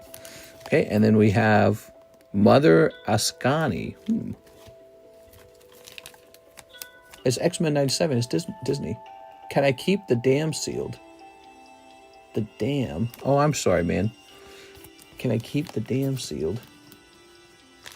Oh, the X-Men. That sucks. Here is Battle Partners. Now, were you wanting to keep it sealed because you were planning on just reselling it, probably? Was that it? Because I feel like that would indicate you didn't really want to open that one. And I haven't been selling a ton of it either. So this is Heat Wave, costs a little more, $5. Popular set. Perfectly cold round. That sucks. Wow, both of the Pokemons were cold. Here is Sneaker Bunko. Okay. No worries, TCC. I meant to say X-Men. No, I like the cover arts. Oh, I see. Okay, just a holo out of here. Nothing too crazy. So you got one holo out of the Sneaker Bunko. This is so fun. I'm actually really enjoying this, guys. Here's the new Dragon Ball History of Z, which apparently comes with serialized cards. But yours will just come with the Bardock, Destiny Changing Willpower. You have so many cards now. Now, this is Oshinoko 2. It's a one-piece set that we had added to the menu not too long ago. You could pull a signature out of here that's worth a couple hundred, but this will just be a standard pack. And OP11. This would be insane if you pulled a mango. Let's see. One pack mango. Nope, just a standard holo as expected. The odds of that would be like astronomically low. And then Donald Trump comes out of these Playboy cards. Vintage Donald Trump, when he was a younger man, he was on the cover of a Playboy magazine. And if you pull that out of here, you do very well. Okay, now none of these cards feature any nudity. There's no nudity, so no need to worry about that. Playboy, no Donald Trump. Wait, one more card. No Donald Trump in this pack of Playboy. Well, there we go. That was the whole round. What'd you guys think of that? Okay, I had to do that all over again. I had to start working on that, like setting up the next round. There we go. What did you guys think of that? How can we make it better? And what did you like most about it? And could you see yourself buying into another like pack break like that? Maybe like one of every single pack on the menu? I'd buy into it again if you hosted. I thought the variety was really interesting. It was super satisfying. Make a Pokemon one, like strictly Pokemon. We could also make a strictly non-Pokemon one.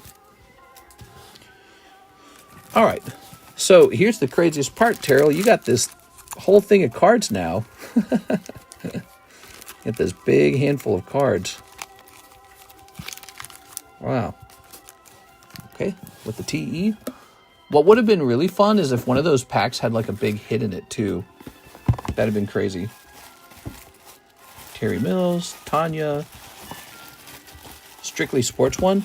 We don't have enough sports to make like one out of sports. We have a couple sports packs, but really not that much. I really ought to add another sports pack to the menu. There we go. I feel like it's good to have that running because people get to see sets that they don't normally see getting opened. Here's Annihilate. Here's Pikachu. Here's Celebi. Celebi is about to come down. Sylveon. And a Persian. Meow. We have an order, Ivan Rodriguez, $20, K-bar. K-bar? What is he referring to? Ivan Rodriguez, K-bar.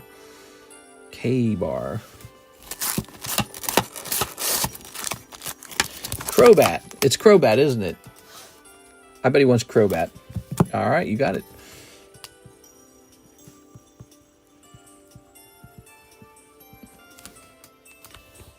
What breaks are going on? So all the same breaks, Miss Six. We have the Zubat break. We have the Quest sticker break, the Waifu break, Rare Candy break. This one's probably one of the closest ones to ending with 7 spots. Mega Sublist, Weiss Magic Girls, Fossil Sublist. We do have a couple gym breaks available. We've got Iron Valiant. Weedle. Nobody's jumped into the Weedle. We've got this guy. Ooh.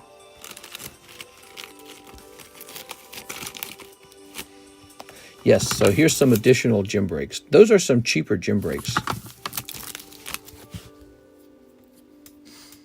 The new crypto drug, K-bar, for crypto bros. Mark says, can I get the Topps Kangaskhan slab? Yes, that is a Rainbow Hollow from Series 2. Beautiful, huh? Okay, Mr. Mark.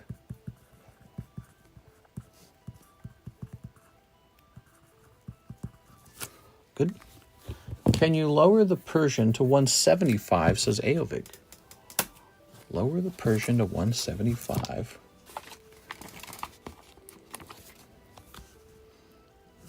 Okay.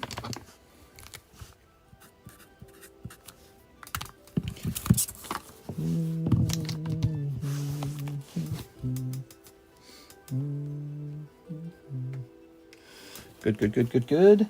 And now, what should we work on? I really like that strange pack break we just did there, where there's a whole bunch of random ass packs that you don't get to see every day. I would love to do that another time, and maybe we just start working on it. Can't slab away commission slabs, right? No, you can slab away commission slabs. That's right, you can do that. Lower everything, please. Also, I'd also do one of just one piece. Did the Destiny Rivals break happen? Oh, right, we have these 2 breaks. Nami, this is Nami manga, and this is Destined Rivals with 1 spot left. Okay, and if I was to run it again, how do you make a break that's truly really fun? We have so many random things. I mean, we have a lot of random things. If you choose packs, if you put packs in there that are too expensive, that drives up the cost of it so quickly. Lower everything, please. Let's grab... This card got a 9, huh? This is such a good-looking card. How did it get a 9? I'm gonna scan this because I'm probably gonna break this one out. Okay. Scan. Let's see what they say. With this one, they say no problem on the centering. Back, middle, right.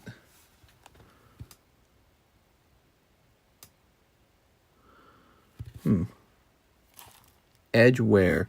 They say there's edge wear on the back, middle, right.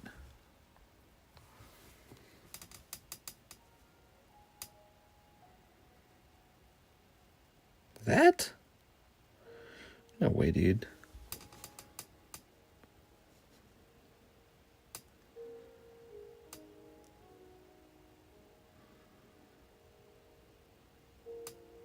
Slab looks a bit dirty, doesn't it? Why is the slab so dirty? Is it just me?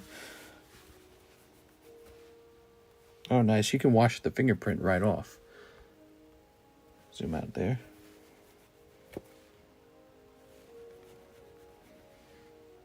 These slabs are very glossy.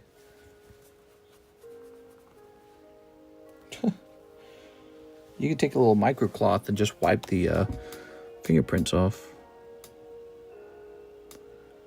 I'm tempted to resubmit this.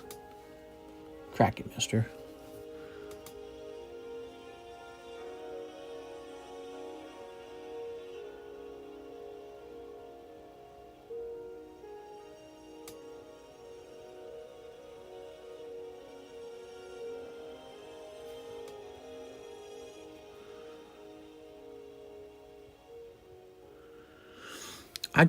I think if you regraded this, there's a high chance that it has a shot at a 10. It's all the way down at a 9. Who would I regrade with, I wonder, though? CGC, PSA. Who would I regrade that with? Upper part of the back middle right. Looks like a very small separation. Hold on.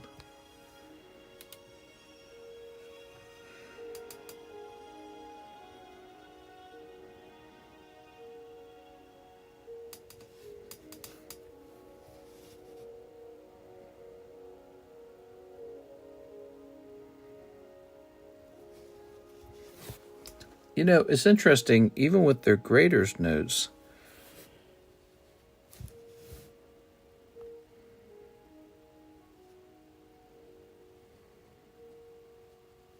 could they be talking about this side?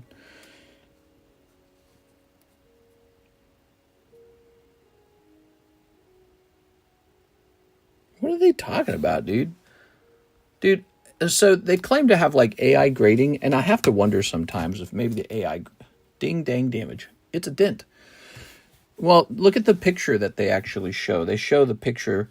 So this is what they show right here. Back middle right, edge wear.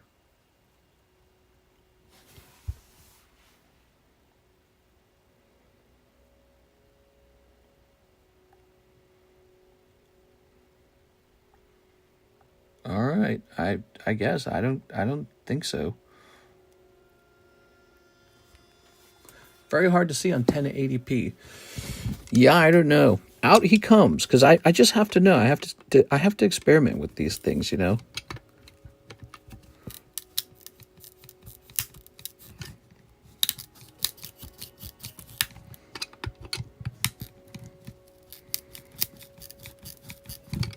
You think I'll ruin this card like the way I ruined my Dark Kadabra? Oh my god, it breaks at nothing. It takes nothing and it breaks. Very little pressure and the whole thing breaks. I hate it, actually. There must be an effective method for separating these.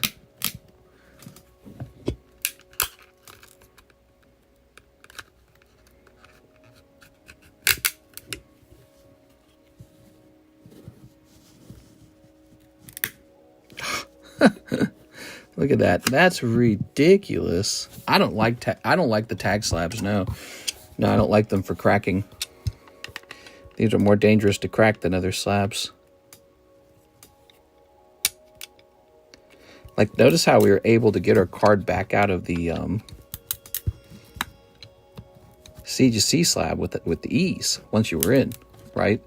This one, you're gonna break your friggin' card, dude. I want to know just what they're gonna do. Like, what's their plan on removing cards from their own slabs? Do they have, like, some special method? Doesn't make any sense.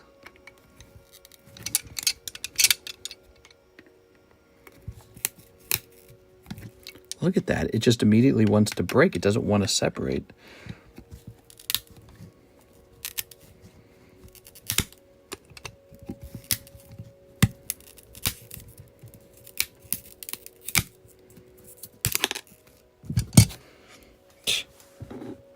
Mr. Getting industrial tonight. A little bit.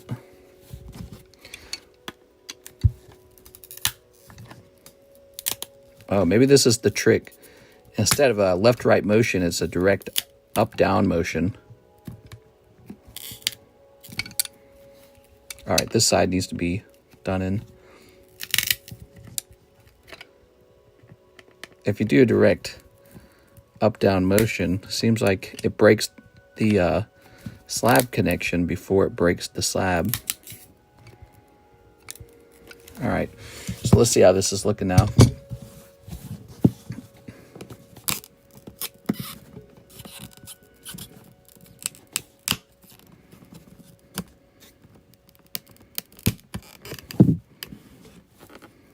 you guys can't really see my work. Hold on.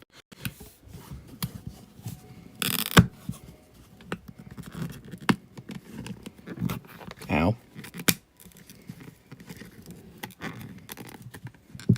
I'm going to pinch the card. Card's going to get pinched. Ah, perfect. Got it. All right. You don't want to pinch your own card. That's really annoying. I've done that plenty of times. Done that a lot. All right, cool. Yeah, looks really nice to me. Looks like a nice card, which is why I submitted it. I don't know. Cracking tag slabs is definitely trickier than cracking old PSA slabs. Although I'm not sure if anything's going to beat the new rubber plastic PSA. So I made a little quick video on PSA. I'm sorry, on YouTube, showing off that I was struggling with the new PSA rubber slabs. Did you guys see that with the Ancient Mew? It was insanity. It was insanity. Nothing you did would work. So you have to have like a whole new strategy. I don't know what it'll be, but they got like these new rubber slabs, and it's absolutely insane trying to crack them. Keep doing direct up-down motion. Yeah, that's right. Then I'll be like, you, my boy. All right. If we're crossing this, we got to pick a place to cross it to. Could go to PSA. Yep, we're going to send this one to PSA. Okay, here it is. All right. Jesus. Now, let's go ahead and jump back over here. Did you get a picture? Oh, I forgot to take a picture of that one. Good catch. I'll just write down what it was. All right. This one's going to say, this one was tag 9. We'll see if PSA finds the same flaw or if they're graded less harshly, essentially. Okay, Gabriel, Opus 1. Opus 1. Heck yeah, dude. You can pull a big cloud card out of Opus 1 worth a lot of money. Okay, there you go. Snipping that. Thank you, Mr. Gabriel. Here's Aaron, Yuna, Hades, LeBrow. Gotta check over here too. Here's a cute little Moogle. All right, that's it. These old base set cards, I kind of let you keep some of the bulk here because, well, the packs aren't terribly expensive, but I don't think it's super easy to buy all the bulk for these, but maybe it is. I don't know. But I think some of the bulk cards are gradable. I know it's a touchy subject. I still feel comfortable when the slabs break easier when it comes to the chance of buying a slab that does not have the original card in it. Yeah, I actually prefer it when the slabs are not like impossible to break open, because if they're too tough, it increases the risk that you hurt your own card. And that card is your property. I don't care what other people think about regrading. Regrading should be a standard thing.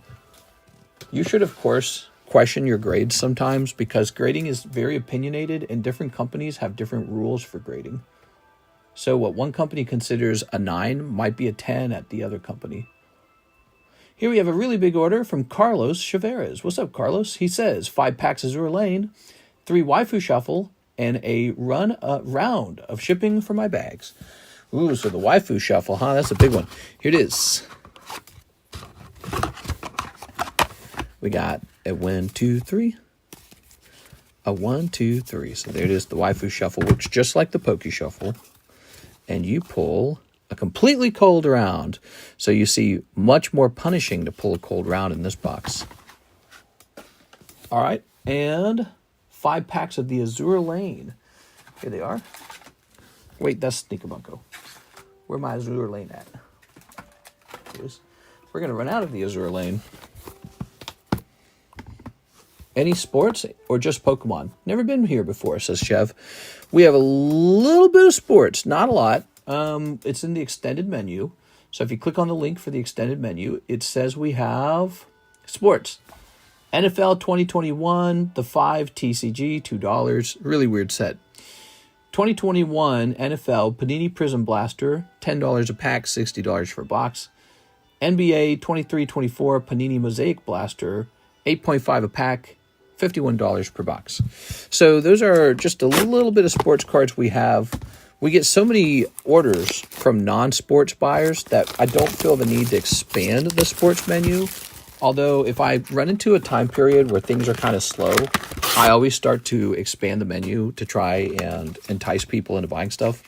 And sometimes at that point, I start to expand stuff like sports.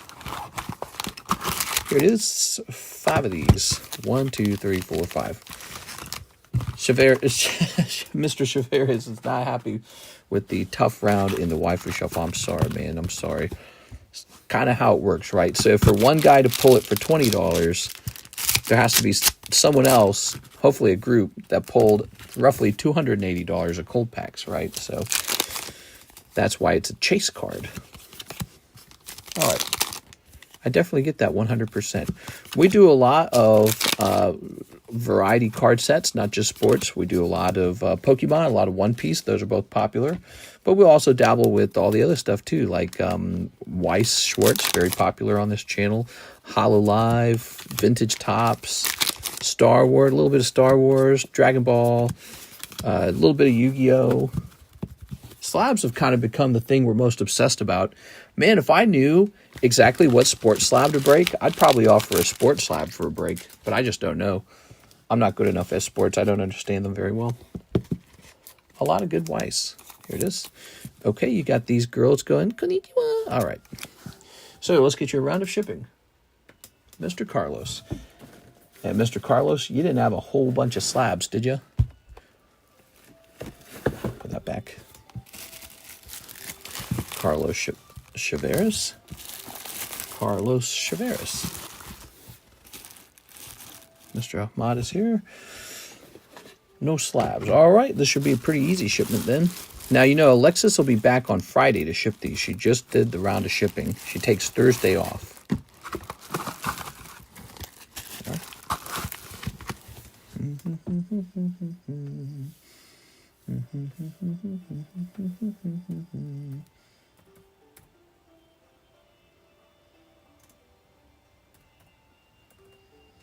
Carlos. First time shipping you? Oh, no. Here we go. Here we go. I gotcha. Gotcha. Nice. All right. Cool, man. And we'll let this be a little bit heavy.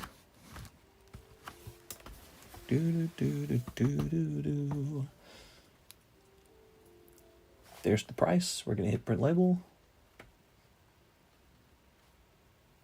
Almost time to buy postage again. I buy postage $1,000 at a time. What do you think that feels like running out of that? Just watching it drain. Okay. Very nice, very nice, very nice. Well, you've kept us entertained. Thank you, man.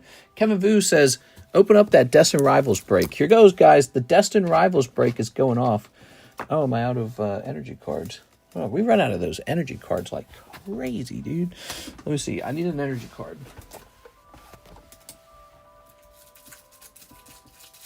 Reaching real far for that. I'm waiting for a slab I can't say no to hit the table so I can slab away for the first time. Cool. What kind of stuff do you like? Vintage, modern, a particular Pokemon? Everyone just kind of wants Charizard and hot vintage slabs. There we go. Much harder to move like a niche stadium Weedle.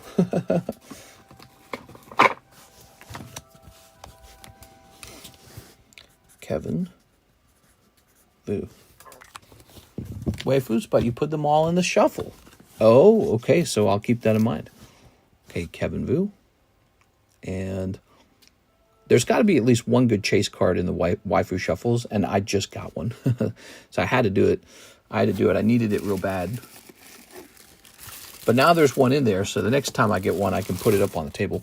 1, 2, 3, 4, 5, 6, 7, 8, and a 9. Woohoo.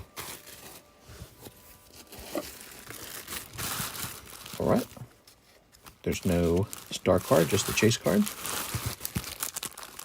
Very chill vibes here. I rock with it. Hey, what's up, man? 1, 2, 3, 4, 5, 6, 7, 8, and a 9. All right, these are my custom booster packs that we use for the breaks. Everybody gets one Pokemon card or whatever card is in there. And whoever pulls this out of the booster packs also gets a special item with me called the Destined Rivals Booster Box. The Red Hood signature is a sweet card. Yeah, got to have a sweet card in there. That's what keeps people opening up those packs. There you are.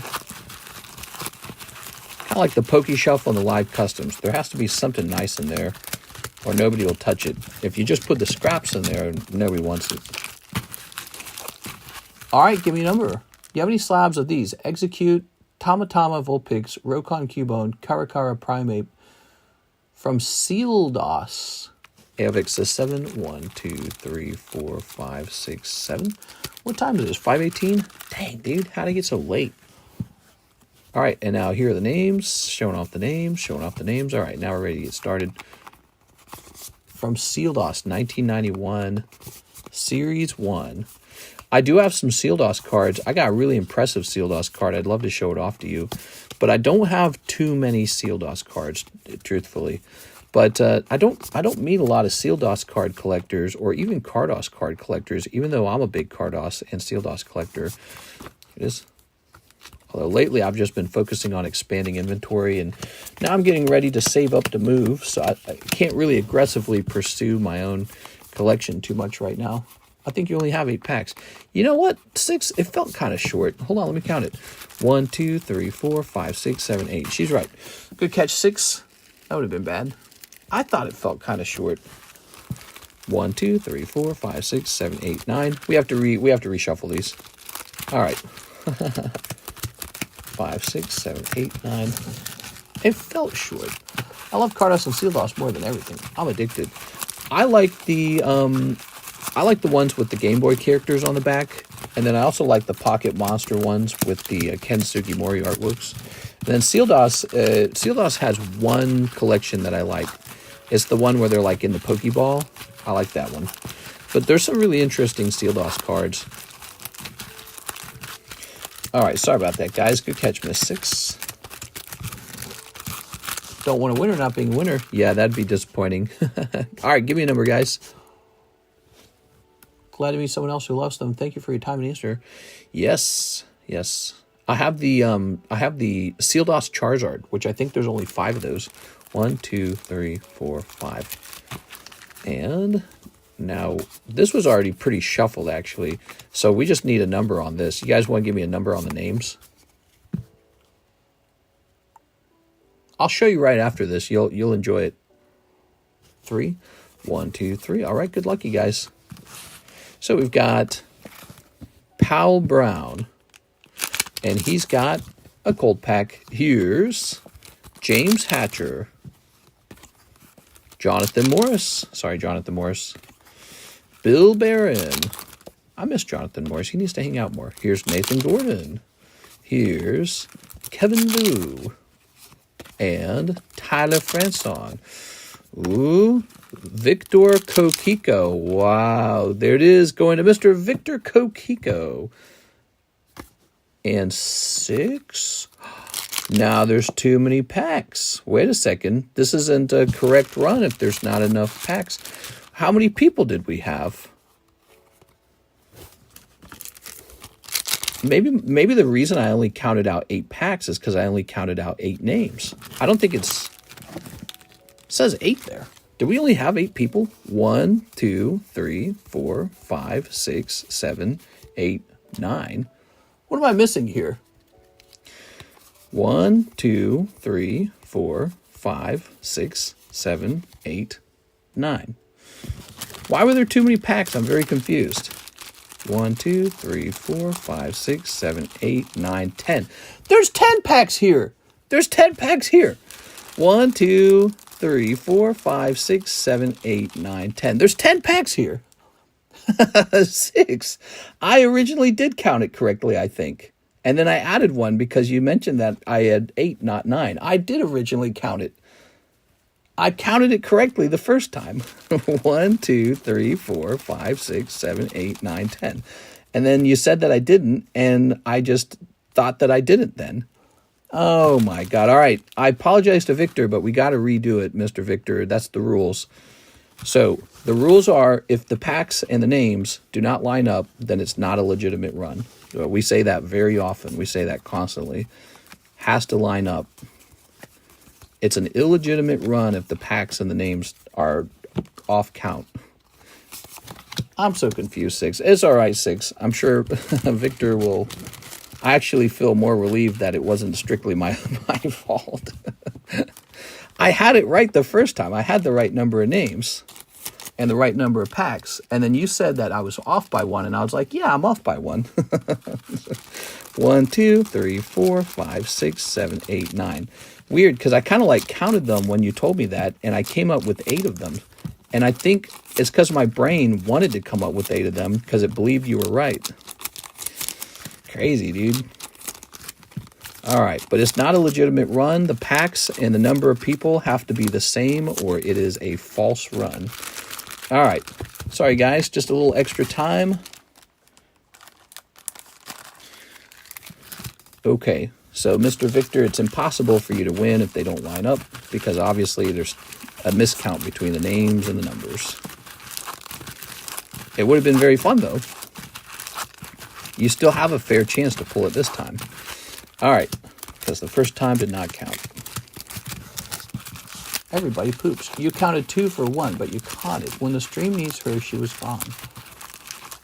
What if 6 gets it on the reroll? I suppose she could. Maybe she'll give a free pack to Victor. Again, the first run was not a legitimate run if the packs and the names don't match. There has to be 9 cards and 9 packs. All right. So it's like, might as well have not even done it because it doesn't even matter. All right. Give me a number. We're doing it all over. And this time, I'm sure it'll be correct. 5. 1, 2, 3, 4, 5. And now... And we got 9 of these, right? 1, 2, 3, 4, 5, 6, 7, 8, 9. All right, we're all good. That was funny. Oops. It's pretty late, too. It's like 5:25. It's the end of the stream for me, so this is like the most tired point for me. This is right before I'm supposed to go to bed. All right. I'll keep my mouth shut next time. You're all right. All right, give me a number. Let's see. Not so funny for Victor. It's how it is. It's just how it is. Okay, 2, 1, 2. There it is. Very nice. Those are the rules, and we say them very often. Here's 6 on 1. All right, well, 6 is definitely not taking it that round. Here's Nathan. Sorry, Nathan. Here's Bill. And it's actually going to be Mr. Bill. If you think about it, Bill's the true winner. We would have been stealing the win from Bill. But, yeah, the first round was not a legitimate round. The packs didn't line up. Here's Kevin Vu. Here's Victor. Sorry, Victor. And here is JM. Oops. Got to grab from this pile first. Here's Pal Brown. Here's Tyler Franson. We've got... Did I do something wrong? What is going on? Why do I have 2 packs left if there's only James Hatcher left? Did I do something wrong a second time? Oh, hold on. JM didn't get a card. But Bill Barron was before JM, right? Bill Barron was before JM. He was earlier. I accidentally skipped through 2 names.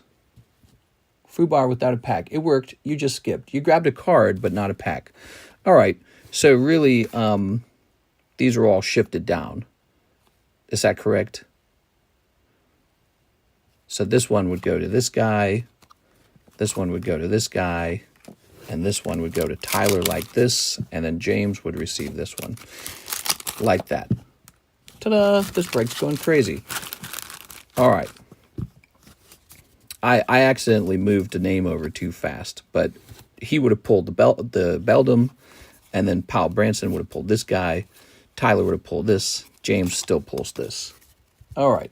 Winner is still the winner, unaffected. Exactly. The winner is still the winner because he pulled this before I made the little switch up there at the end. All I did was mix up your simple common cards. Here it is, Bill. Whew. Yeah, bedtime for me for sure. Let's grab these. I think you should get some sleep. I think I should get some sleep. Let me restock these. All right. Here's this. Loading up.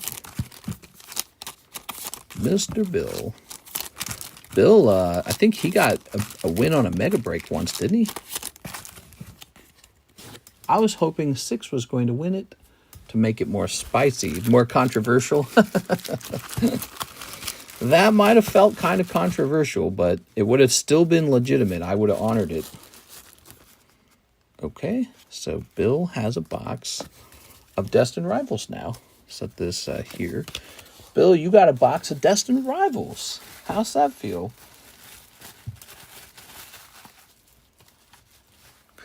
Mr. Bill. Woke everybody up at the end there. Destined Rivals box. Okay, there it is. And now what happens next is we actually just run this a second time.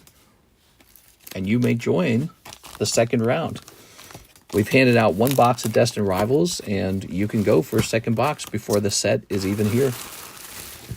Although next time, we won't have so many silly shenanigans going on.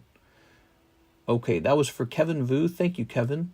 6 says Wafu Shuffle. Here you go, Miss 6. Ready? 1, 2, 3.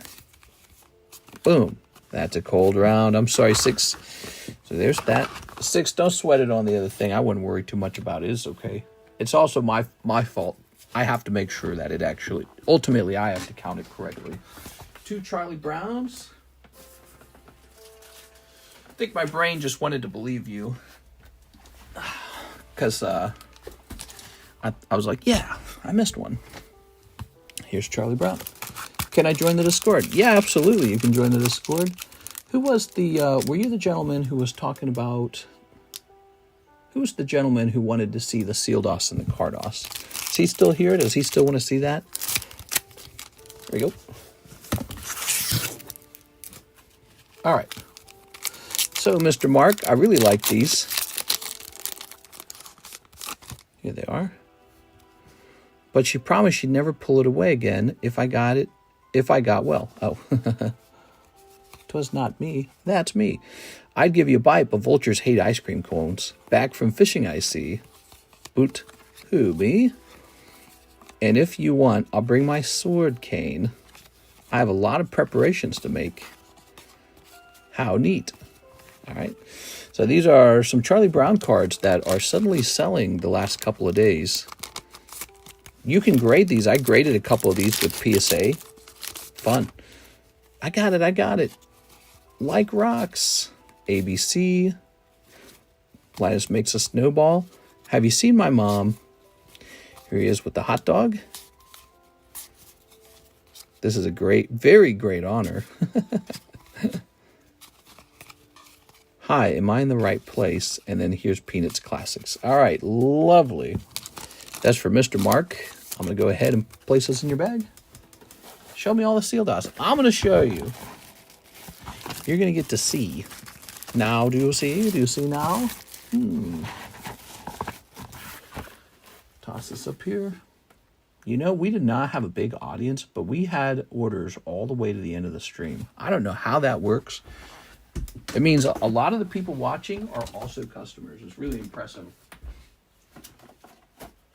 All right. So let's see if I can find where I keep them all. Sometimes they're spread out a bit. I've got so many slabs, they get spread out all over the place. Some of them go up for sale, for example. And so I was just checking to see if any loose ones are laying around here on the table before I bring this all over there. I have a pretty good card collection over the years. I mean, it's really good. Oh, like here's a Carddass card. Okay, I found a loose one.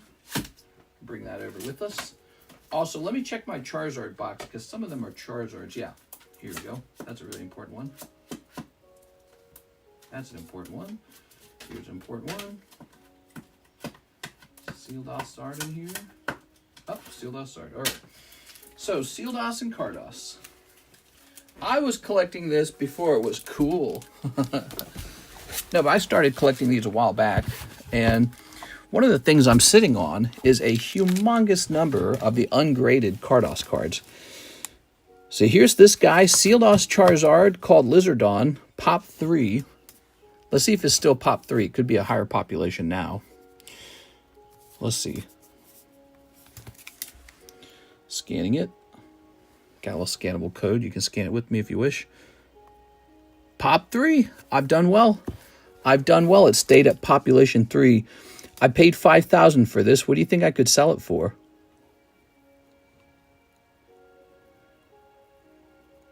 Pretty neat. And then I got a couple of these gooseneck Charizards. I think I got a total of 3. Here it is. I wish I'd bought more of these when they were cheaper. But what's interesting about these gooseneck Charizards, they went up in population dramatically. So there were a lot more to grade. So now they are less rare. And then here's the Bandai Charizard. That's a Carddass card, and his population has shot up too, and this has really pushed his price down. I paid $10,000 for mine a long time ago. $10,000, population 38 when I got started.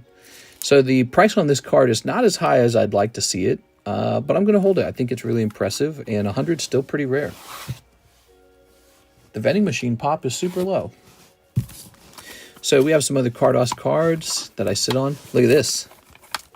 I got 2 of these. Love these. Here's a little pristine Scyther. Here's some of these guys. Another Scyther. This is signed by Bo Nickel, the UFC fighter. Here's Mewtwo Prism, looking pretty nice, pretty spicy. Little Magikarp. I happen to like Magikarp a lot. Magikarp fan here. I own a bunch of these. Actually, I have another one somewhere that needs to join the collection. 10, 10, 10, 10. And there's Alakazam. So the only thing I have to say is I know I have more Carddass and Sealed DOS somewhere. But those were some of the better ones, and there's just more floating around. I have quite a bit of these in the PSA vault, but some I can't find for sale ever. Yeah, and there's more out on the market, and you're lucky because I am not throwing my wallet at them. And if I was, I'd be pushing the price up pretty dramatically. But that's not what I'm looking at right now. There is something I am looking at, and I push it all the time. I just don't talk too much about it. There. Oh, how about this? I got a really cool poker card collection. You want to see my poker Charizards? How about that? Have you ever heard of the like this? Have you ever heard of the poker cards? I put a lot of money into poker cards too. That's another one. I like to show off my poker card collection because I have such a good one. Move on. I don't know if you've seen these before.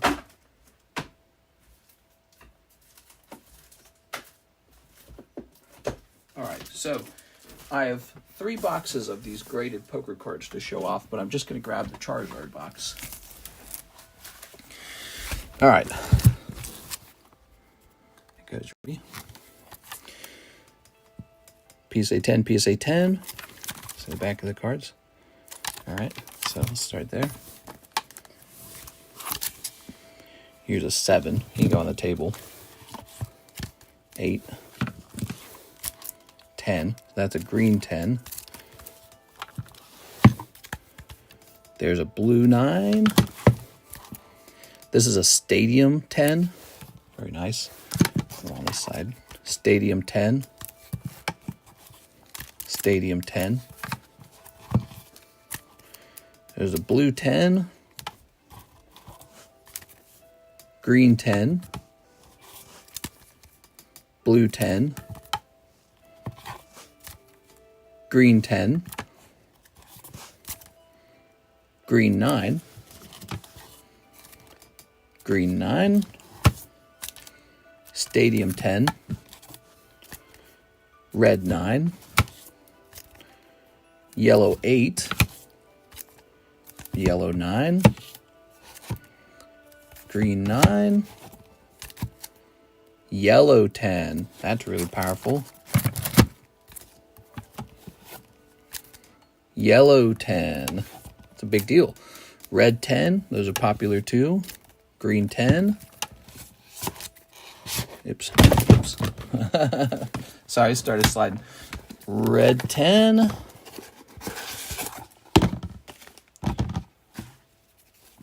Yellow 10. I don't know what to do here. There's not enough room to show them properly at this point. Kind of have to get more strict with how much of the card I show off. But it's kind of sad if you can't really see them. There's a yellow, here's a red, here's a blue, here's a yellow, and here's a blue, and here's a blue. I don't know. What do you think of that? Are the 8s or 9s for sale? No. So the 8s and 9s are just being held just like the 10s. And what do you guys think of that? That's pretty good. You know why this is so good, right? Because you can open a deck of Pokemon red, yellow, blue, or green. That doesn't mean there's going to be a Charizard in there. And very often you get one about 1 every 3 decks. So just the sheer number of decks to open just to get 1 Charizard, 3 of them. And then the odds of a 10 as well. You don't get 10 every time. This is pretty good. Pretty good. One day when these cards sell for $3,000 or $4,000 a piece, I'm going to be rich from these poker cards, just from the poker cards. So I'm a big fan of these, obviously, just like I like the Carddass and Sealdoss too. Although I have quite a bit more of these. Now that's why I came to see. That's a real collection there. Yeah. Well, the funny part is this is not even the most expensive part of the collection. The poker cards are relatively cheap compared to other things that I own. It is like a nice Gold Star 10 Gyarados. Ooh. Or a nice Gold Star 10 Dragon Frontiers Charizard. Ooh. Or this nice first edition No Hollow Air Dragonite, of which there aren't very many. I added this card to my collection when I realized that the new Legends Z, what's it called? ZA? Legends ZA is going to be Mega Evolution, so I ran out and grabbed that. Got this lovely Ho-Oh. I was showing this off the other day. Move these out of my way. Look at this lovely Gengar. These are just the ones I have on the table next to me. I've got more, obviously, to the side in the vault and all that. Peel that off. There we go. So there's Lugia and Ho-Oh. Those are both 10s. Here's Gold Star Mudkip. That's nice. Here's one of my absolute favorite cards. Masaki 10 Gengar. And now this is also one of my new favorite cards. I was so lucky. This one's got a fantastic story. Southern Islands Mew 10. There's one for sale. He wants like $25,000 for it, which is probably the correct price. Yep, those are just the little stack of cards I keep nearby. I have some more. Look at these. What are these? The little Lugia came in, a Magneton came in, a Steelix came in. I get more cards in.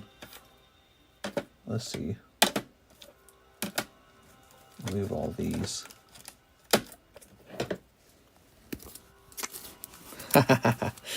My Dark Dragonite 10s. How about that? Sometimes I use these in the background when I make a video. Who knows what this is worth anymore. After the Rocket set was announced and people started buying Rocket Returns, these shot up in price. I actually met the guy who was buying them. He's a heavy Dragonite collector, and he and I had a long conversation, and he kind of introduced me to some guys who had actually bought the No Hollow Dragonite recently. And I got to know what the last sold price on the Dark Dragonite No Hollow was, and it was not low. There it is. Let's see. What else we got? We got stuff hiding all over the place. Oh, those are those Topps cards, aren't they? Yeah, if I had time, I could show you my actual personal collection. This is just a bit. This is a bit of the good stuff from the collection, but there's so much more than this, and it's just put away. Unfortunately, I can't get to it too easily. It takes me a little while to get it all out. I'd like to sit down and find out potentially what it's all worth when you add it all up. In theory, what it's worth. You can't just dump a ton of cards on the market. If you move to Vegas, I'll run the streams for you. The Discord link works. Just keep trying. Discord link won't work for me. Very interesting. So there it is. That's my little box of poker Charizards. They used to all fit in the same box. They don't anymore. You want to see a couple more poker cards? I really like to show off poker cards because I'm a big advocate for them. I'm going to trip and die over here if I'm not careful. I got my Charizard box too. I never really showed that off. I feel like I don't show off my Charizard box.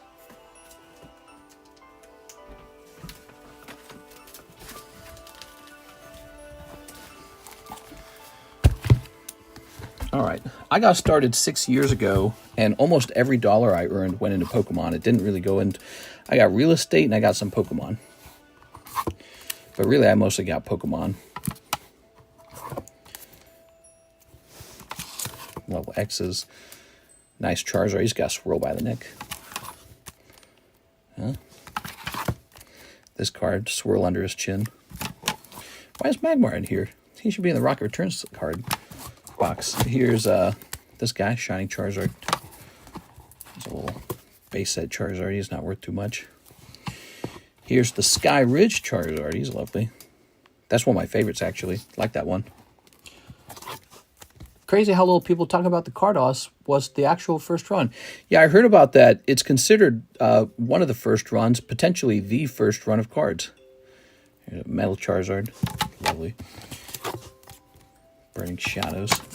Hey, I pulled this one myself, guys. You were there. I pulled this one live for myself. Graded 9 with PSA, didn't it? And then it graded 9.5 with CGC, and we upgraded it into a 10. See? That I learned a big lesson from that. You regrade your cards. Here's an old first edition base set Zard. Wonder if I regraded this with like Tag or CGC if they would get it to a 7. Okay, here's no rarity symbol 3 and no rarity symbol 5. And then here is another base. And here is pristine 10 Metal Zard. So those are some Charizards. All right. I like the Dark Charizard a lot. I like them because I pulled them. But here are some more poker cards. Here's some more poker cards. Check this out. So we got Cubone, Pikachu, Gengar,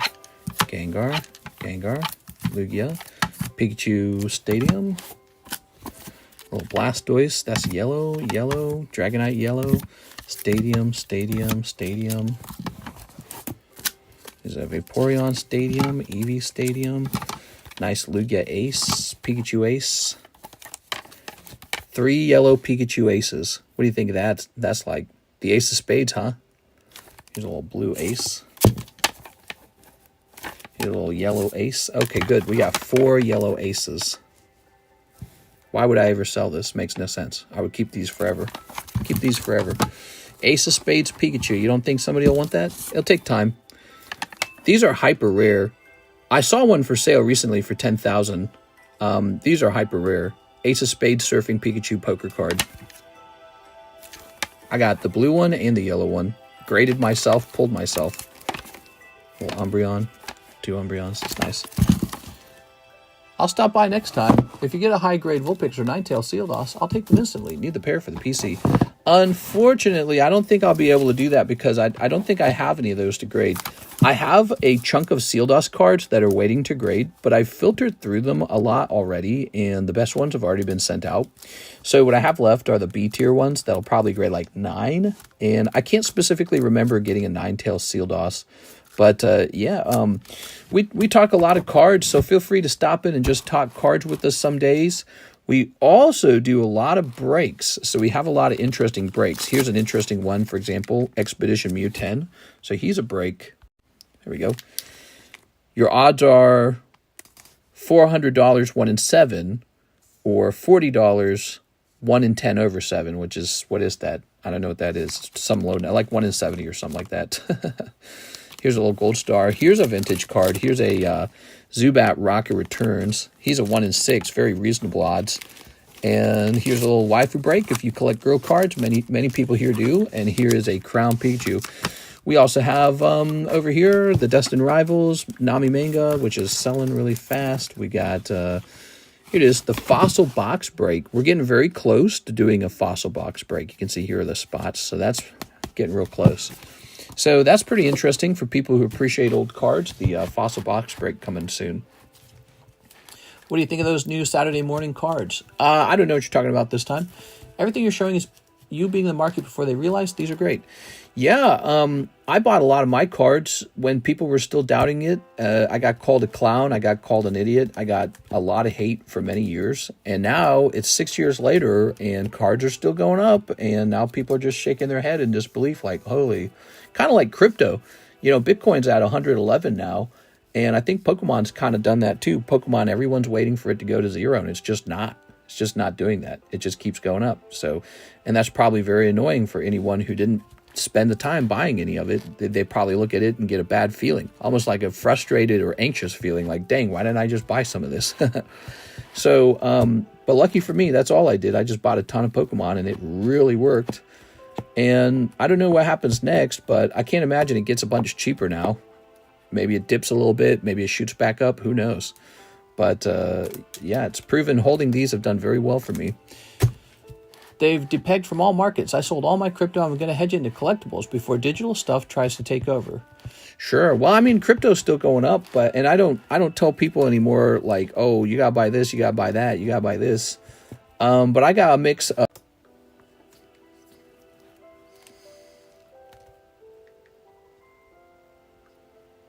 Oh, we're reconnected. I guess we DC'd for a second there. All I'm saying is I do got some money mixed. I got a little bit of stocks. I got a chunk of real estate for myself. You know, I live in a home. And then the rest just goes into Pokemon. And it's weird. It's just worked extremely well. Anyways, that's my spiel. I better hop off, guys. It is bedtime. It's 5:50 a.m. It's like bedtime. I should have gone to sleep already. So I'm going to hop off and try to get some Z's. I'll see you for the Thursday daytime stream. I like Thursday a lot. It's a big day for us. So I'll be there for the Thursday daytime stream. See you later, everybody.